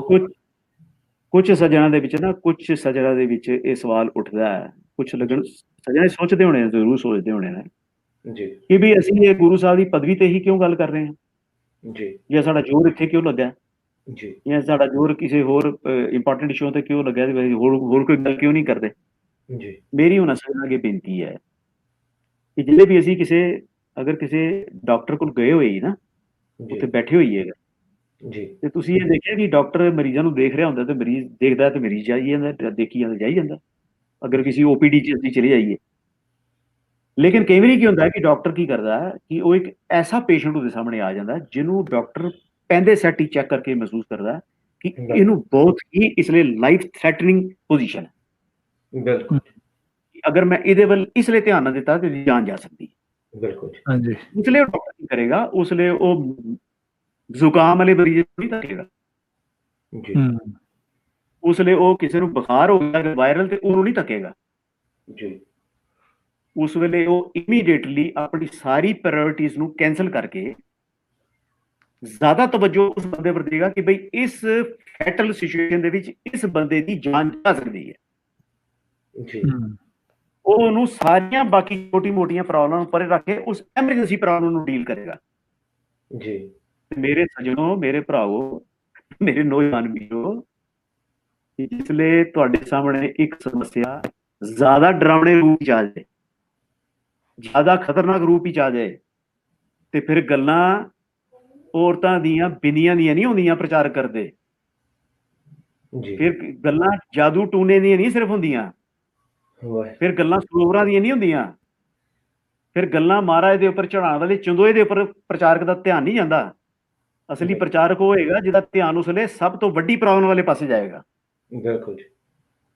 ਤੇ ਉਹ ਪ੍ਰਚਾਰਕ ਜਾਂ ਉਹ ਸੱਜਣ ਨੂੰ ਉਹਨਾਂ ਨੂੰ ਸੁਣਨ ਵਾਲੇ ਇਹ ਕਹਿਣ ਕਿ ਬਈ ਅਸੀਂ ਹੁਣ ਕਿਸੇ ਔਰਤ ਦੀ ਬਿੰਦੀ ਚੂੜੀਆਂ ਤੇ ਵਰਤ ਦੀ ਗੱਲ ਕਿਉਂ ਨਹੀਂ ਕਰ ਰਹੇ, ਅਸੀਂ ਗੁਰੂ ਸਾਹਿਬ ਦੀ ਪਦਵੀ ਦੀ ਹੀ ਗੱਲ ਕਿਉਂ ਕਰ ਰਹੇ ਹਾਂ, ਅਸੀਂ ਗੁਰੂ ਸਾਹਿਬ ਦੀ ਪਦਵੀ ਦੇ ਆਉਣ ਵਾਲੇ ਇਸ ਬਚਕਾਨਾ ਅਟੈਕ ਦੀ ਗੱਲ ਇਸ ਵਾਸਤੇ ਕਰ ਰਹੇ ਹਾਂ ਕਿ that is very much more serious problem than all these problems। ਉਹ ਪ੍ਰੋਬਲਮਾਂ ਸਾਲਵ ਹੋ ਸਕਦੀਆਂ। ਅਸੀਂ ਕਿਸੇ ਔਰਤ ਨੂੰ, ਕਿਸੇ ਵੀਰ ਨੂੰ ਵਹਿਮਾਂ ਭਰਮਾਂ ਤੋਂ ਕੱਢਣ ਵਾਸਤੇ, ਸਮਝਾਉਣ ਵਾਸਤੇ ਗੱਲਾਂ ਸਮਝਾਉਂਦੇ ਰਹਿ ਸਕਦੇ ਹਾਂ, ਸਮਝਾਉਂਦੇ ਰਹਾਂਗੇ, ਲੇਕਿਨ ਜਿਹਦੇ ਬੇਸ ਤੇ ਅਸੀਂ ਉਹਨੂੰ ਗੱਲਾਂ ਸਮਝਾਉਣੀਆਂ ਨਾ, ਜਦ ਉਹ ਬੇਸ ਹੀ ਸਾਡੇ ਤੋਂ ਛਿੱਤਰ ਖੋਹ ਲਿਆ ਗਿਆ, ਉਹਦੀ ਛਤਰ ਛਾਇਆ ਸਾਡੇ ਸਿਰ ਤੋਂ ਢਾਲੀ ਗਈ, ਤੇ ਫਿਰ ਤੁਹਾਡੀ ਇਹਨਾਂ ਸਾਰੀਆਂ ਗੱਲਾਂ ਦਾ ਮਤਲਬ ਬਚਣਾ ਕੀ ਹੈ। ਬਿਲਕੁਲ ਜੀ। ਸਾਡੀ ਸਾਹ ਰਗ ਦੇ ਉੱਤੇ ਹਮਲਾ ਹੋ ਰਿਹਾ, ਇਸ ਲਈ ਸਾਡਾ ਪਹਿਲਾ ਧਿਆਨ ਇਹ ਜਾਏਗਾ ਕਿ ਆਪਦੀ ਸਾਹ ਰਗ ਨੂੰ ਬਚਾਇਆ ਜਾਵੇ। ਬਿਲਕੁਲ।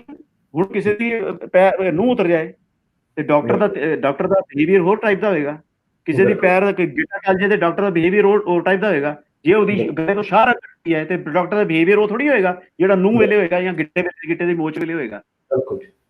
ਆਪਾਂ ਇੰਜ ਕਰਦੇ ਹਾਂ ਜੀ, ਇਸੇ ਹੀ ਜਿਹੜਾ ਵਿਸ਼ੇ ਦੇ ਉੱਤੇ ਪ੍ਰੋਗਰਾਮ ਆਪਾਂ ਅਗਲੇ ਵੀ ਵੀਕ ਦੇ ਵਿੱਚ ਕਰ ਲਵਾਂਗੇ, ਕਿਉਂਕਿ ਬਹੁਤ ਸਾਰੀਆਂ ਹਜੇ ਜਿਹੜੇ ਨਾਲ ਰਲਦੇ ਮਿਲਦੇ ਜਿਹੜੇ ਨੇ ਆਪਾਂ ਜਿੱਥੇ ਵਿਚਾਰ ਕਰ ਸਕਦੇ ਹਾਂ, ਬਹੁਤ ਸਾਰੇ ਪੱਖ ਨੇ ਜੋ ਅਧੂਰੇ ਨੇ। ਤੇ ਮੈਂ ਚਾਹੁੰਦਾ ਇਹ ਸੀ ਵੀ ਇਹ ਪ੍ਰੋਗਰਾਮ ਜਿਹੜੇ ਆਪਾਂ ਛੋਟੇ ਰੱਖੀਏ ਤਾਂ ਜੋ ਬਾਅਦ ਦੇ ਵਿੱਚ ਵੀ ਜਿਹੜੀਆਂ ਸੰਗਤਾਂ ਨੇ ਸੁਣਨੀਆਂ, ਕਿਉਂਕਿ ਜਿੰਨਾ ਜ਼ਿਆਦਾ ਲੈਂਥੀ ਹੋ ਜਾਂਦਾ ਫਿਰ ਉਹਨਾਂ ਨੂੰ ਸੁਣਨਾ ਮੁਸ਼ਕਲ ਹੋ ਜਾਂਦਾ, ਤੇ ਆਪਾਂ ਇਹਨੂੰ 2 ਪਾਰਟਾਂ ਦੇ ਵਿੱਚ ਕਰ ਲਈਏ, ਕਿਉਂਕਿ ਹਜੇ ਬਹੁਤ ਸਾਰੇ ਨੇ ਕਿਵੇਂ ਇਹ ਸਾਰੇ ਕਿੰਤੂ ਪ੍ਰੰਤੂ ਸਟਾਰਟ ਨੇ, ਲੜੀਵਾਰ ਕਿੱਦਾਂ ਅੱਗੇ ਦੇ ਅੱਗੇ ਕੰਮ ਵਧਿਆ ਤੇ ਕਿੱਥੇ ਕਿੱਥੇ ਸਾਡੇ ਆਪਦੇ ਫੇਲੀਅਰਸ ਰਹੇ ਨੇ, ਉਹ ਆਪਾਂ ਸਾਰੀ ਗੱਲ ਹੀ ਮੇਰੇ ਖਿਆਲ ਨਾਲ ਦੀ ਨਾਲ ਦੇ ਵਿਚਾਰਦੇ ਚੱਲਾਂਗੇ। ਜਿੰਨੀ ਗੁਰੂ ਮਹਾਰਾਜ ਦੀ ਕਿਰਪਾ ਕਰਨਗੇ ਉਸ ਹਿਸਾਬ ਨਾਲ ਆਪਾਂ ਵਿਚਾਰ ਲਾਂਗੇ। ਬਿਲਕੁਲ ਤੁਸੀਂ ਠੀਕ ਹੈ। ਜਿਹੜੀਆਂ ਗੱਲਾਂ ਇਹ ਪਿਛਲੇ 10 ਸਾਲ 12 ਸਾਲ ਤੋਂ ਕਰ ਰਹੇ ਨਾ, ਉਹਨਾਂ ਦੇ ਜਵਾਬ 2-3 2.5 ਘੰਟੇ 4 ਘੰਟੇ ਤੇ ਬਣੇਗਾ ਹੀ ਨਾ। ਹਾਂਜੀ ਬਿਲਕੁਲ। ਇਹਨਾਂ ਦੇ 10-15 ਸਾਲ ਆਏ ਨਾ ਤੇ ਸਾਡੇ ਨੈਚੁਰਲੀ 2-4 ਘੰਟੇ ਲੱਗਣਗੇ ਜਾਂ 2 ਪਾਰਟ ਲੱਗਣਗੇ। ਹਾਂ, ਆਪਾਂ ਇਸੇ ਤਰੀਕੇ ਨਾਲ ਹੌਲੀ ਹੌਲੀ ਜਿਹੜਾ ਹੈਗਾ ਉਹ ਵਿਚਾਰਾਂ ਕਰਦੇ ਚੱਲਾਂਗੇ। ਉਹਦੇ ਵਿੱਚ ਬਹੁਤ ਸਾਰੇ ਪੱਖ ਜਿਹੜੇ ਨਾਲ ਆਉਂਦੇ ਜਾਣਗੇ, ਕਲੀਅਰ ਹੁੰਦੇ ਜਾਣਗੇ। ਤੇ ਏਕ ਨੂੰ ਰੇਡੀਓ ਦਾ ਇਹ ਇੱਕ ਵੱਡਾ ਸੁਭਾਗ ਰਿਹਾ ਕਿ ਬਹੁਤ ਸਾਰੇ ਵਿਦਵਾਨ ਪੁਰਸ਼ ਨੇ, ਗਿਆਨੀ ਪੁਰਸ਼ ਨੇ ਜਿਹੜੇ ਸਾਡਾ ਪ੍ਰੋਗਰਾਮ ਜਿਹੜਾ ਸੁਣਦੇ ਨੇ, ਤੇ ਇਹ ਮਹਾਰਾਜ ਸਾਹਿਬ ਦੀ ਕਿਰਪਾ ਆ ਤੇ ਇਹ ਜਿਹੜਾ ਗੁਰਸਿੱਖਾਂ ਦਾ ਤਰਸ ਆ।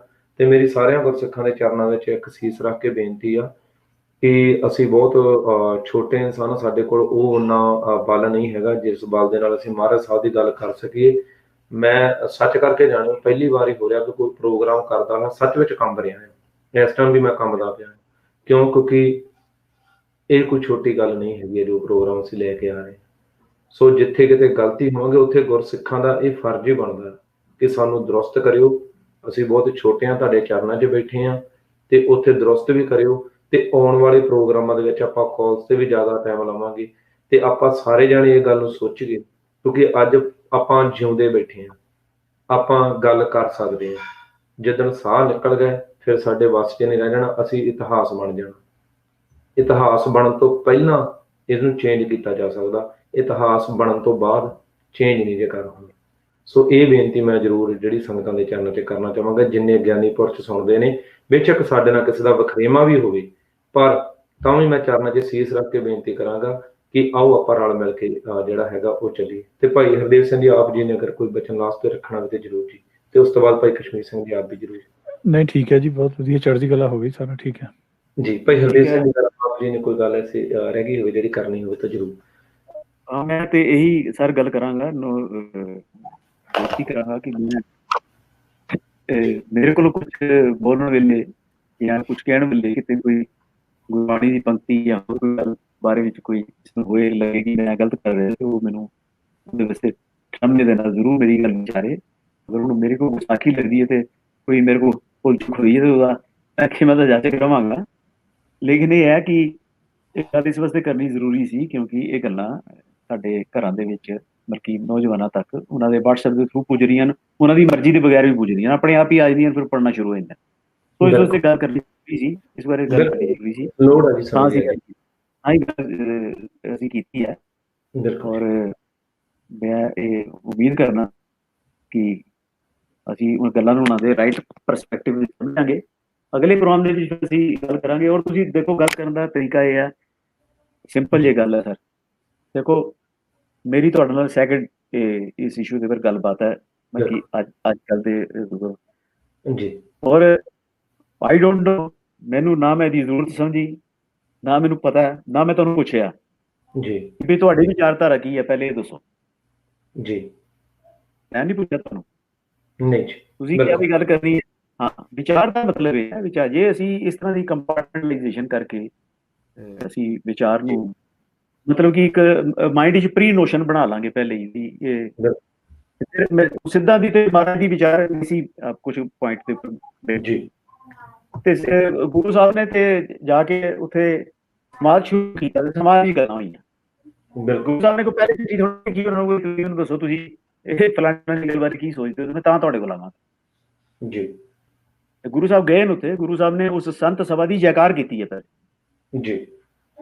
ਬਾਕੀ ਸਮਾਜ ਦੀ ਇਤਨੀ ਰਿਸਪੈਕਟ ਕੀਤੀ ਹੈ ਕਿ ਉਸ ਸਭਾ ਨੂੰ ਪਹਿਲੇ ਉਹਨਾਂ ਨੇ ਉਹਦੀ ਜੈਕਾਰ ਕੀਤੀ ਹੈ, ਉਹਨੂੰ ਆਦਰ ਸਤਿਕਾਰ ਮਾਣ ਬਖਸ਼ਿਆ ਜੀ।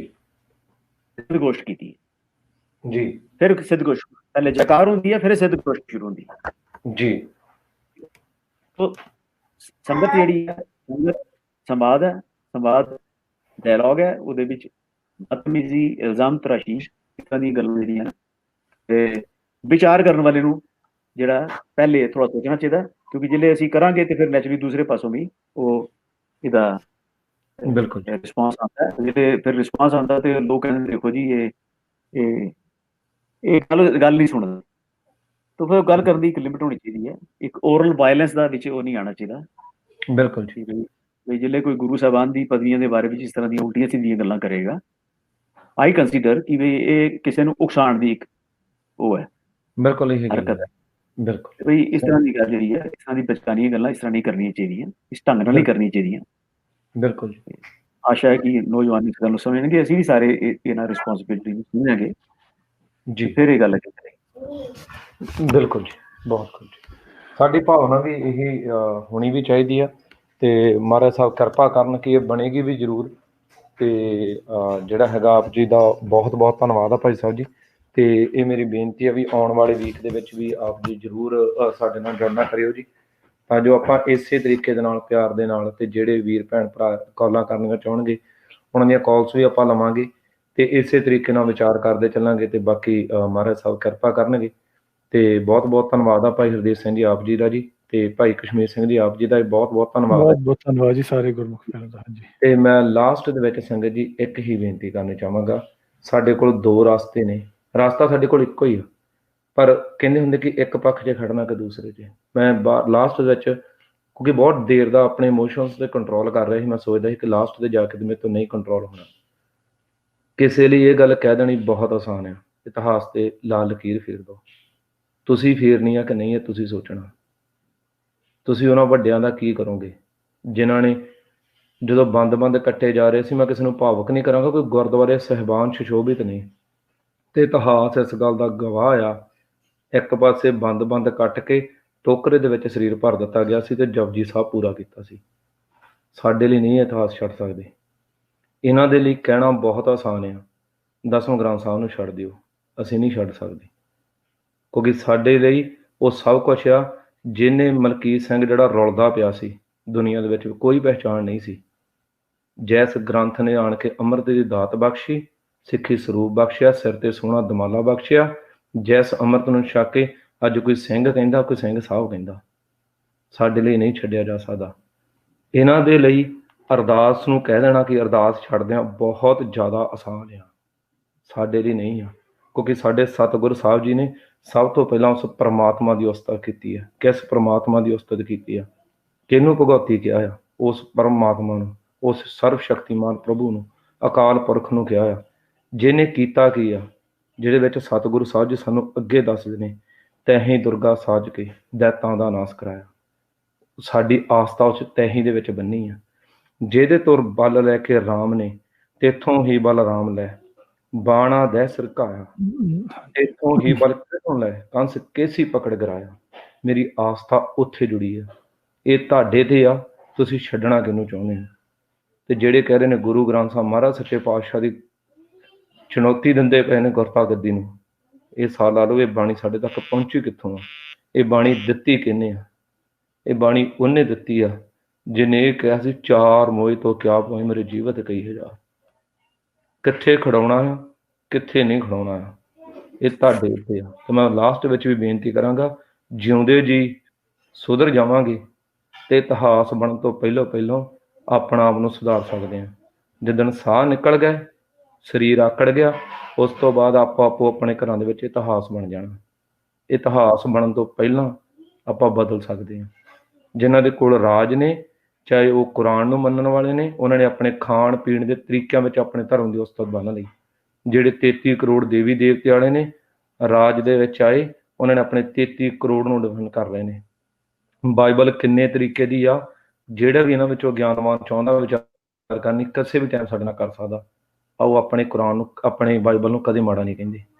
ਤੇ ਜਿਨ੍ਹਾਂ ਕੋਲ ਰਾਜ ਹੈ ਨਹੀਂ, ਉਹ ਇਤਿਹਾਸ ਤੋਂ ਮੁਨਕਰ, ਉਹ ਅਰਦਾਸ ਤੋਂ ਮੁਨਕਰ, ਉਹ ਆਪਣੇ ਗੁਰੂ ਗ੍ਰੰਥ ਸਾਹਿਬ ਤੋਂ ਮੁਨਕਰ, ਅੱਜ ਜ਼ਮੀਨ ਜਾਇਦਾਦਾਂ ਤੋਂ ਮੁਨਕਰ, ਪਾਣੀ ਤੋਂ ਮੁਨਕਰ, ਕਿਹੜੀ ਚੀਜ਼ ਤੋਂ ਮੁਨਕਰ ਨਹੀਂ ਹੋ ਰਹੇ। ਇਹ ਸਭ ਕੁਛ ਦਾ ਕਾਰਨ ਇਹੀ ਆ, ਕਿਉਂਕਿ ਤੁਹਾਡੇ ਕੋਲ ਜਦੋਂ ਪ੍ਰਚਾਰ ਸੀ, ਗੁਰੂ ਗ੍ਰੰਥ ਸਾਹਿਬ ਨੂੰ ਹਾਜ਼ਰ ਨਾਜ਼ਰ ਕਹਿੰਦੇ ਸੀ, ਤਾਂ ਅਬਦਾਲੀ ਨੂੰ ਵੀ ਕਹਿੰਦੇ ਸੀ ਪਾੜ ਕੇ ਵਿੱਚ ਦੀ ਨਿਕਲ ਜਾਂਗੇ। ਉਹ ਨਿਕਲੇ, ਸਿਰ ਵੱਢਣ ਤੋਂ ਬਾਅਦ ਉੱਠ ਕੇ ਫਿਰ ਲੜ ਕੇ ਫਿਰ ਜਿੱਤੇ। ਜਦੋਂ ਤੁਹਾਡੇ ਕੋਲ ਆਪਣੇ ਤੇ ਉੱਤੇ ਮਾਣ ਹੀ ਨਾ ਸਤਿਗੁਰਾਂ ਤੇ ਰਹਿ ਗਿਆ, ਅੱਜ ਜਿਹੜਾ ਮਰਜ਼ੀ ਕਦੇ ਬੰਗਲੌਰ ਦੇ ਵਿੱਚ ਦਸਤਾਰ ਲਾ ਦਿੰਦਾ, ਕੋਈ ਪੰਜਾਬ ਦੀ ਧਰਤੀ ਤੇ ਲਾ ਦਿੰਦਾ, ਕਿਤੇ ਵੀ ਲਾ ਦਿੰਦਾ।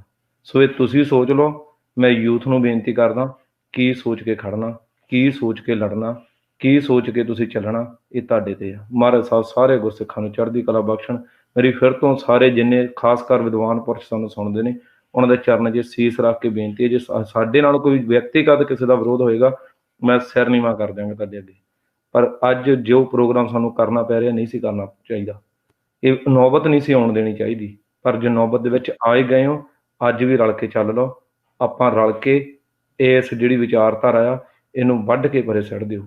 ਤੇ ਜੇ ਨਾ ਸਿੱਟੀ ਤੇ ਆਉਣ ਵਾਲਾ ਇਤਿਹਾਸ ਸਾਡੇ ਤੇ ਲਾਹਣਤਾਂ ਪਾਵੇਗਾ। ਉਹ ਲਾਹਣਤਾਂ ਪਾਉਣ ਲੱਗੇ ਉਹਨੇ ਨਹੀਂ ਕਹਿਣਾ ਕਿ ਕਿਹੜਾ ਟਕਸਾਲ ਦੇ ਵਿੱਚੋਂ ਸੀ, ਕਿਹੜਾ ਨਿਹੰਗ ਸਿੰਘਾਂ ਦੇ ਵਿੱਚੋਂ ਸੀ, ਕਿਹੜਾ ਅਖੰਡ ਕੀਰਤਨੀ ਜੱਥੇ ਦੇ ਵਿੱਚੋਂ ਸੀ, ਕਿਹੜਾ ਮਿਸ਼ਨਰੀ ਦੇ ਵਿੱਚੋਂ ਸੀ। ਫਿਰ ਸਾਰੇ ਆਪਾਂ ਇੱਕ ਰਸੇ ਲੰਘਣਾ ਹੈ। ਸੋ ਇਹ ਮੈਂ ਤੁਹਾਡੇ ਚਰਨਾਂ 'ਚ ਸੀਸ ਰੱਖ ਕੇ ਬੇਨਤੀ ਕਰਦਾ। ਬਹੁਤ ਬਹੁਤ ਧੰਨਵਾਦ ਜੀ। ਵਾਹਿਗੁਰੂ ਜੀ ਕਾ ਖਾਲਸਾ, ਵਾਹਿਗੁਰੂ।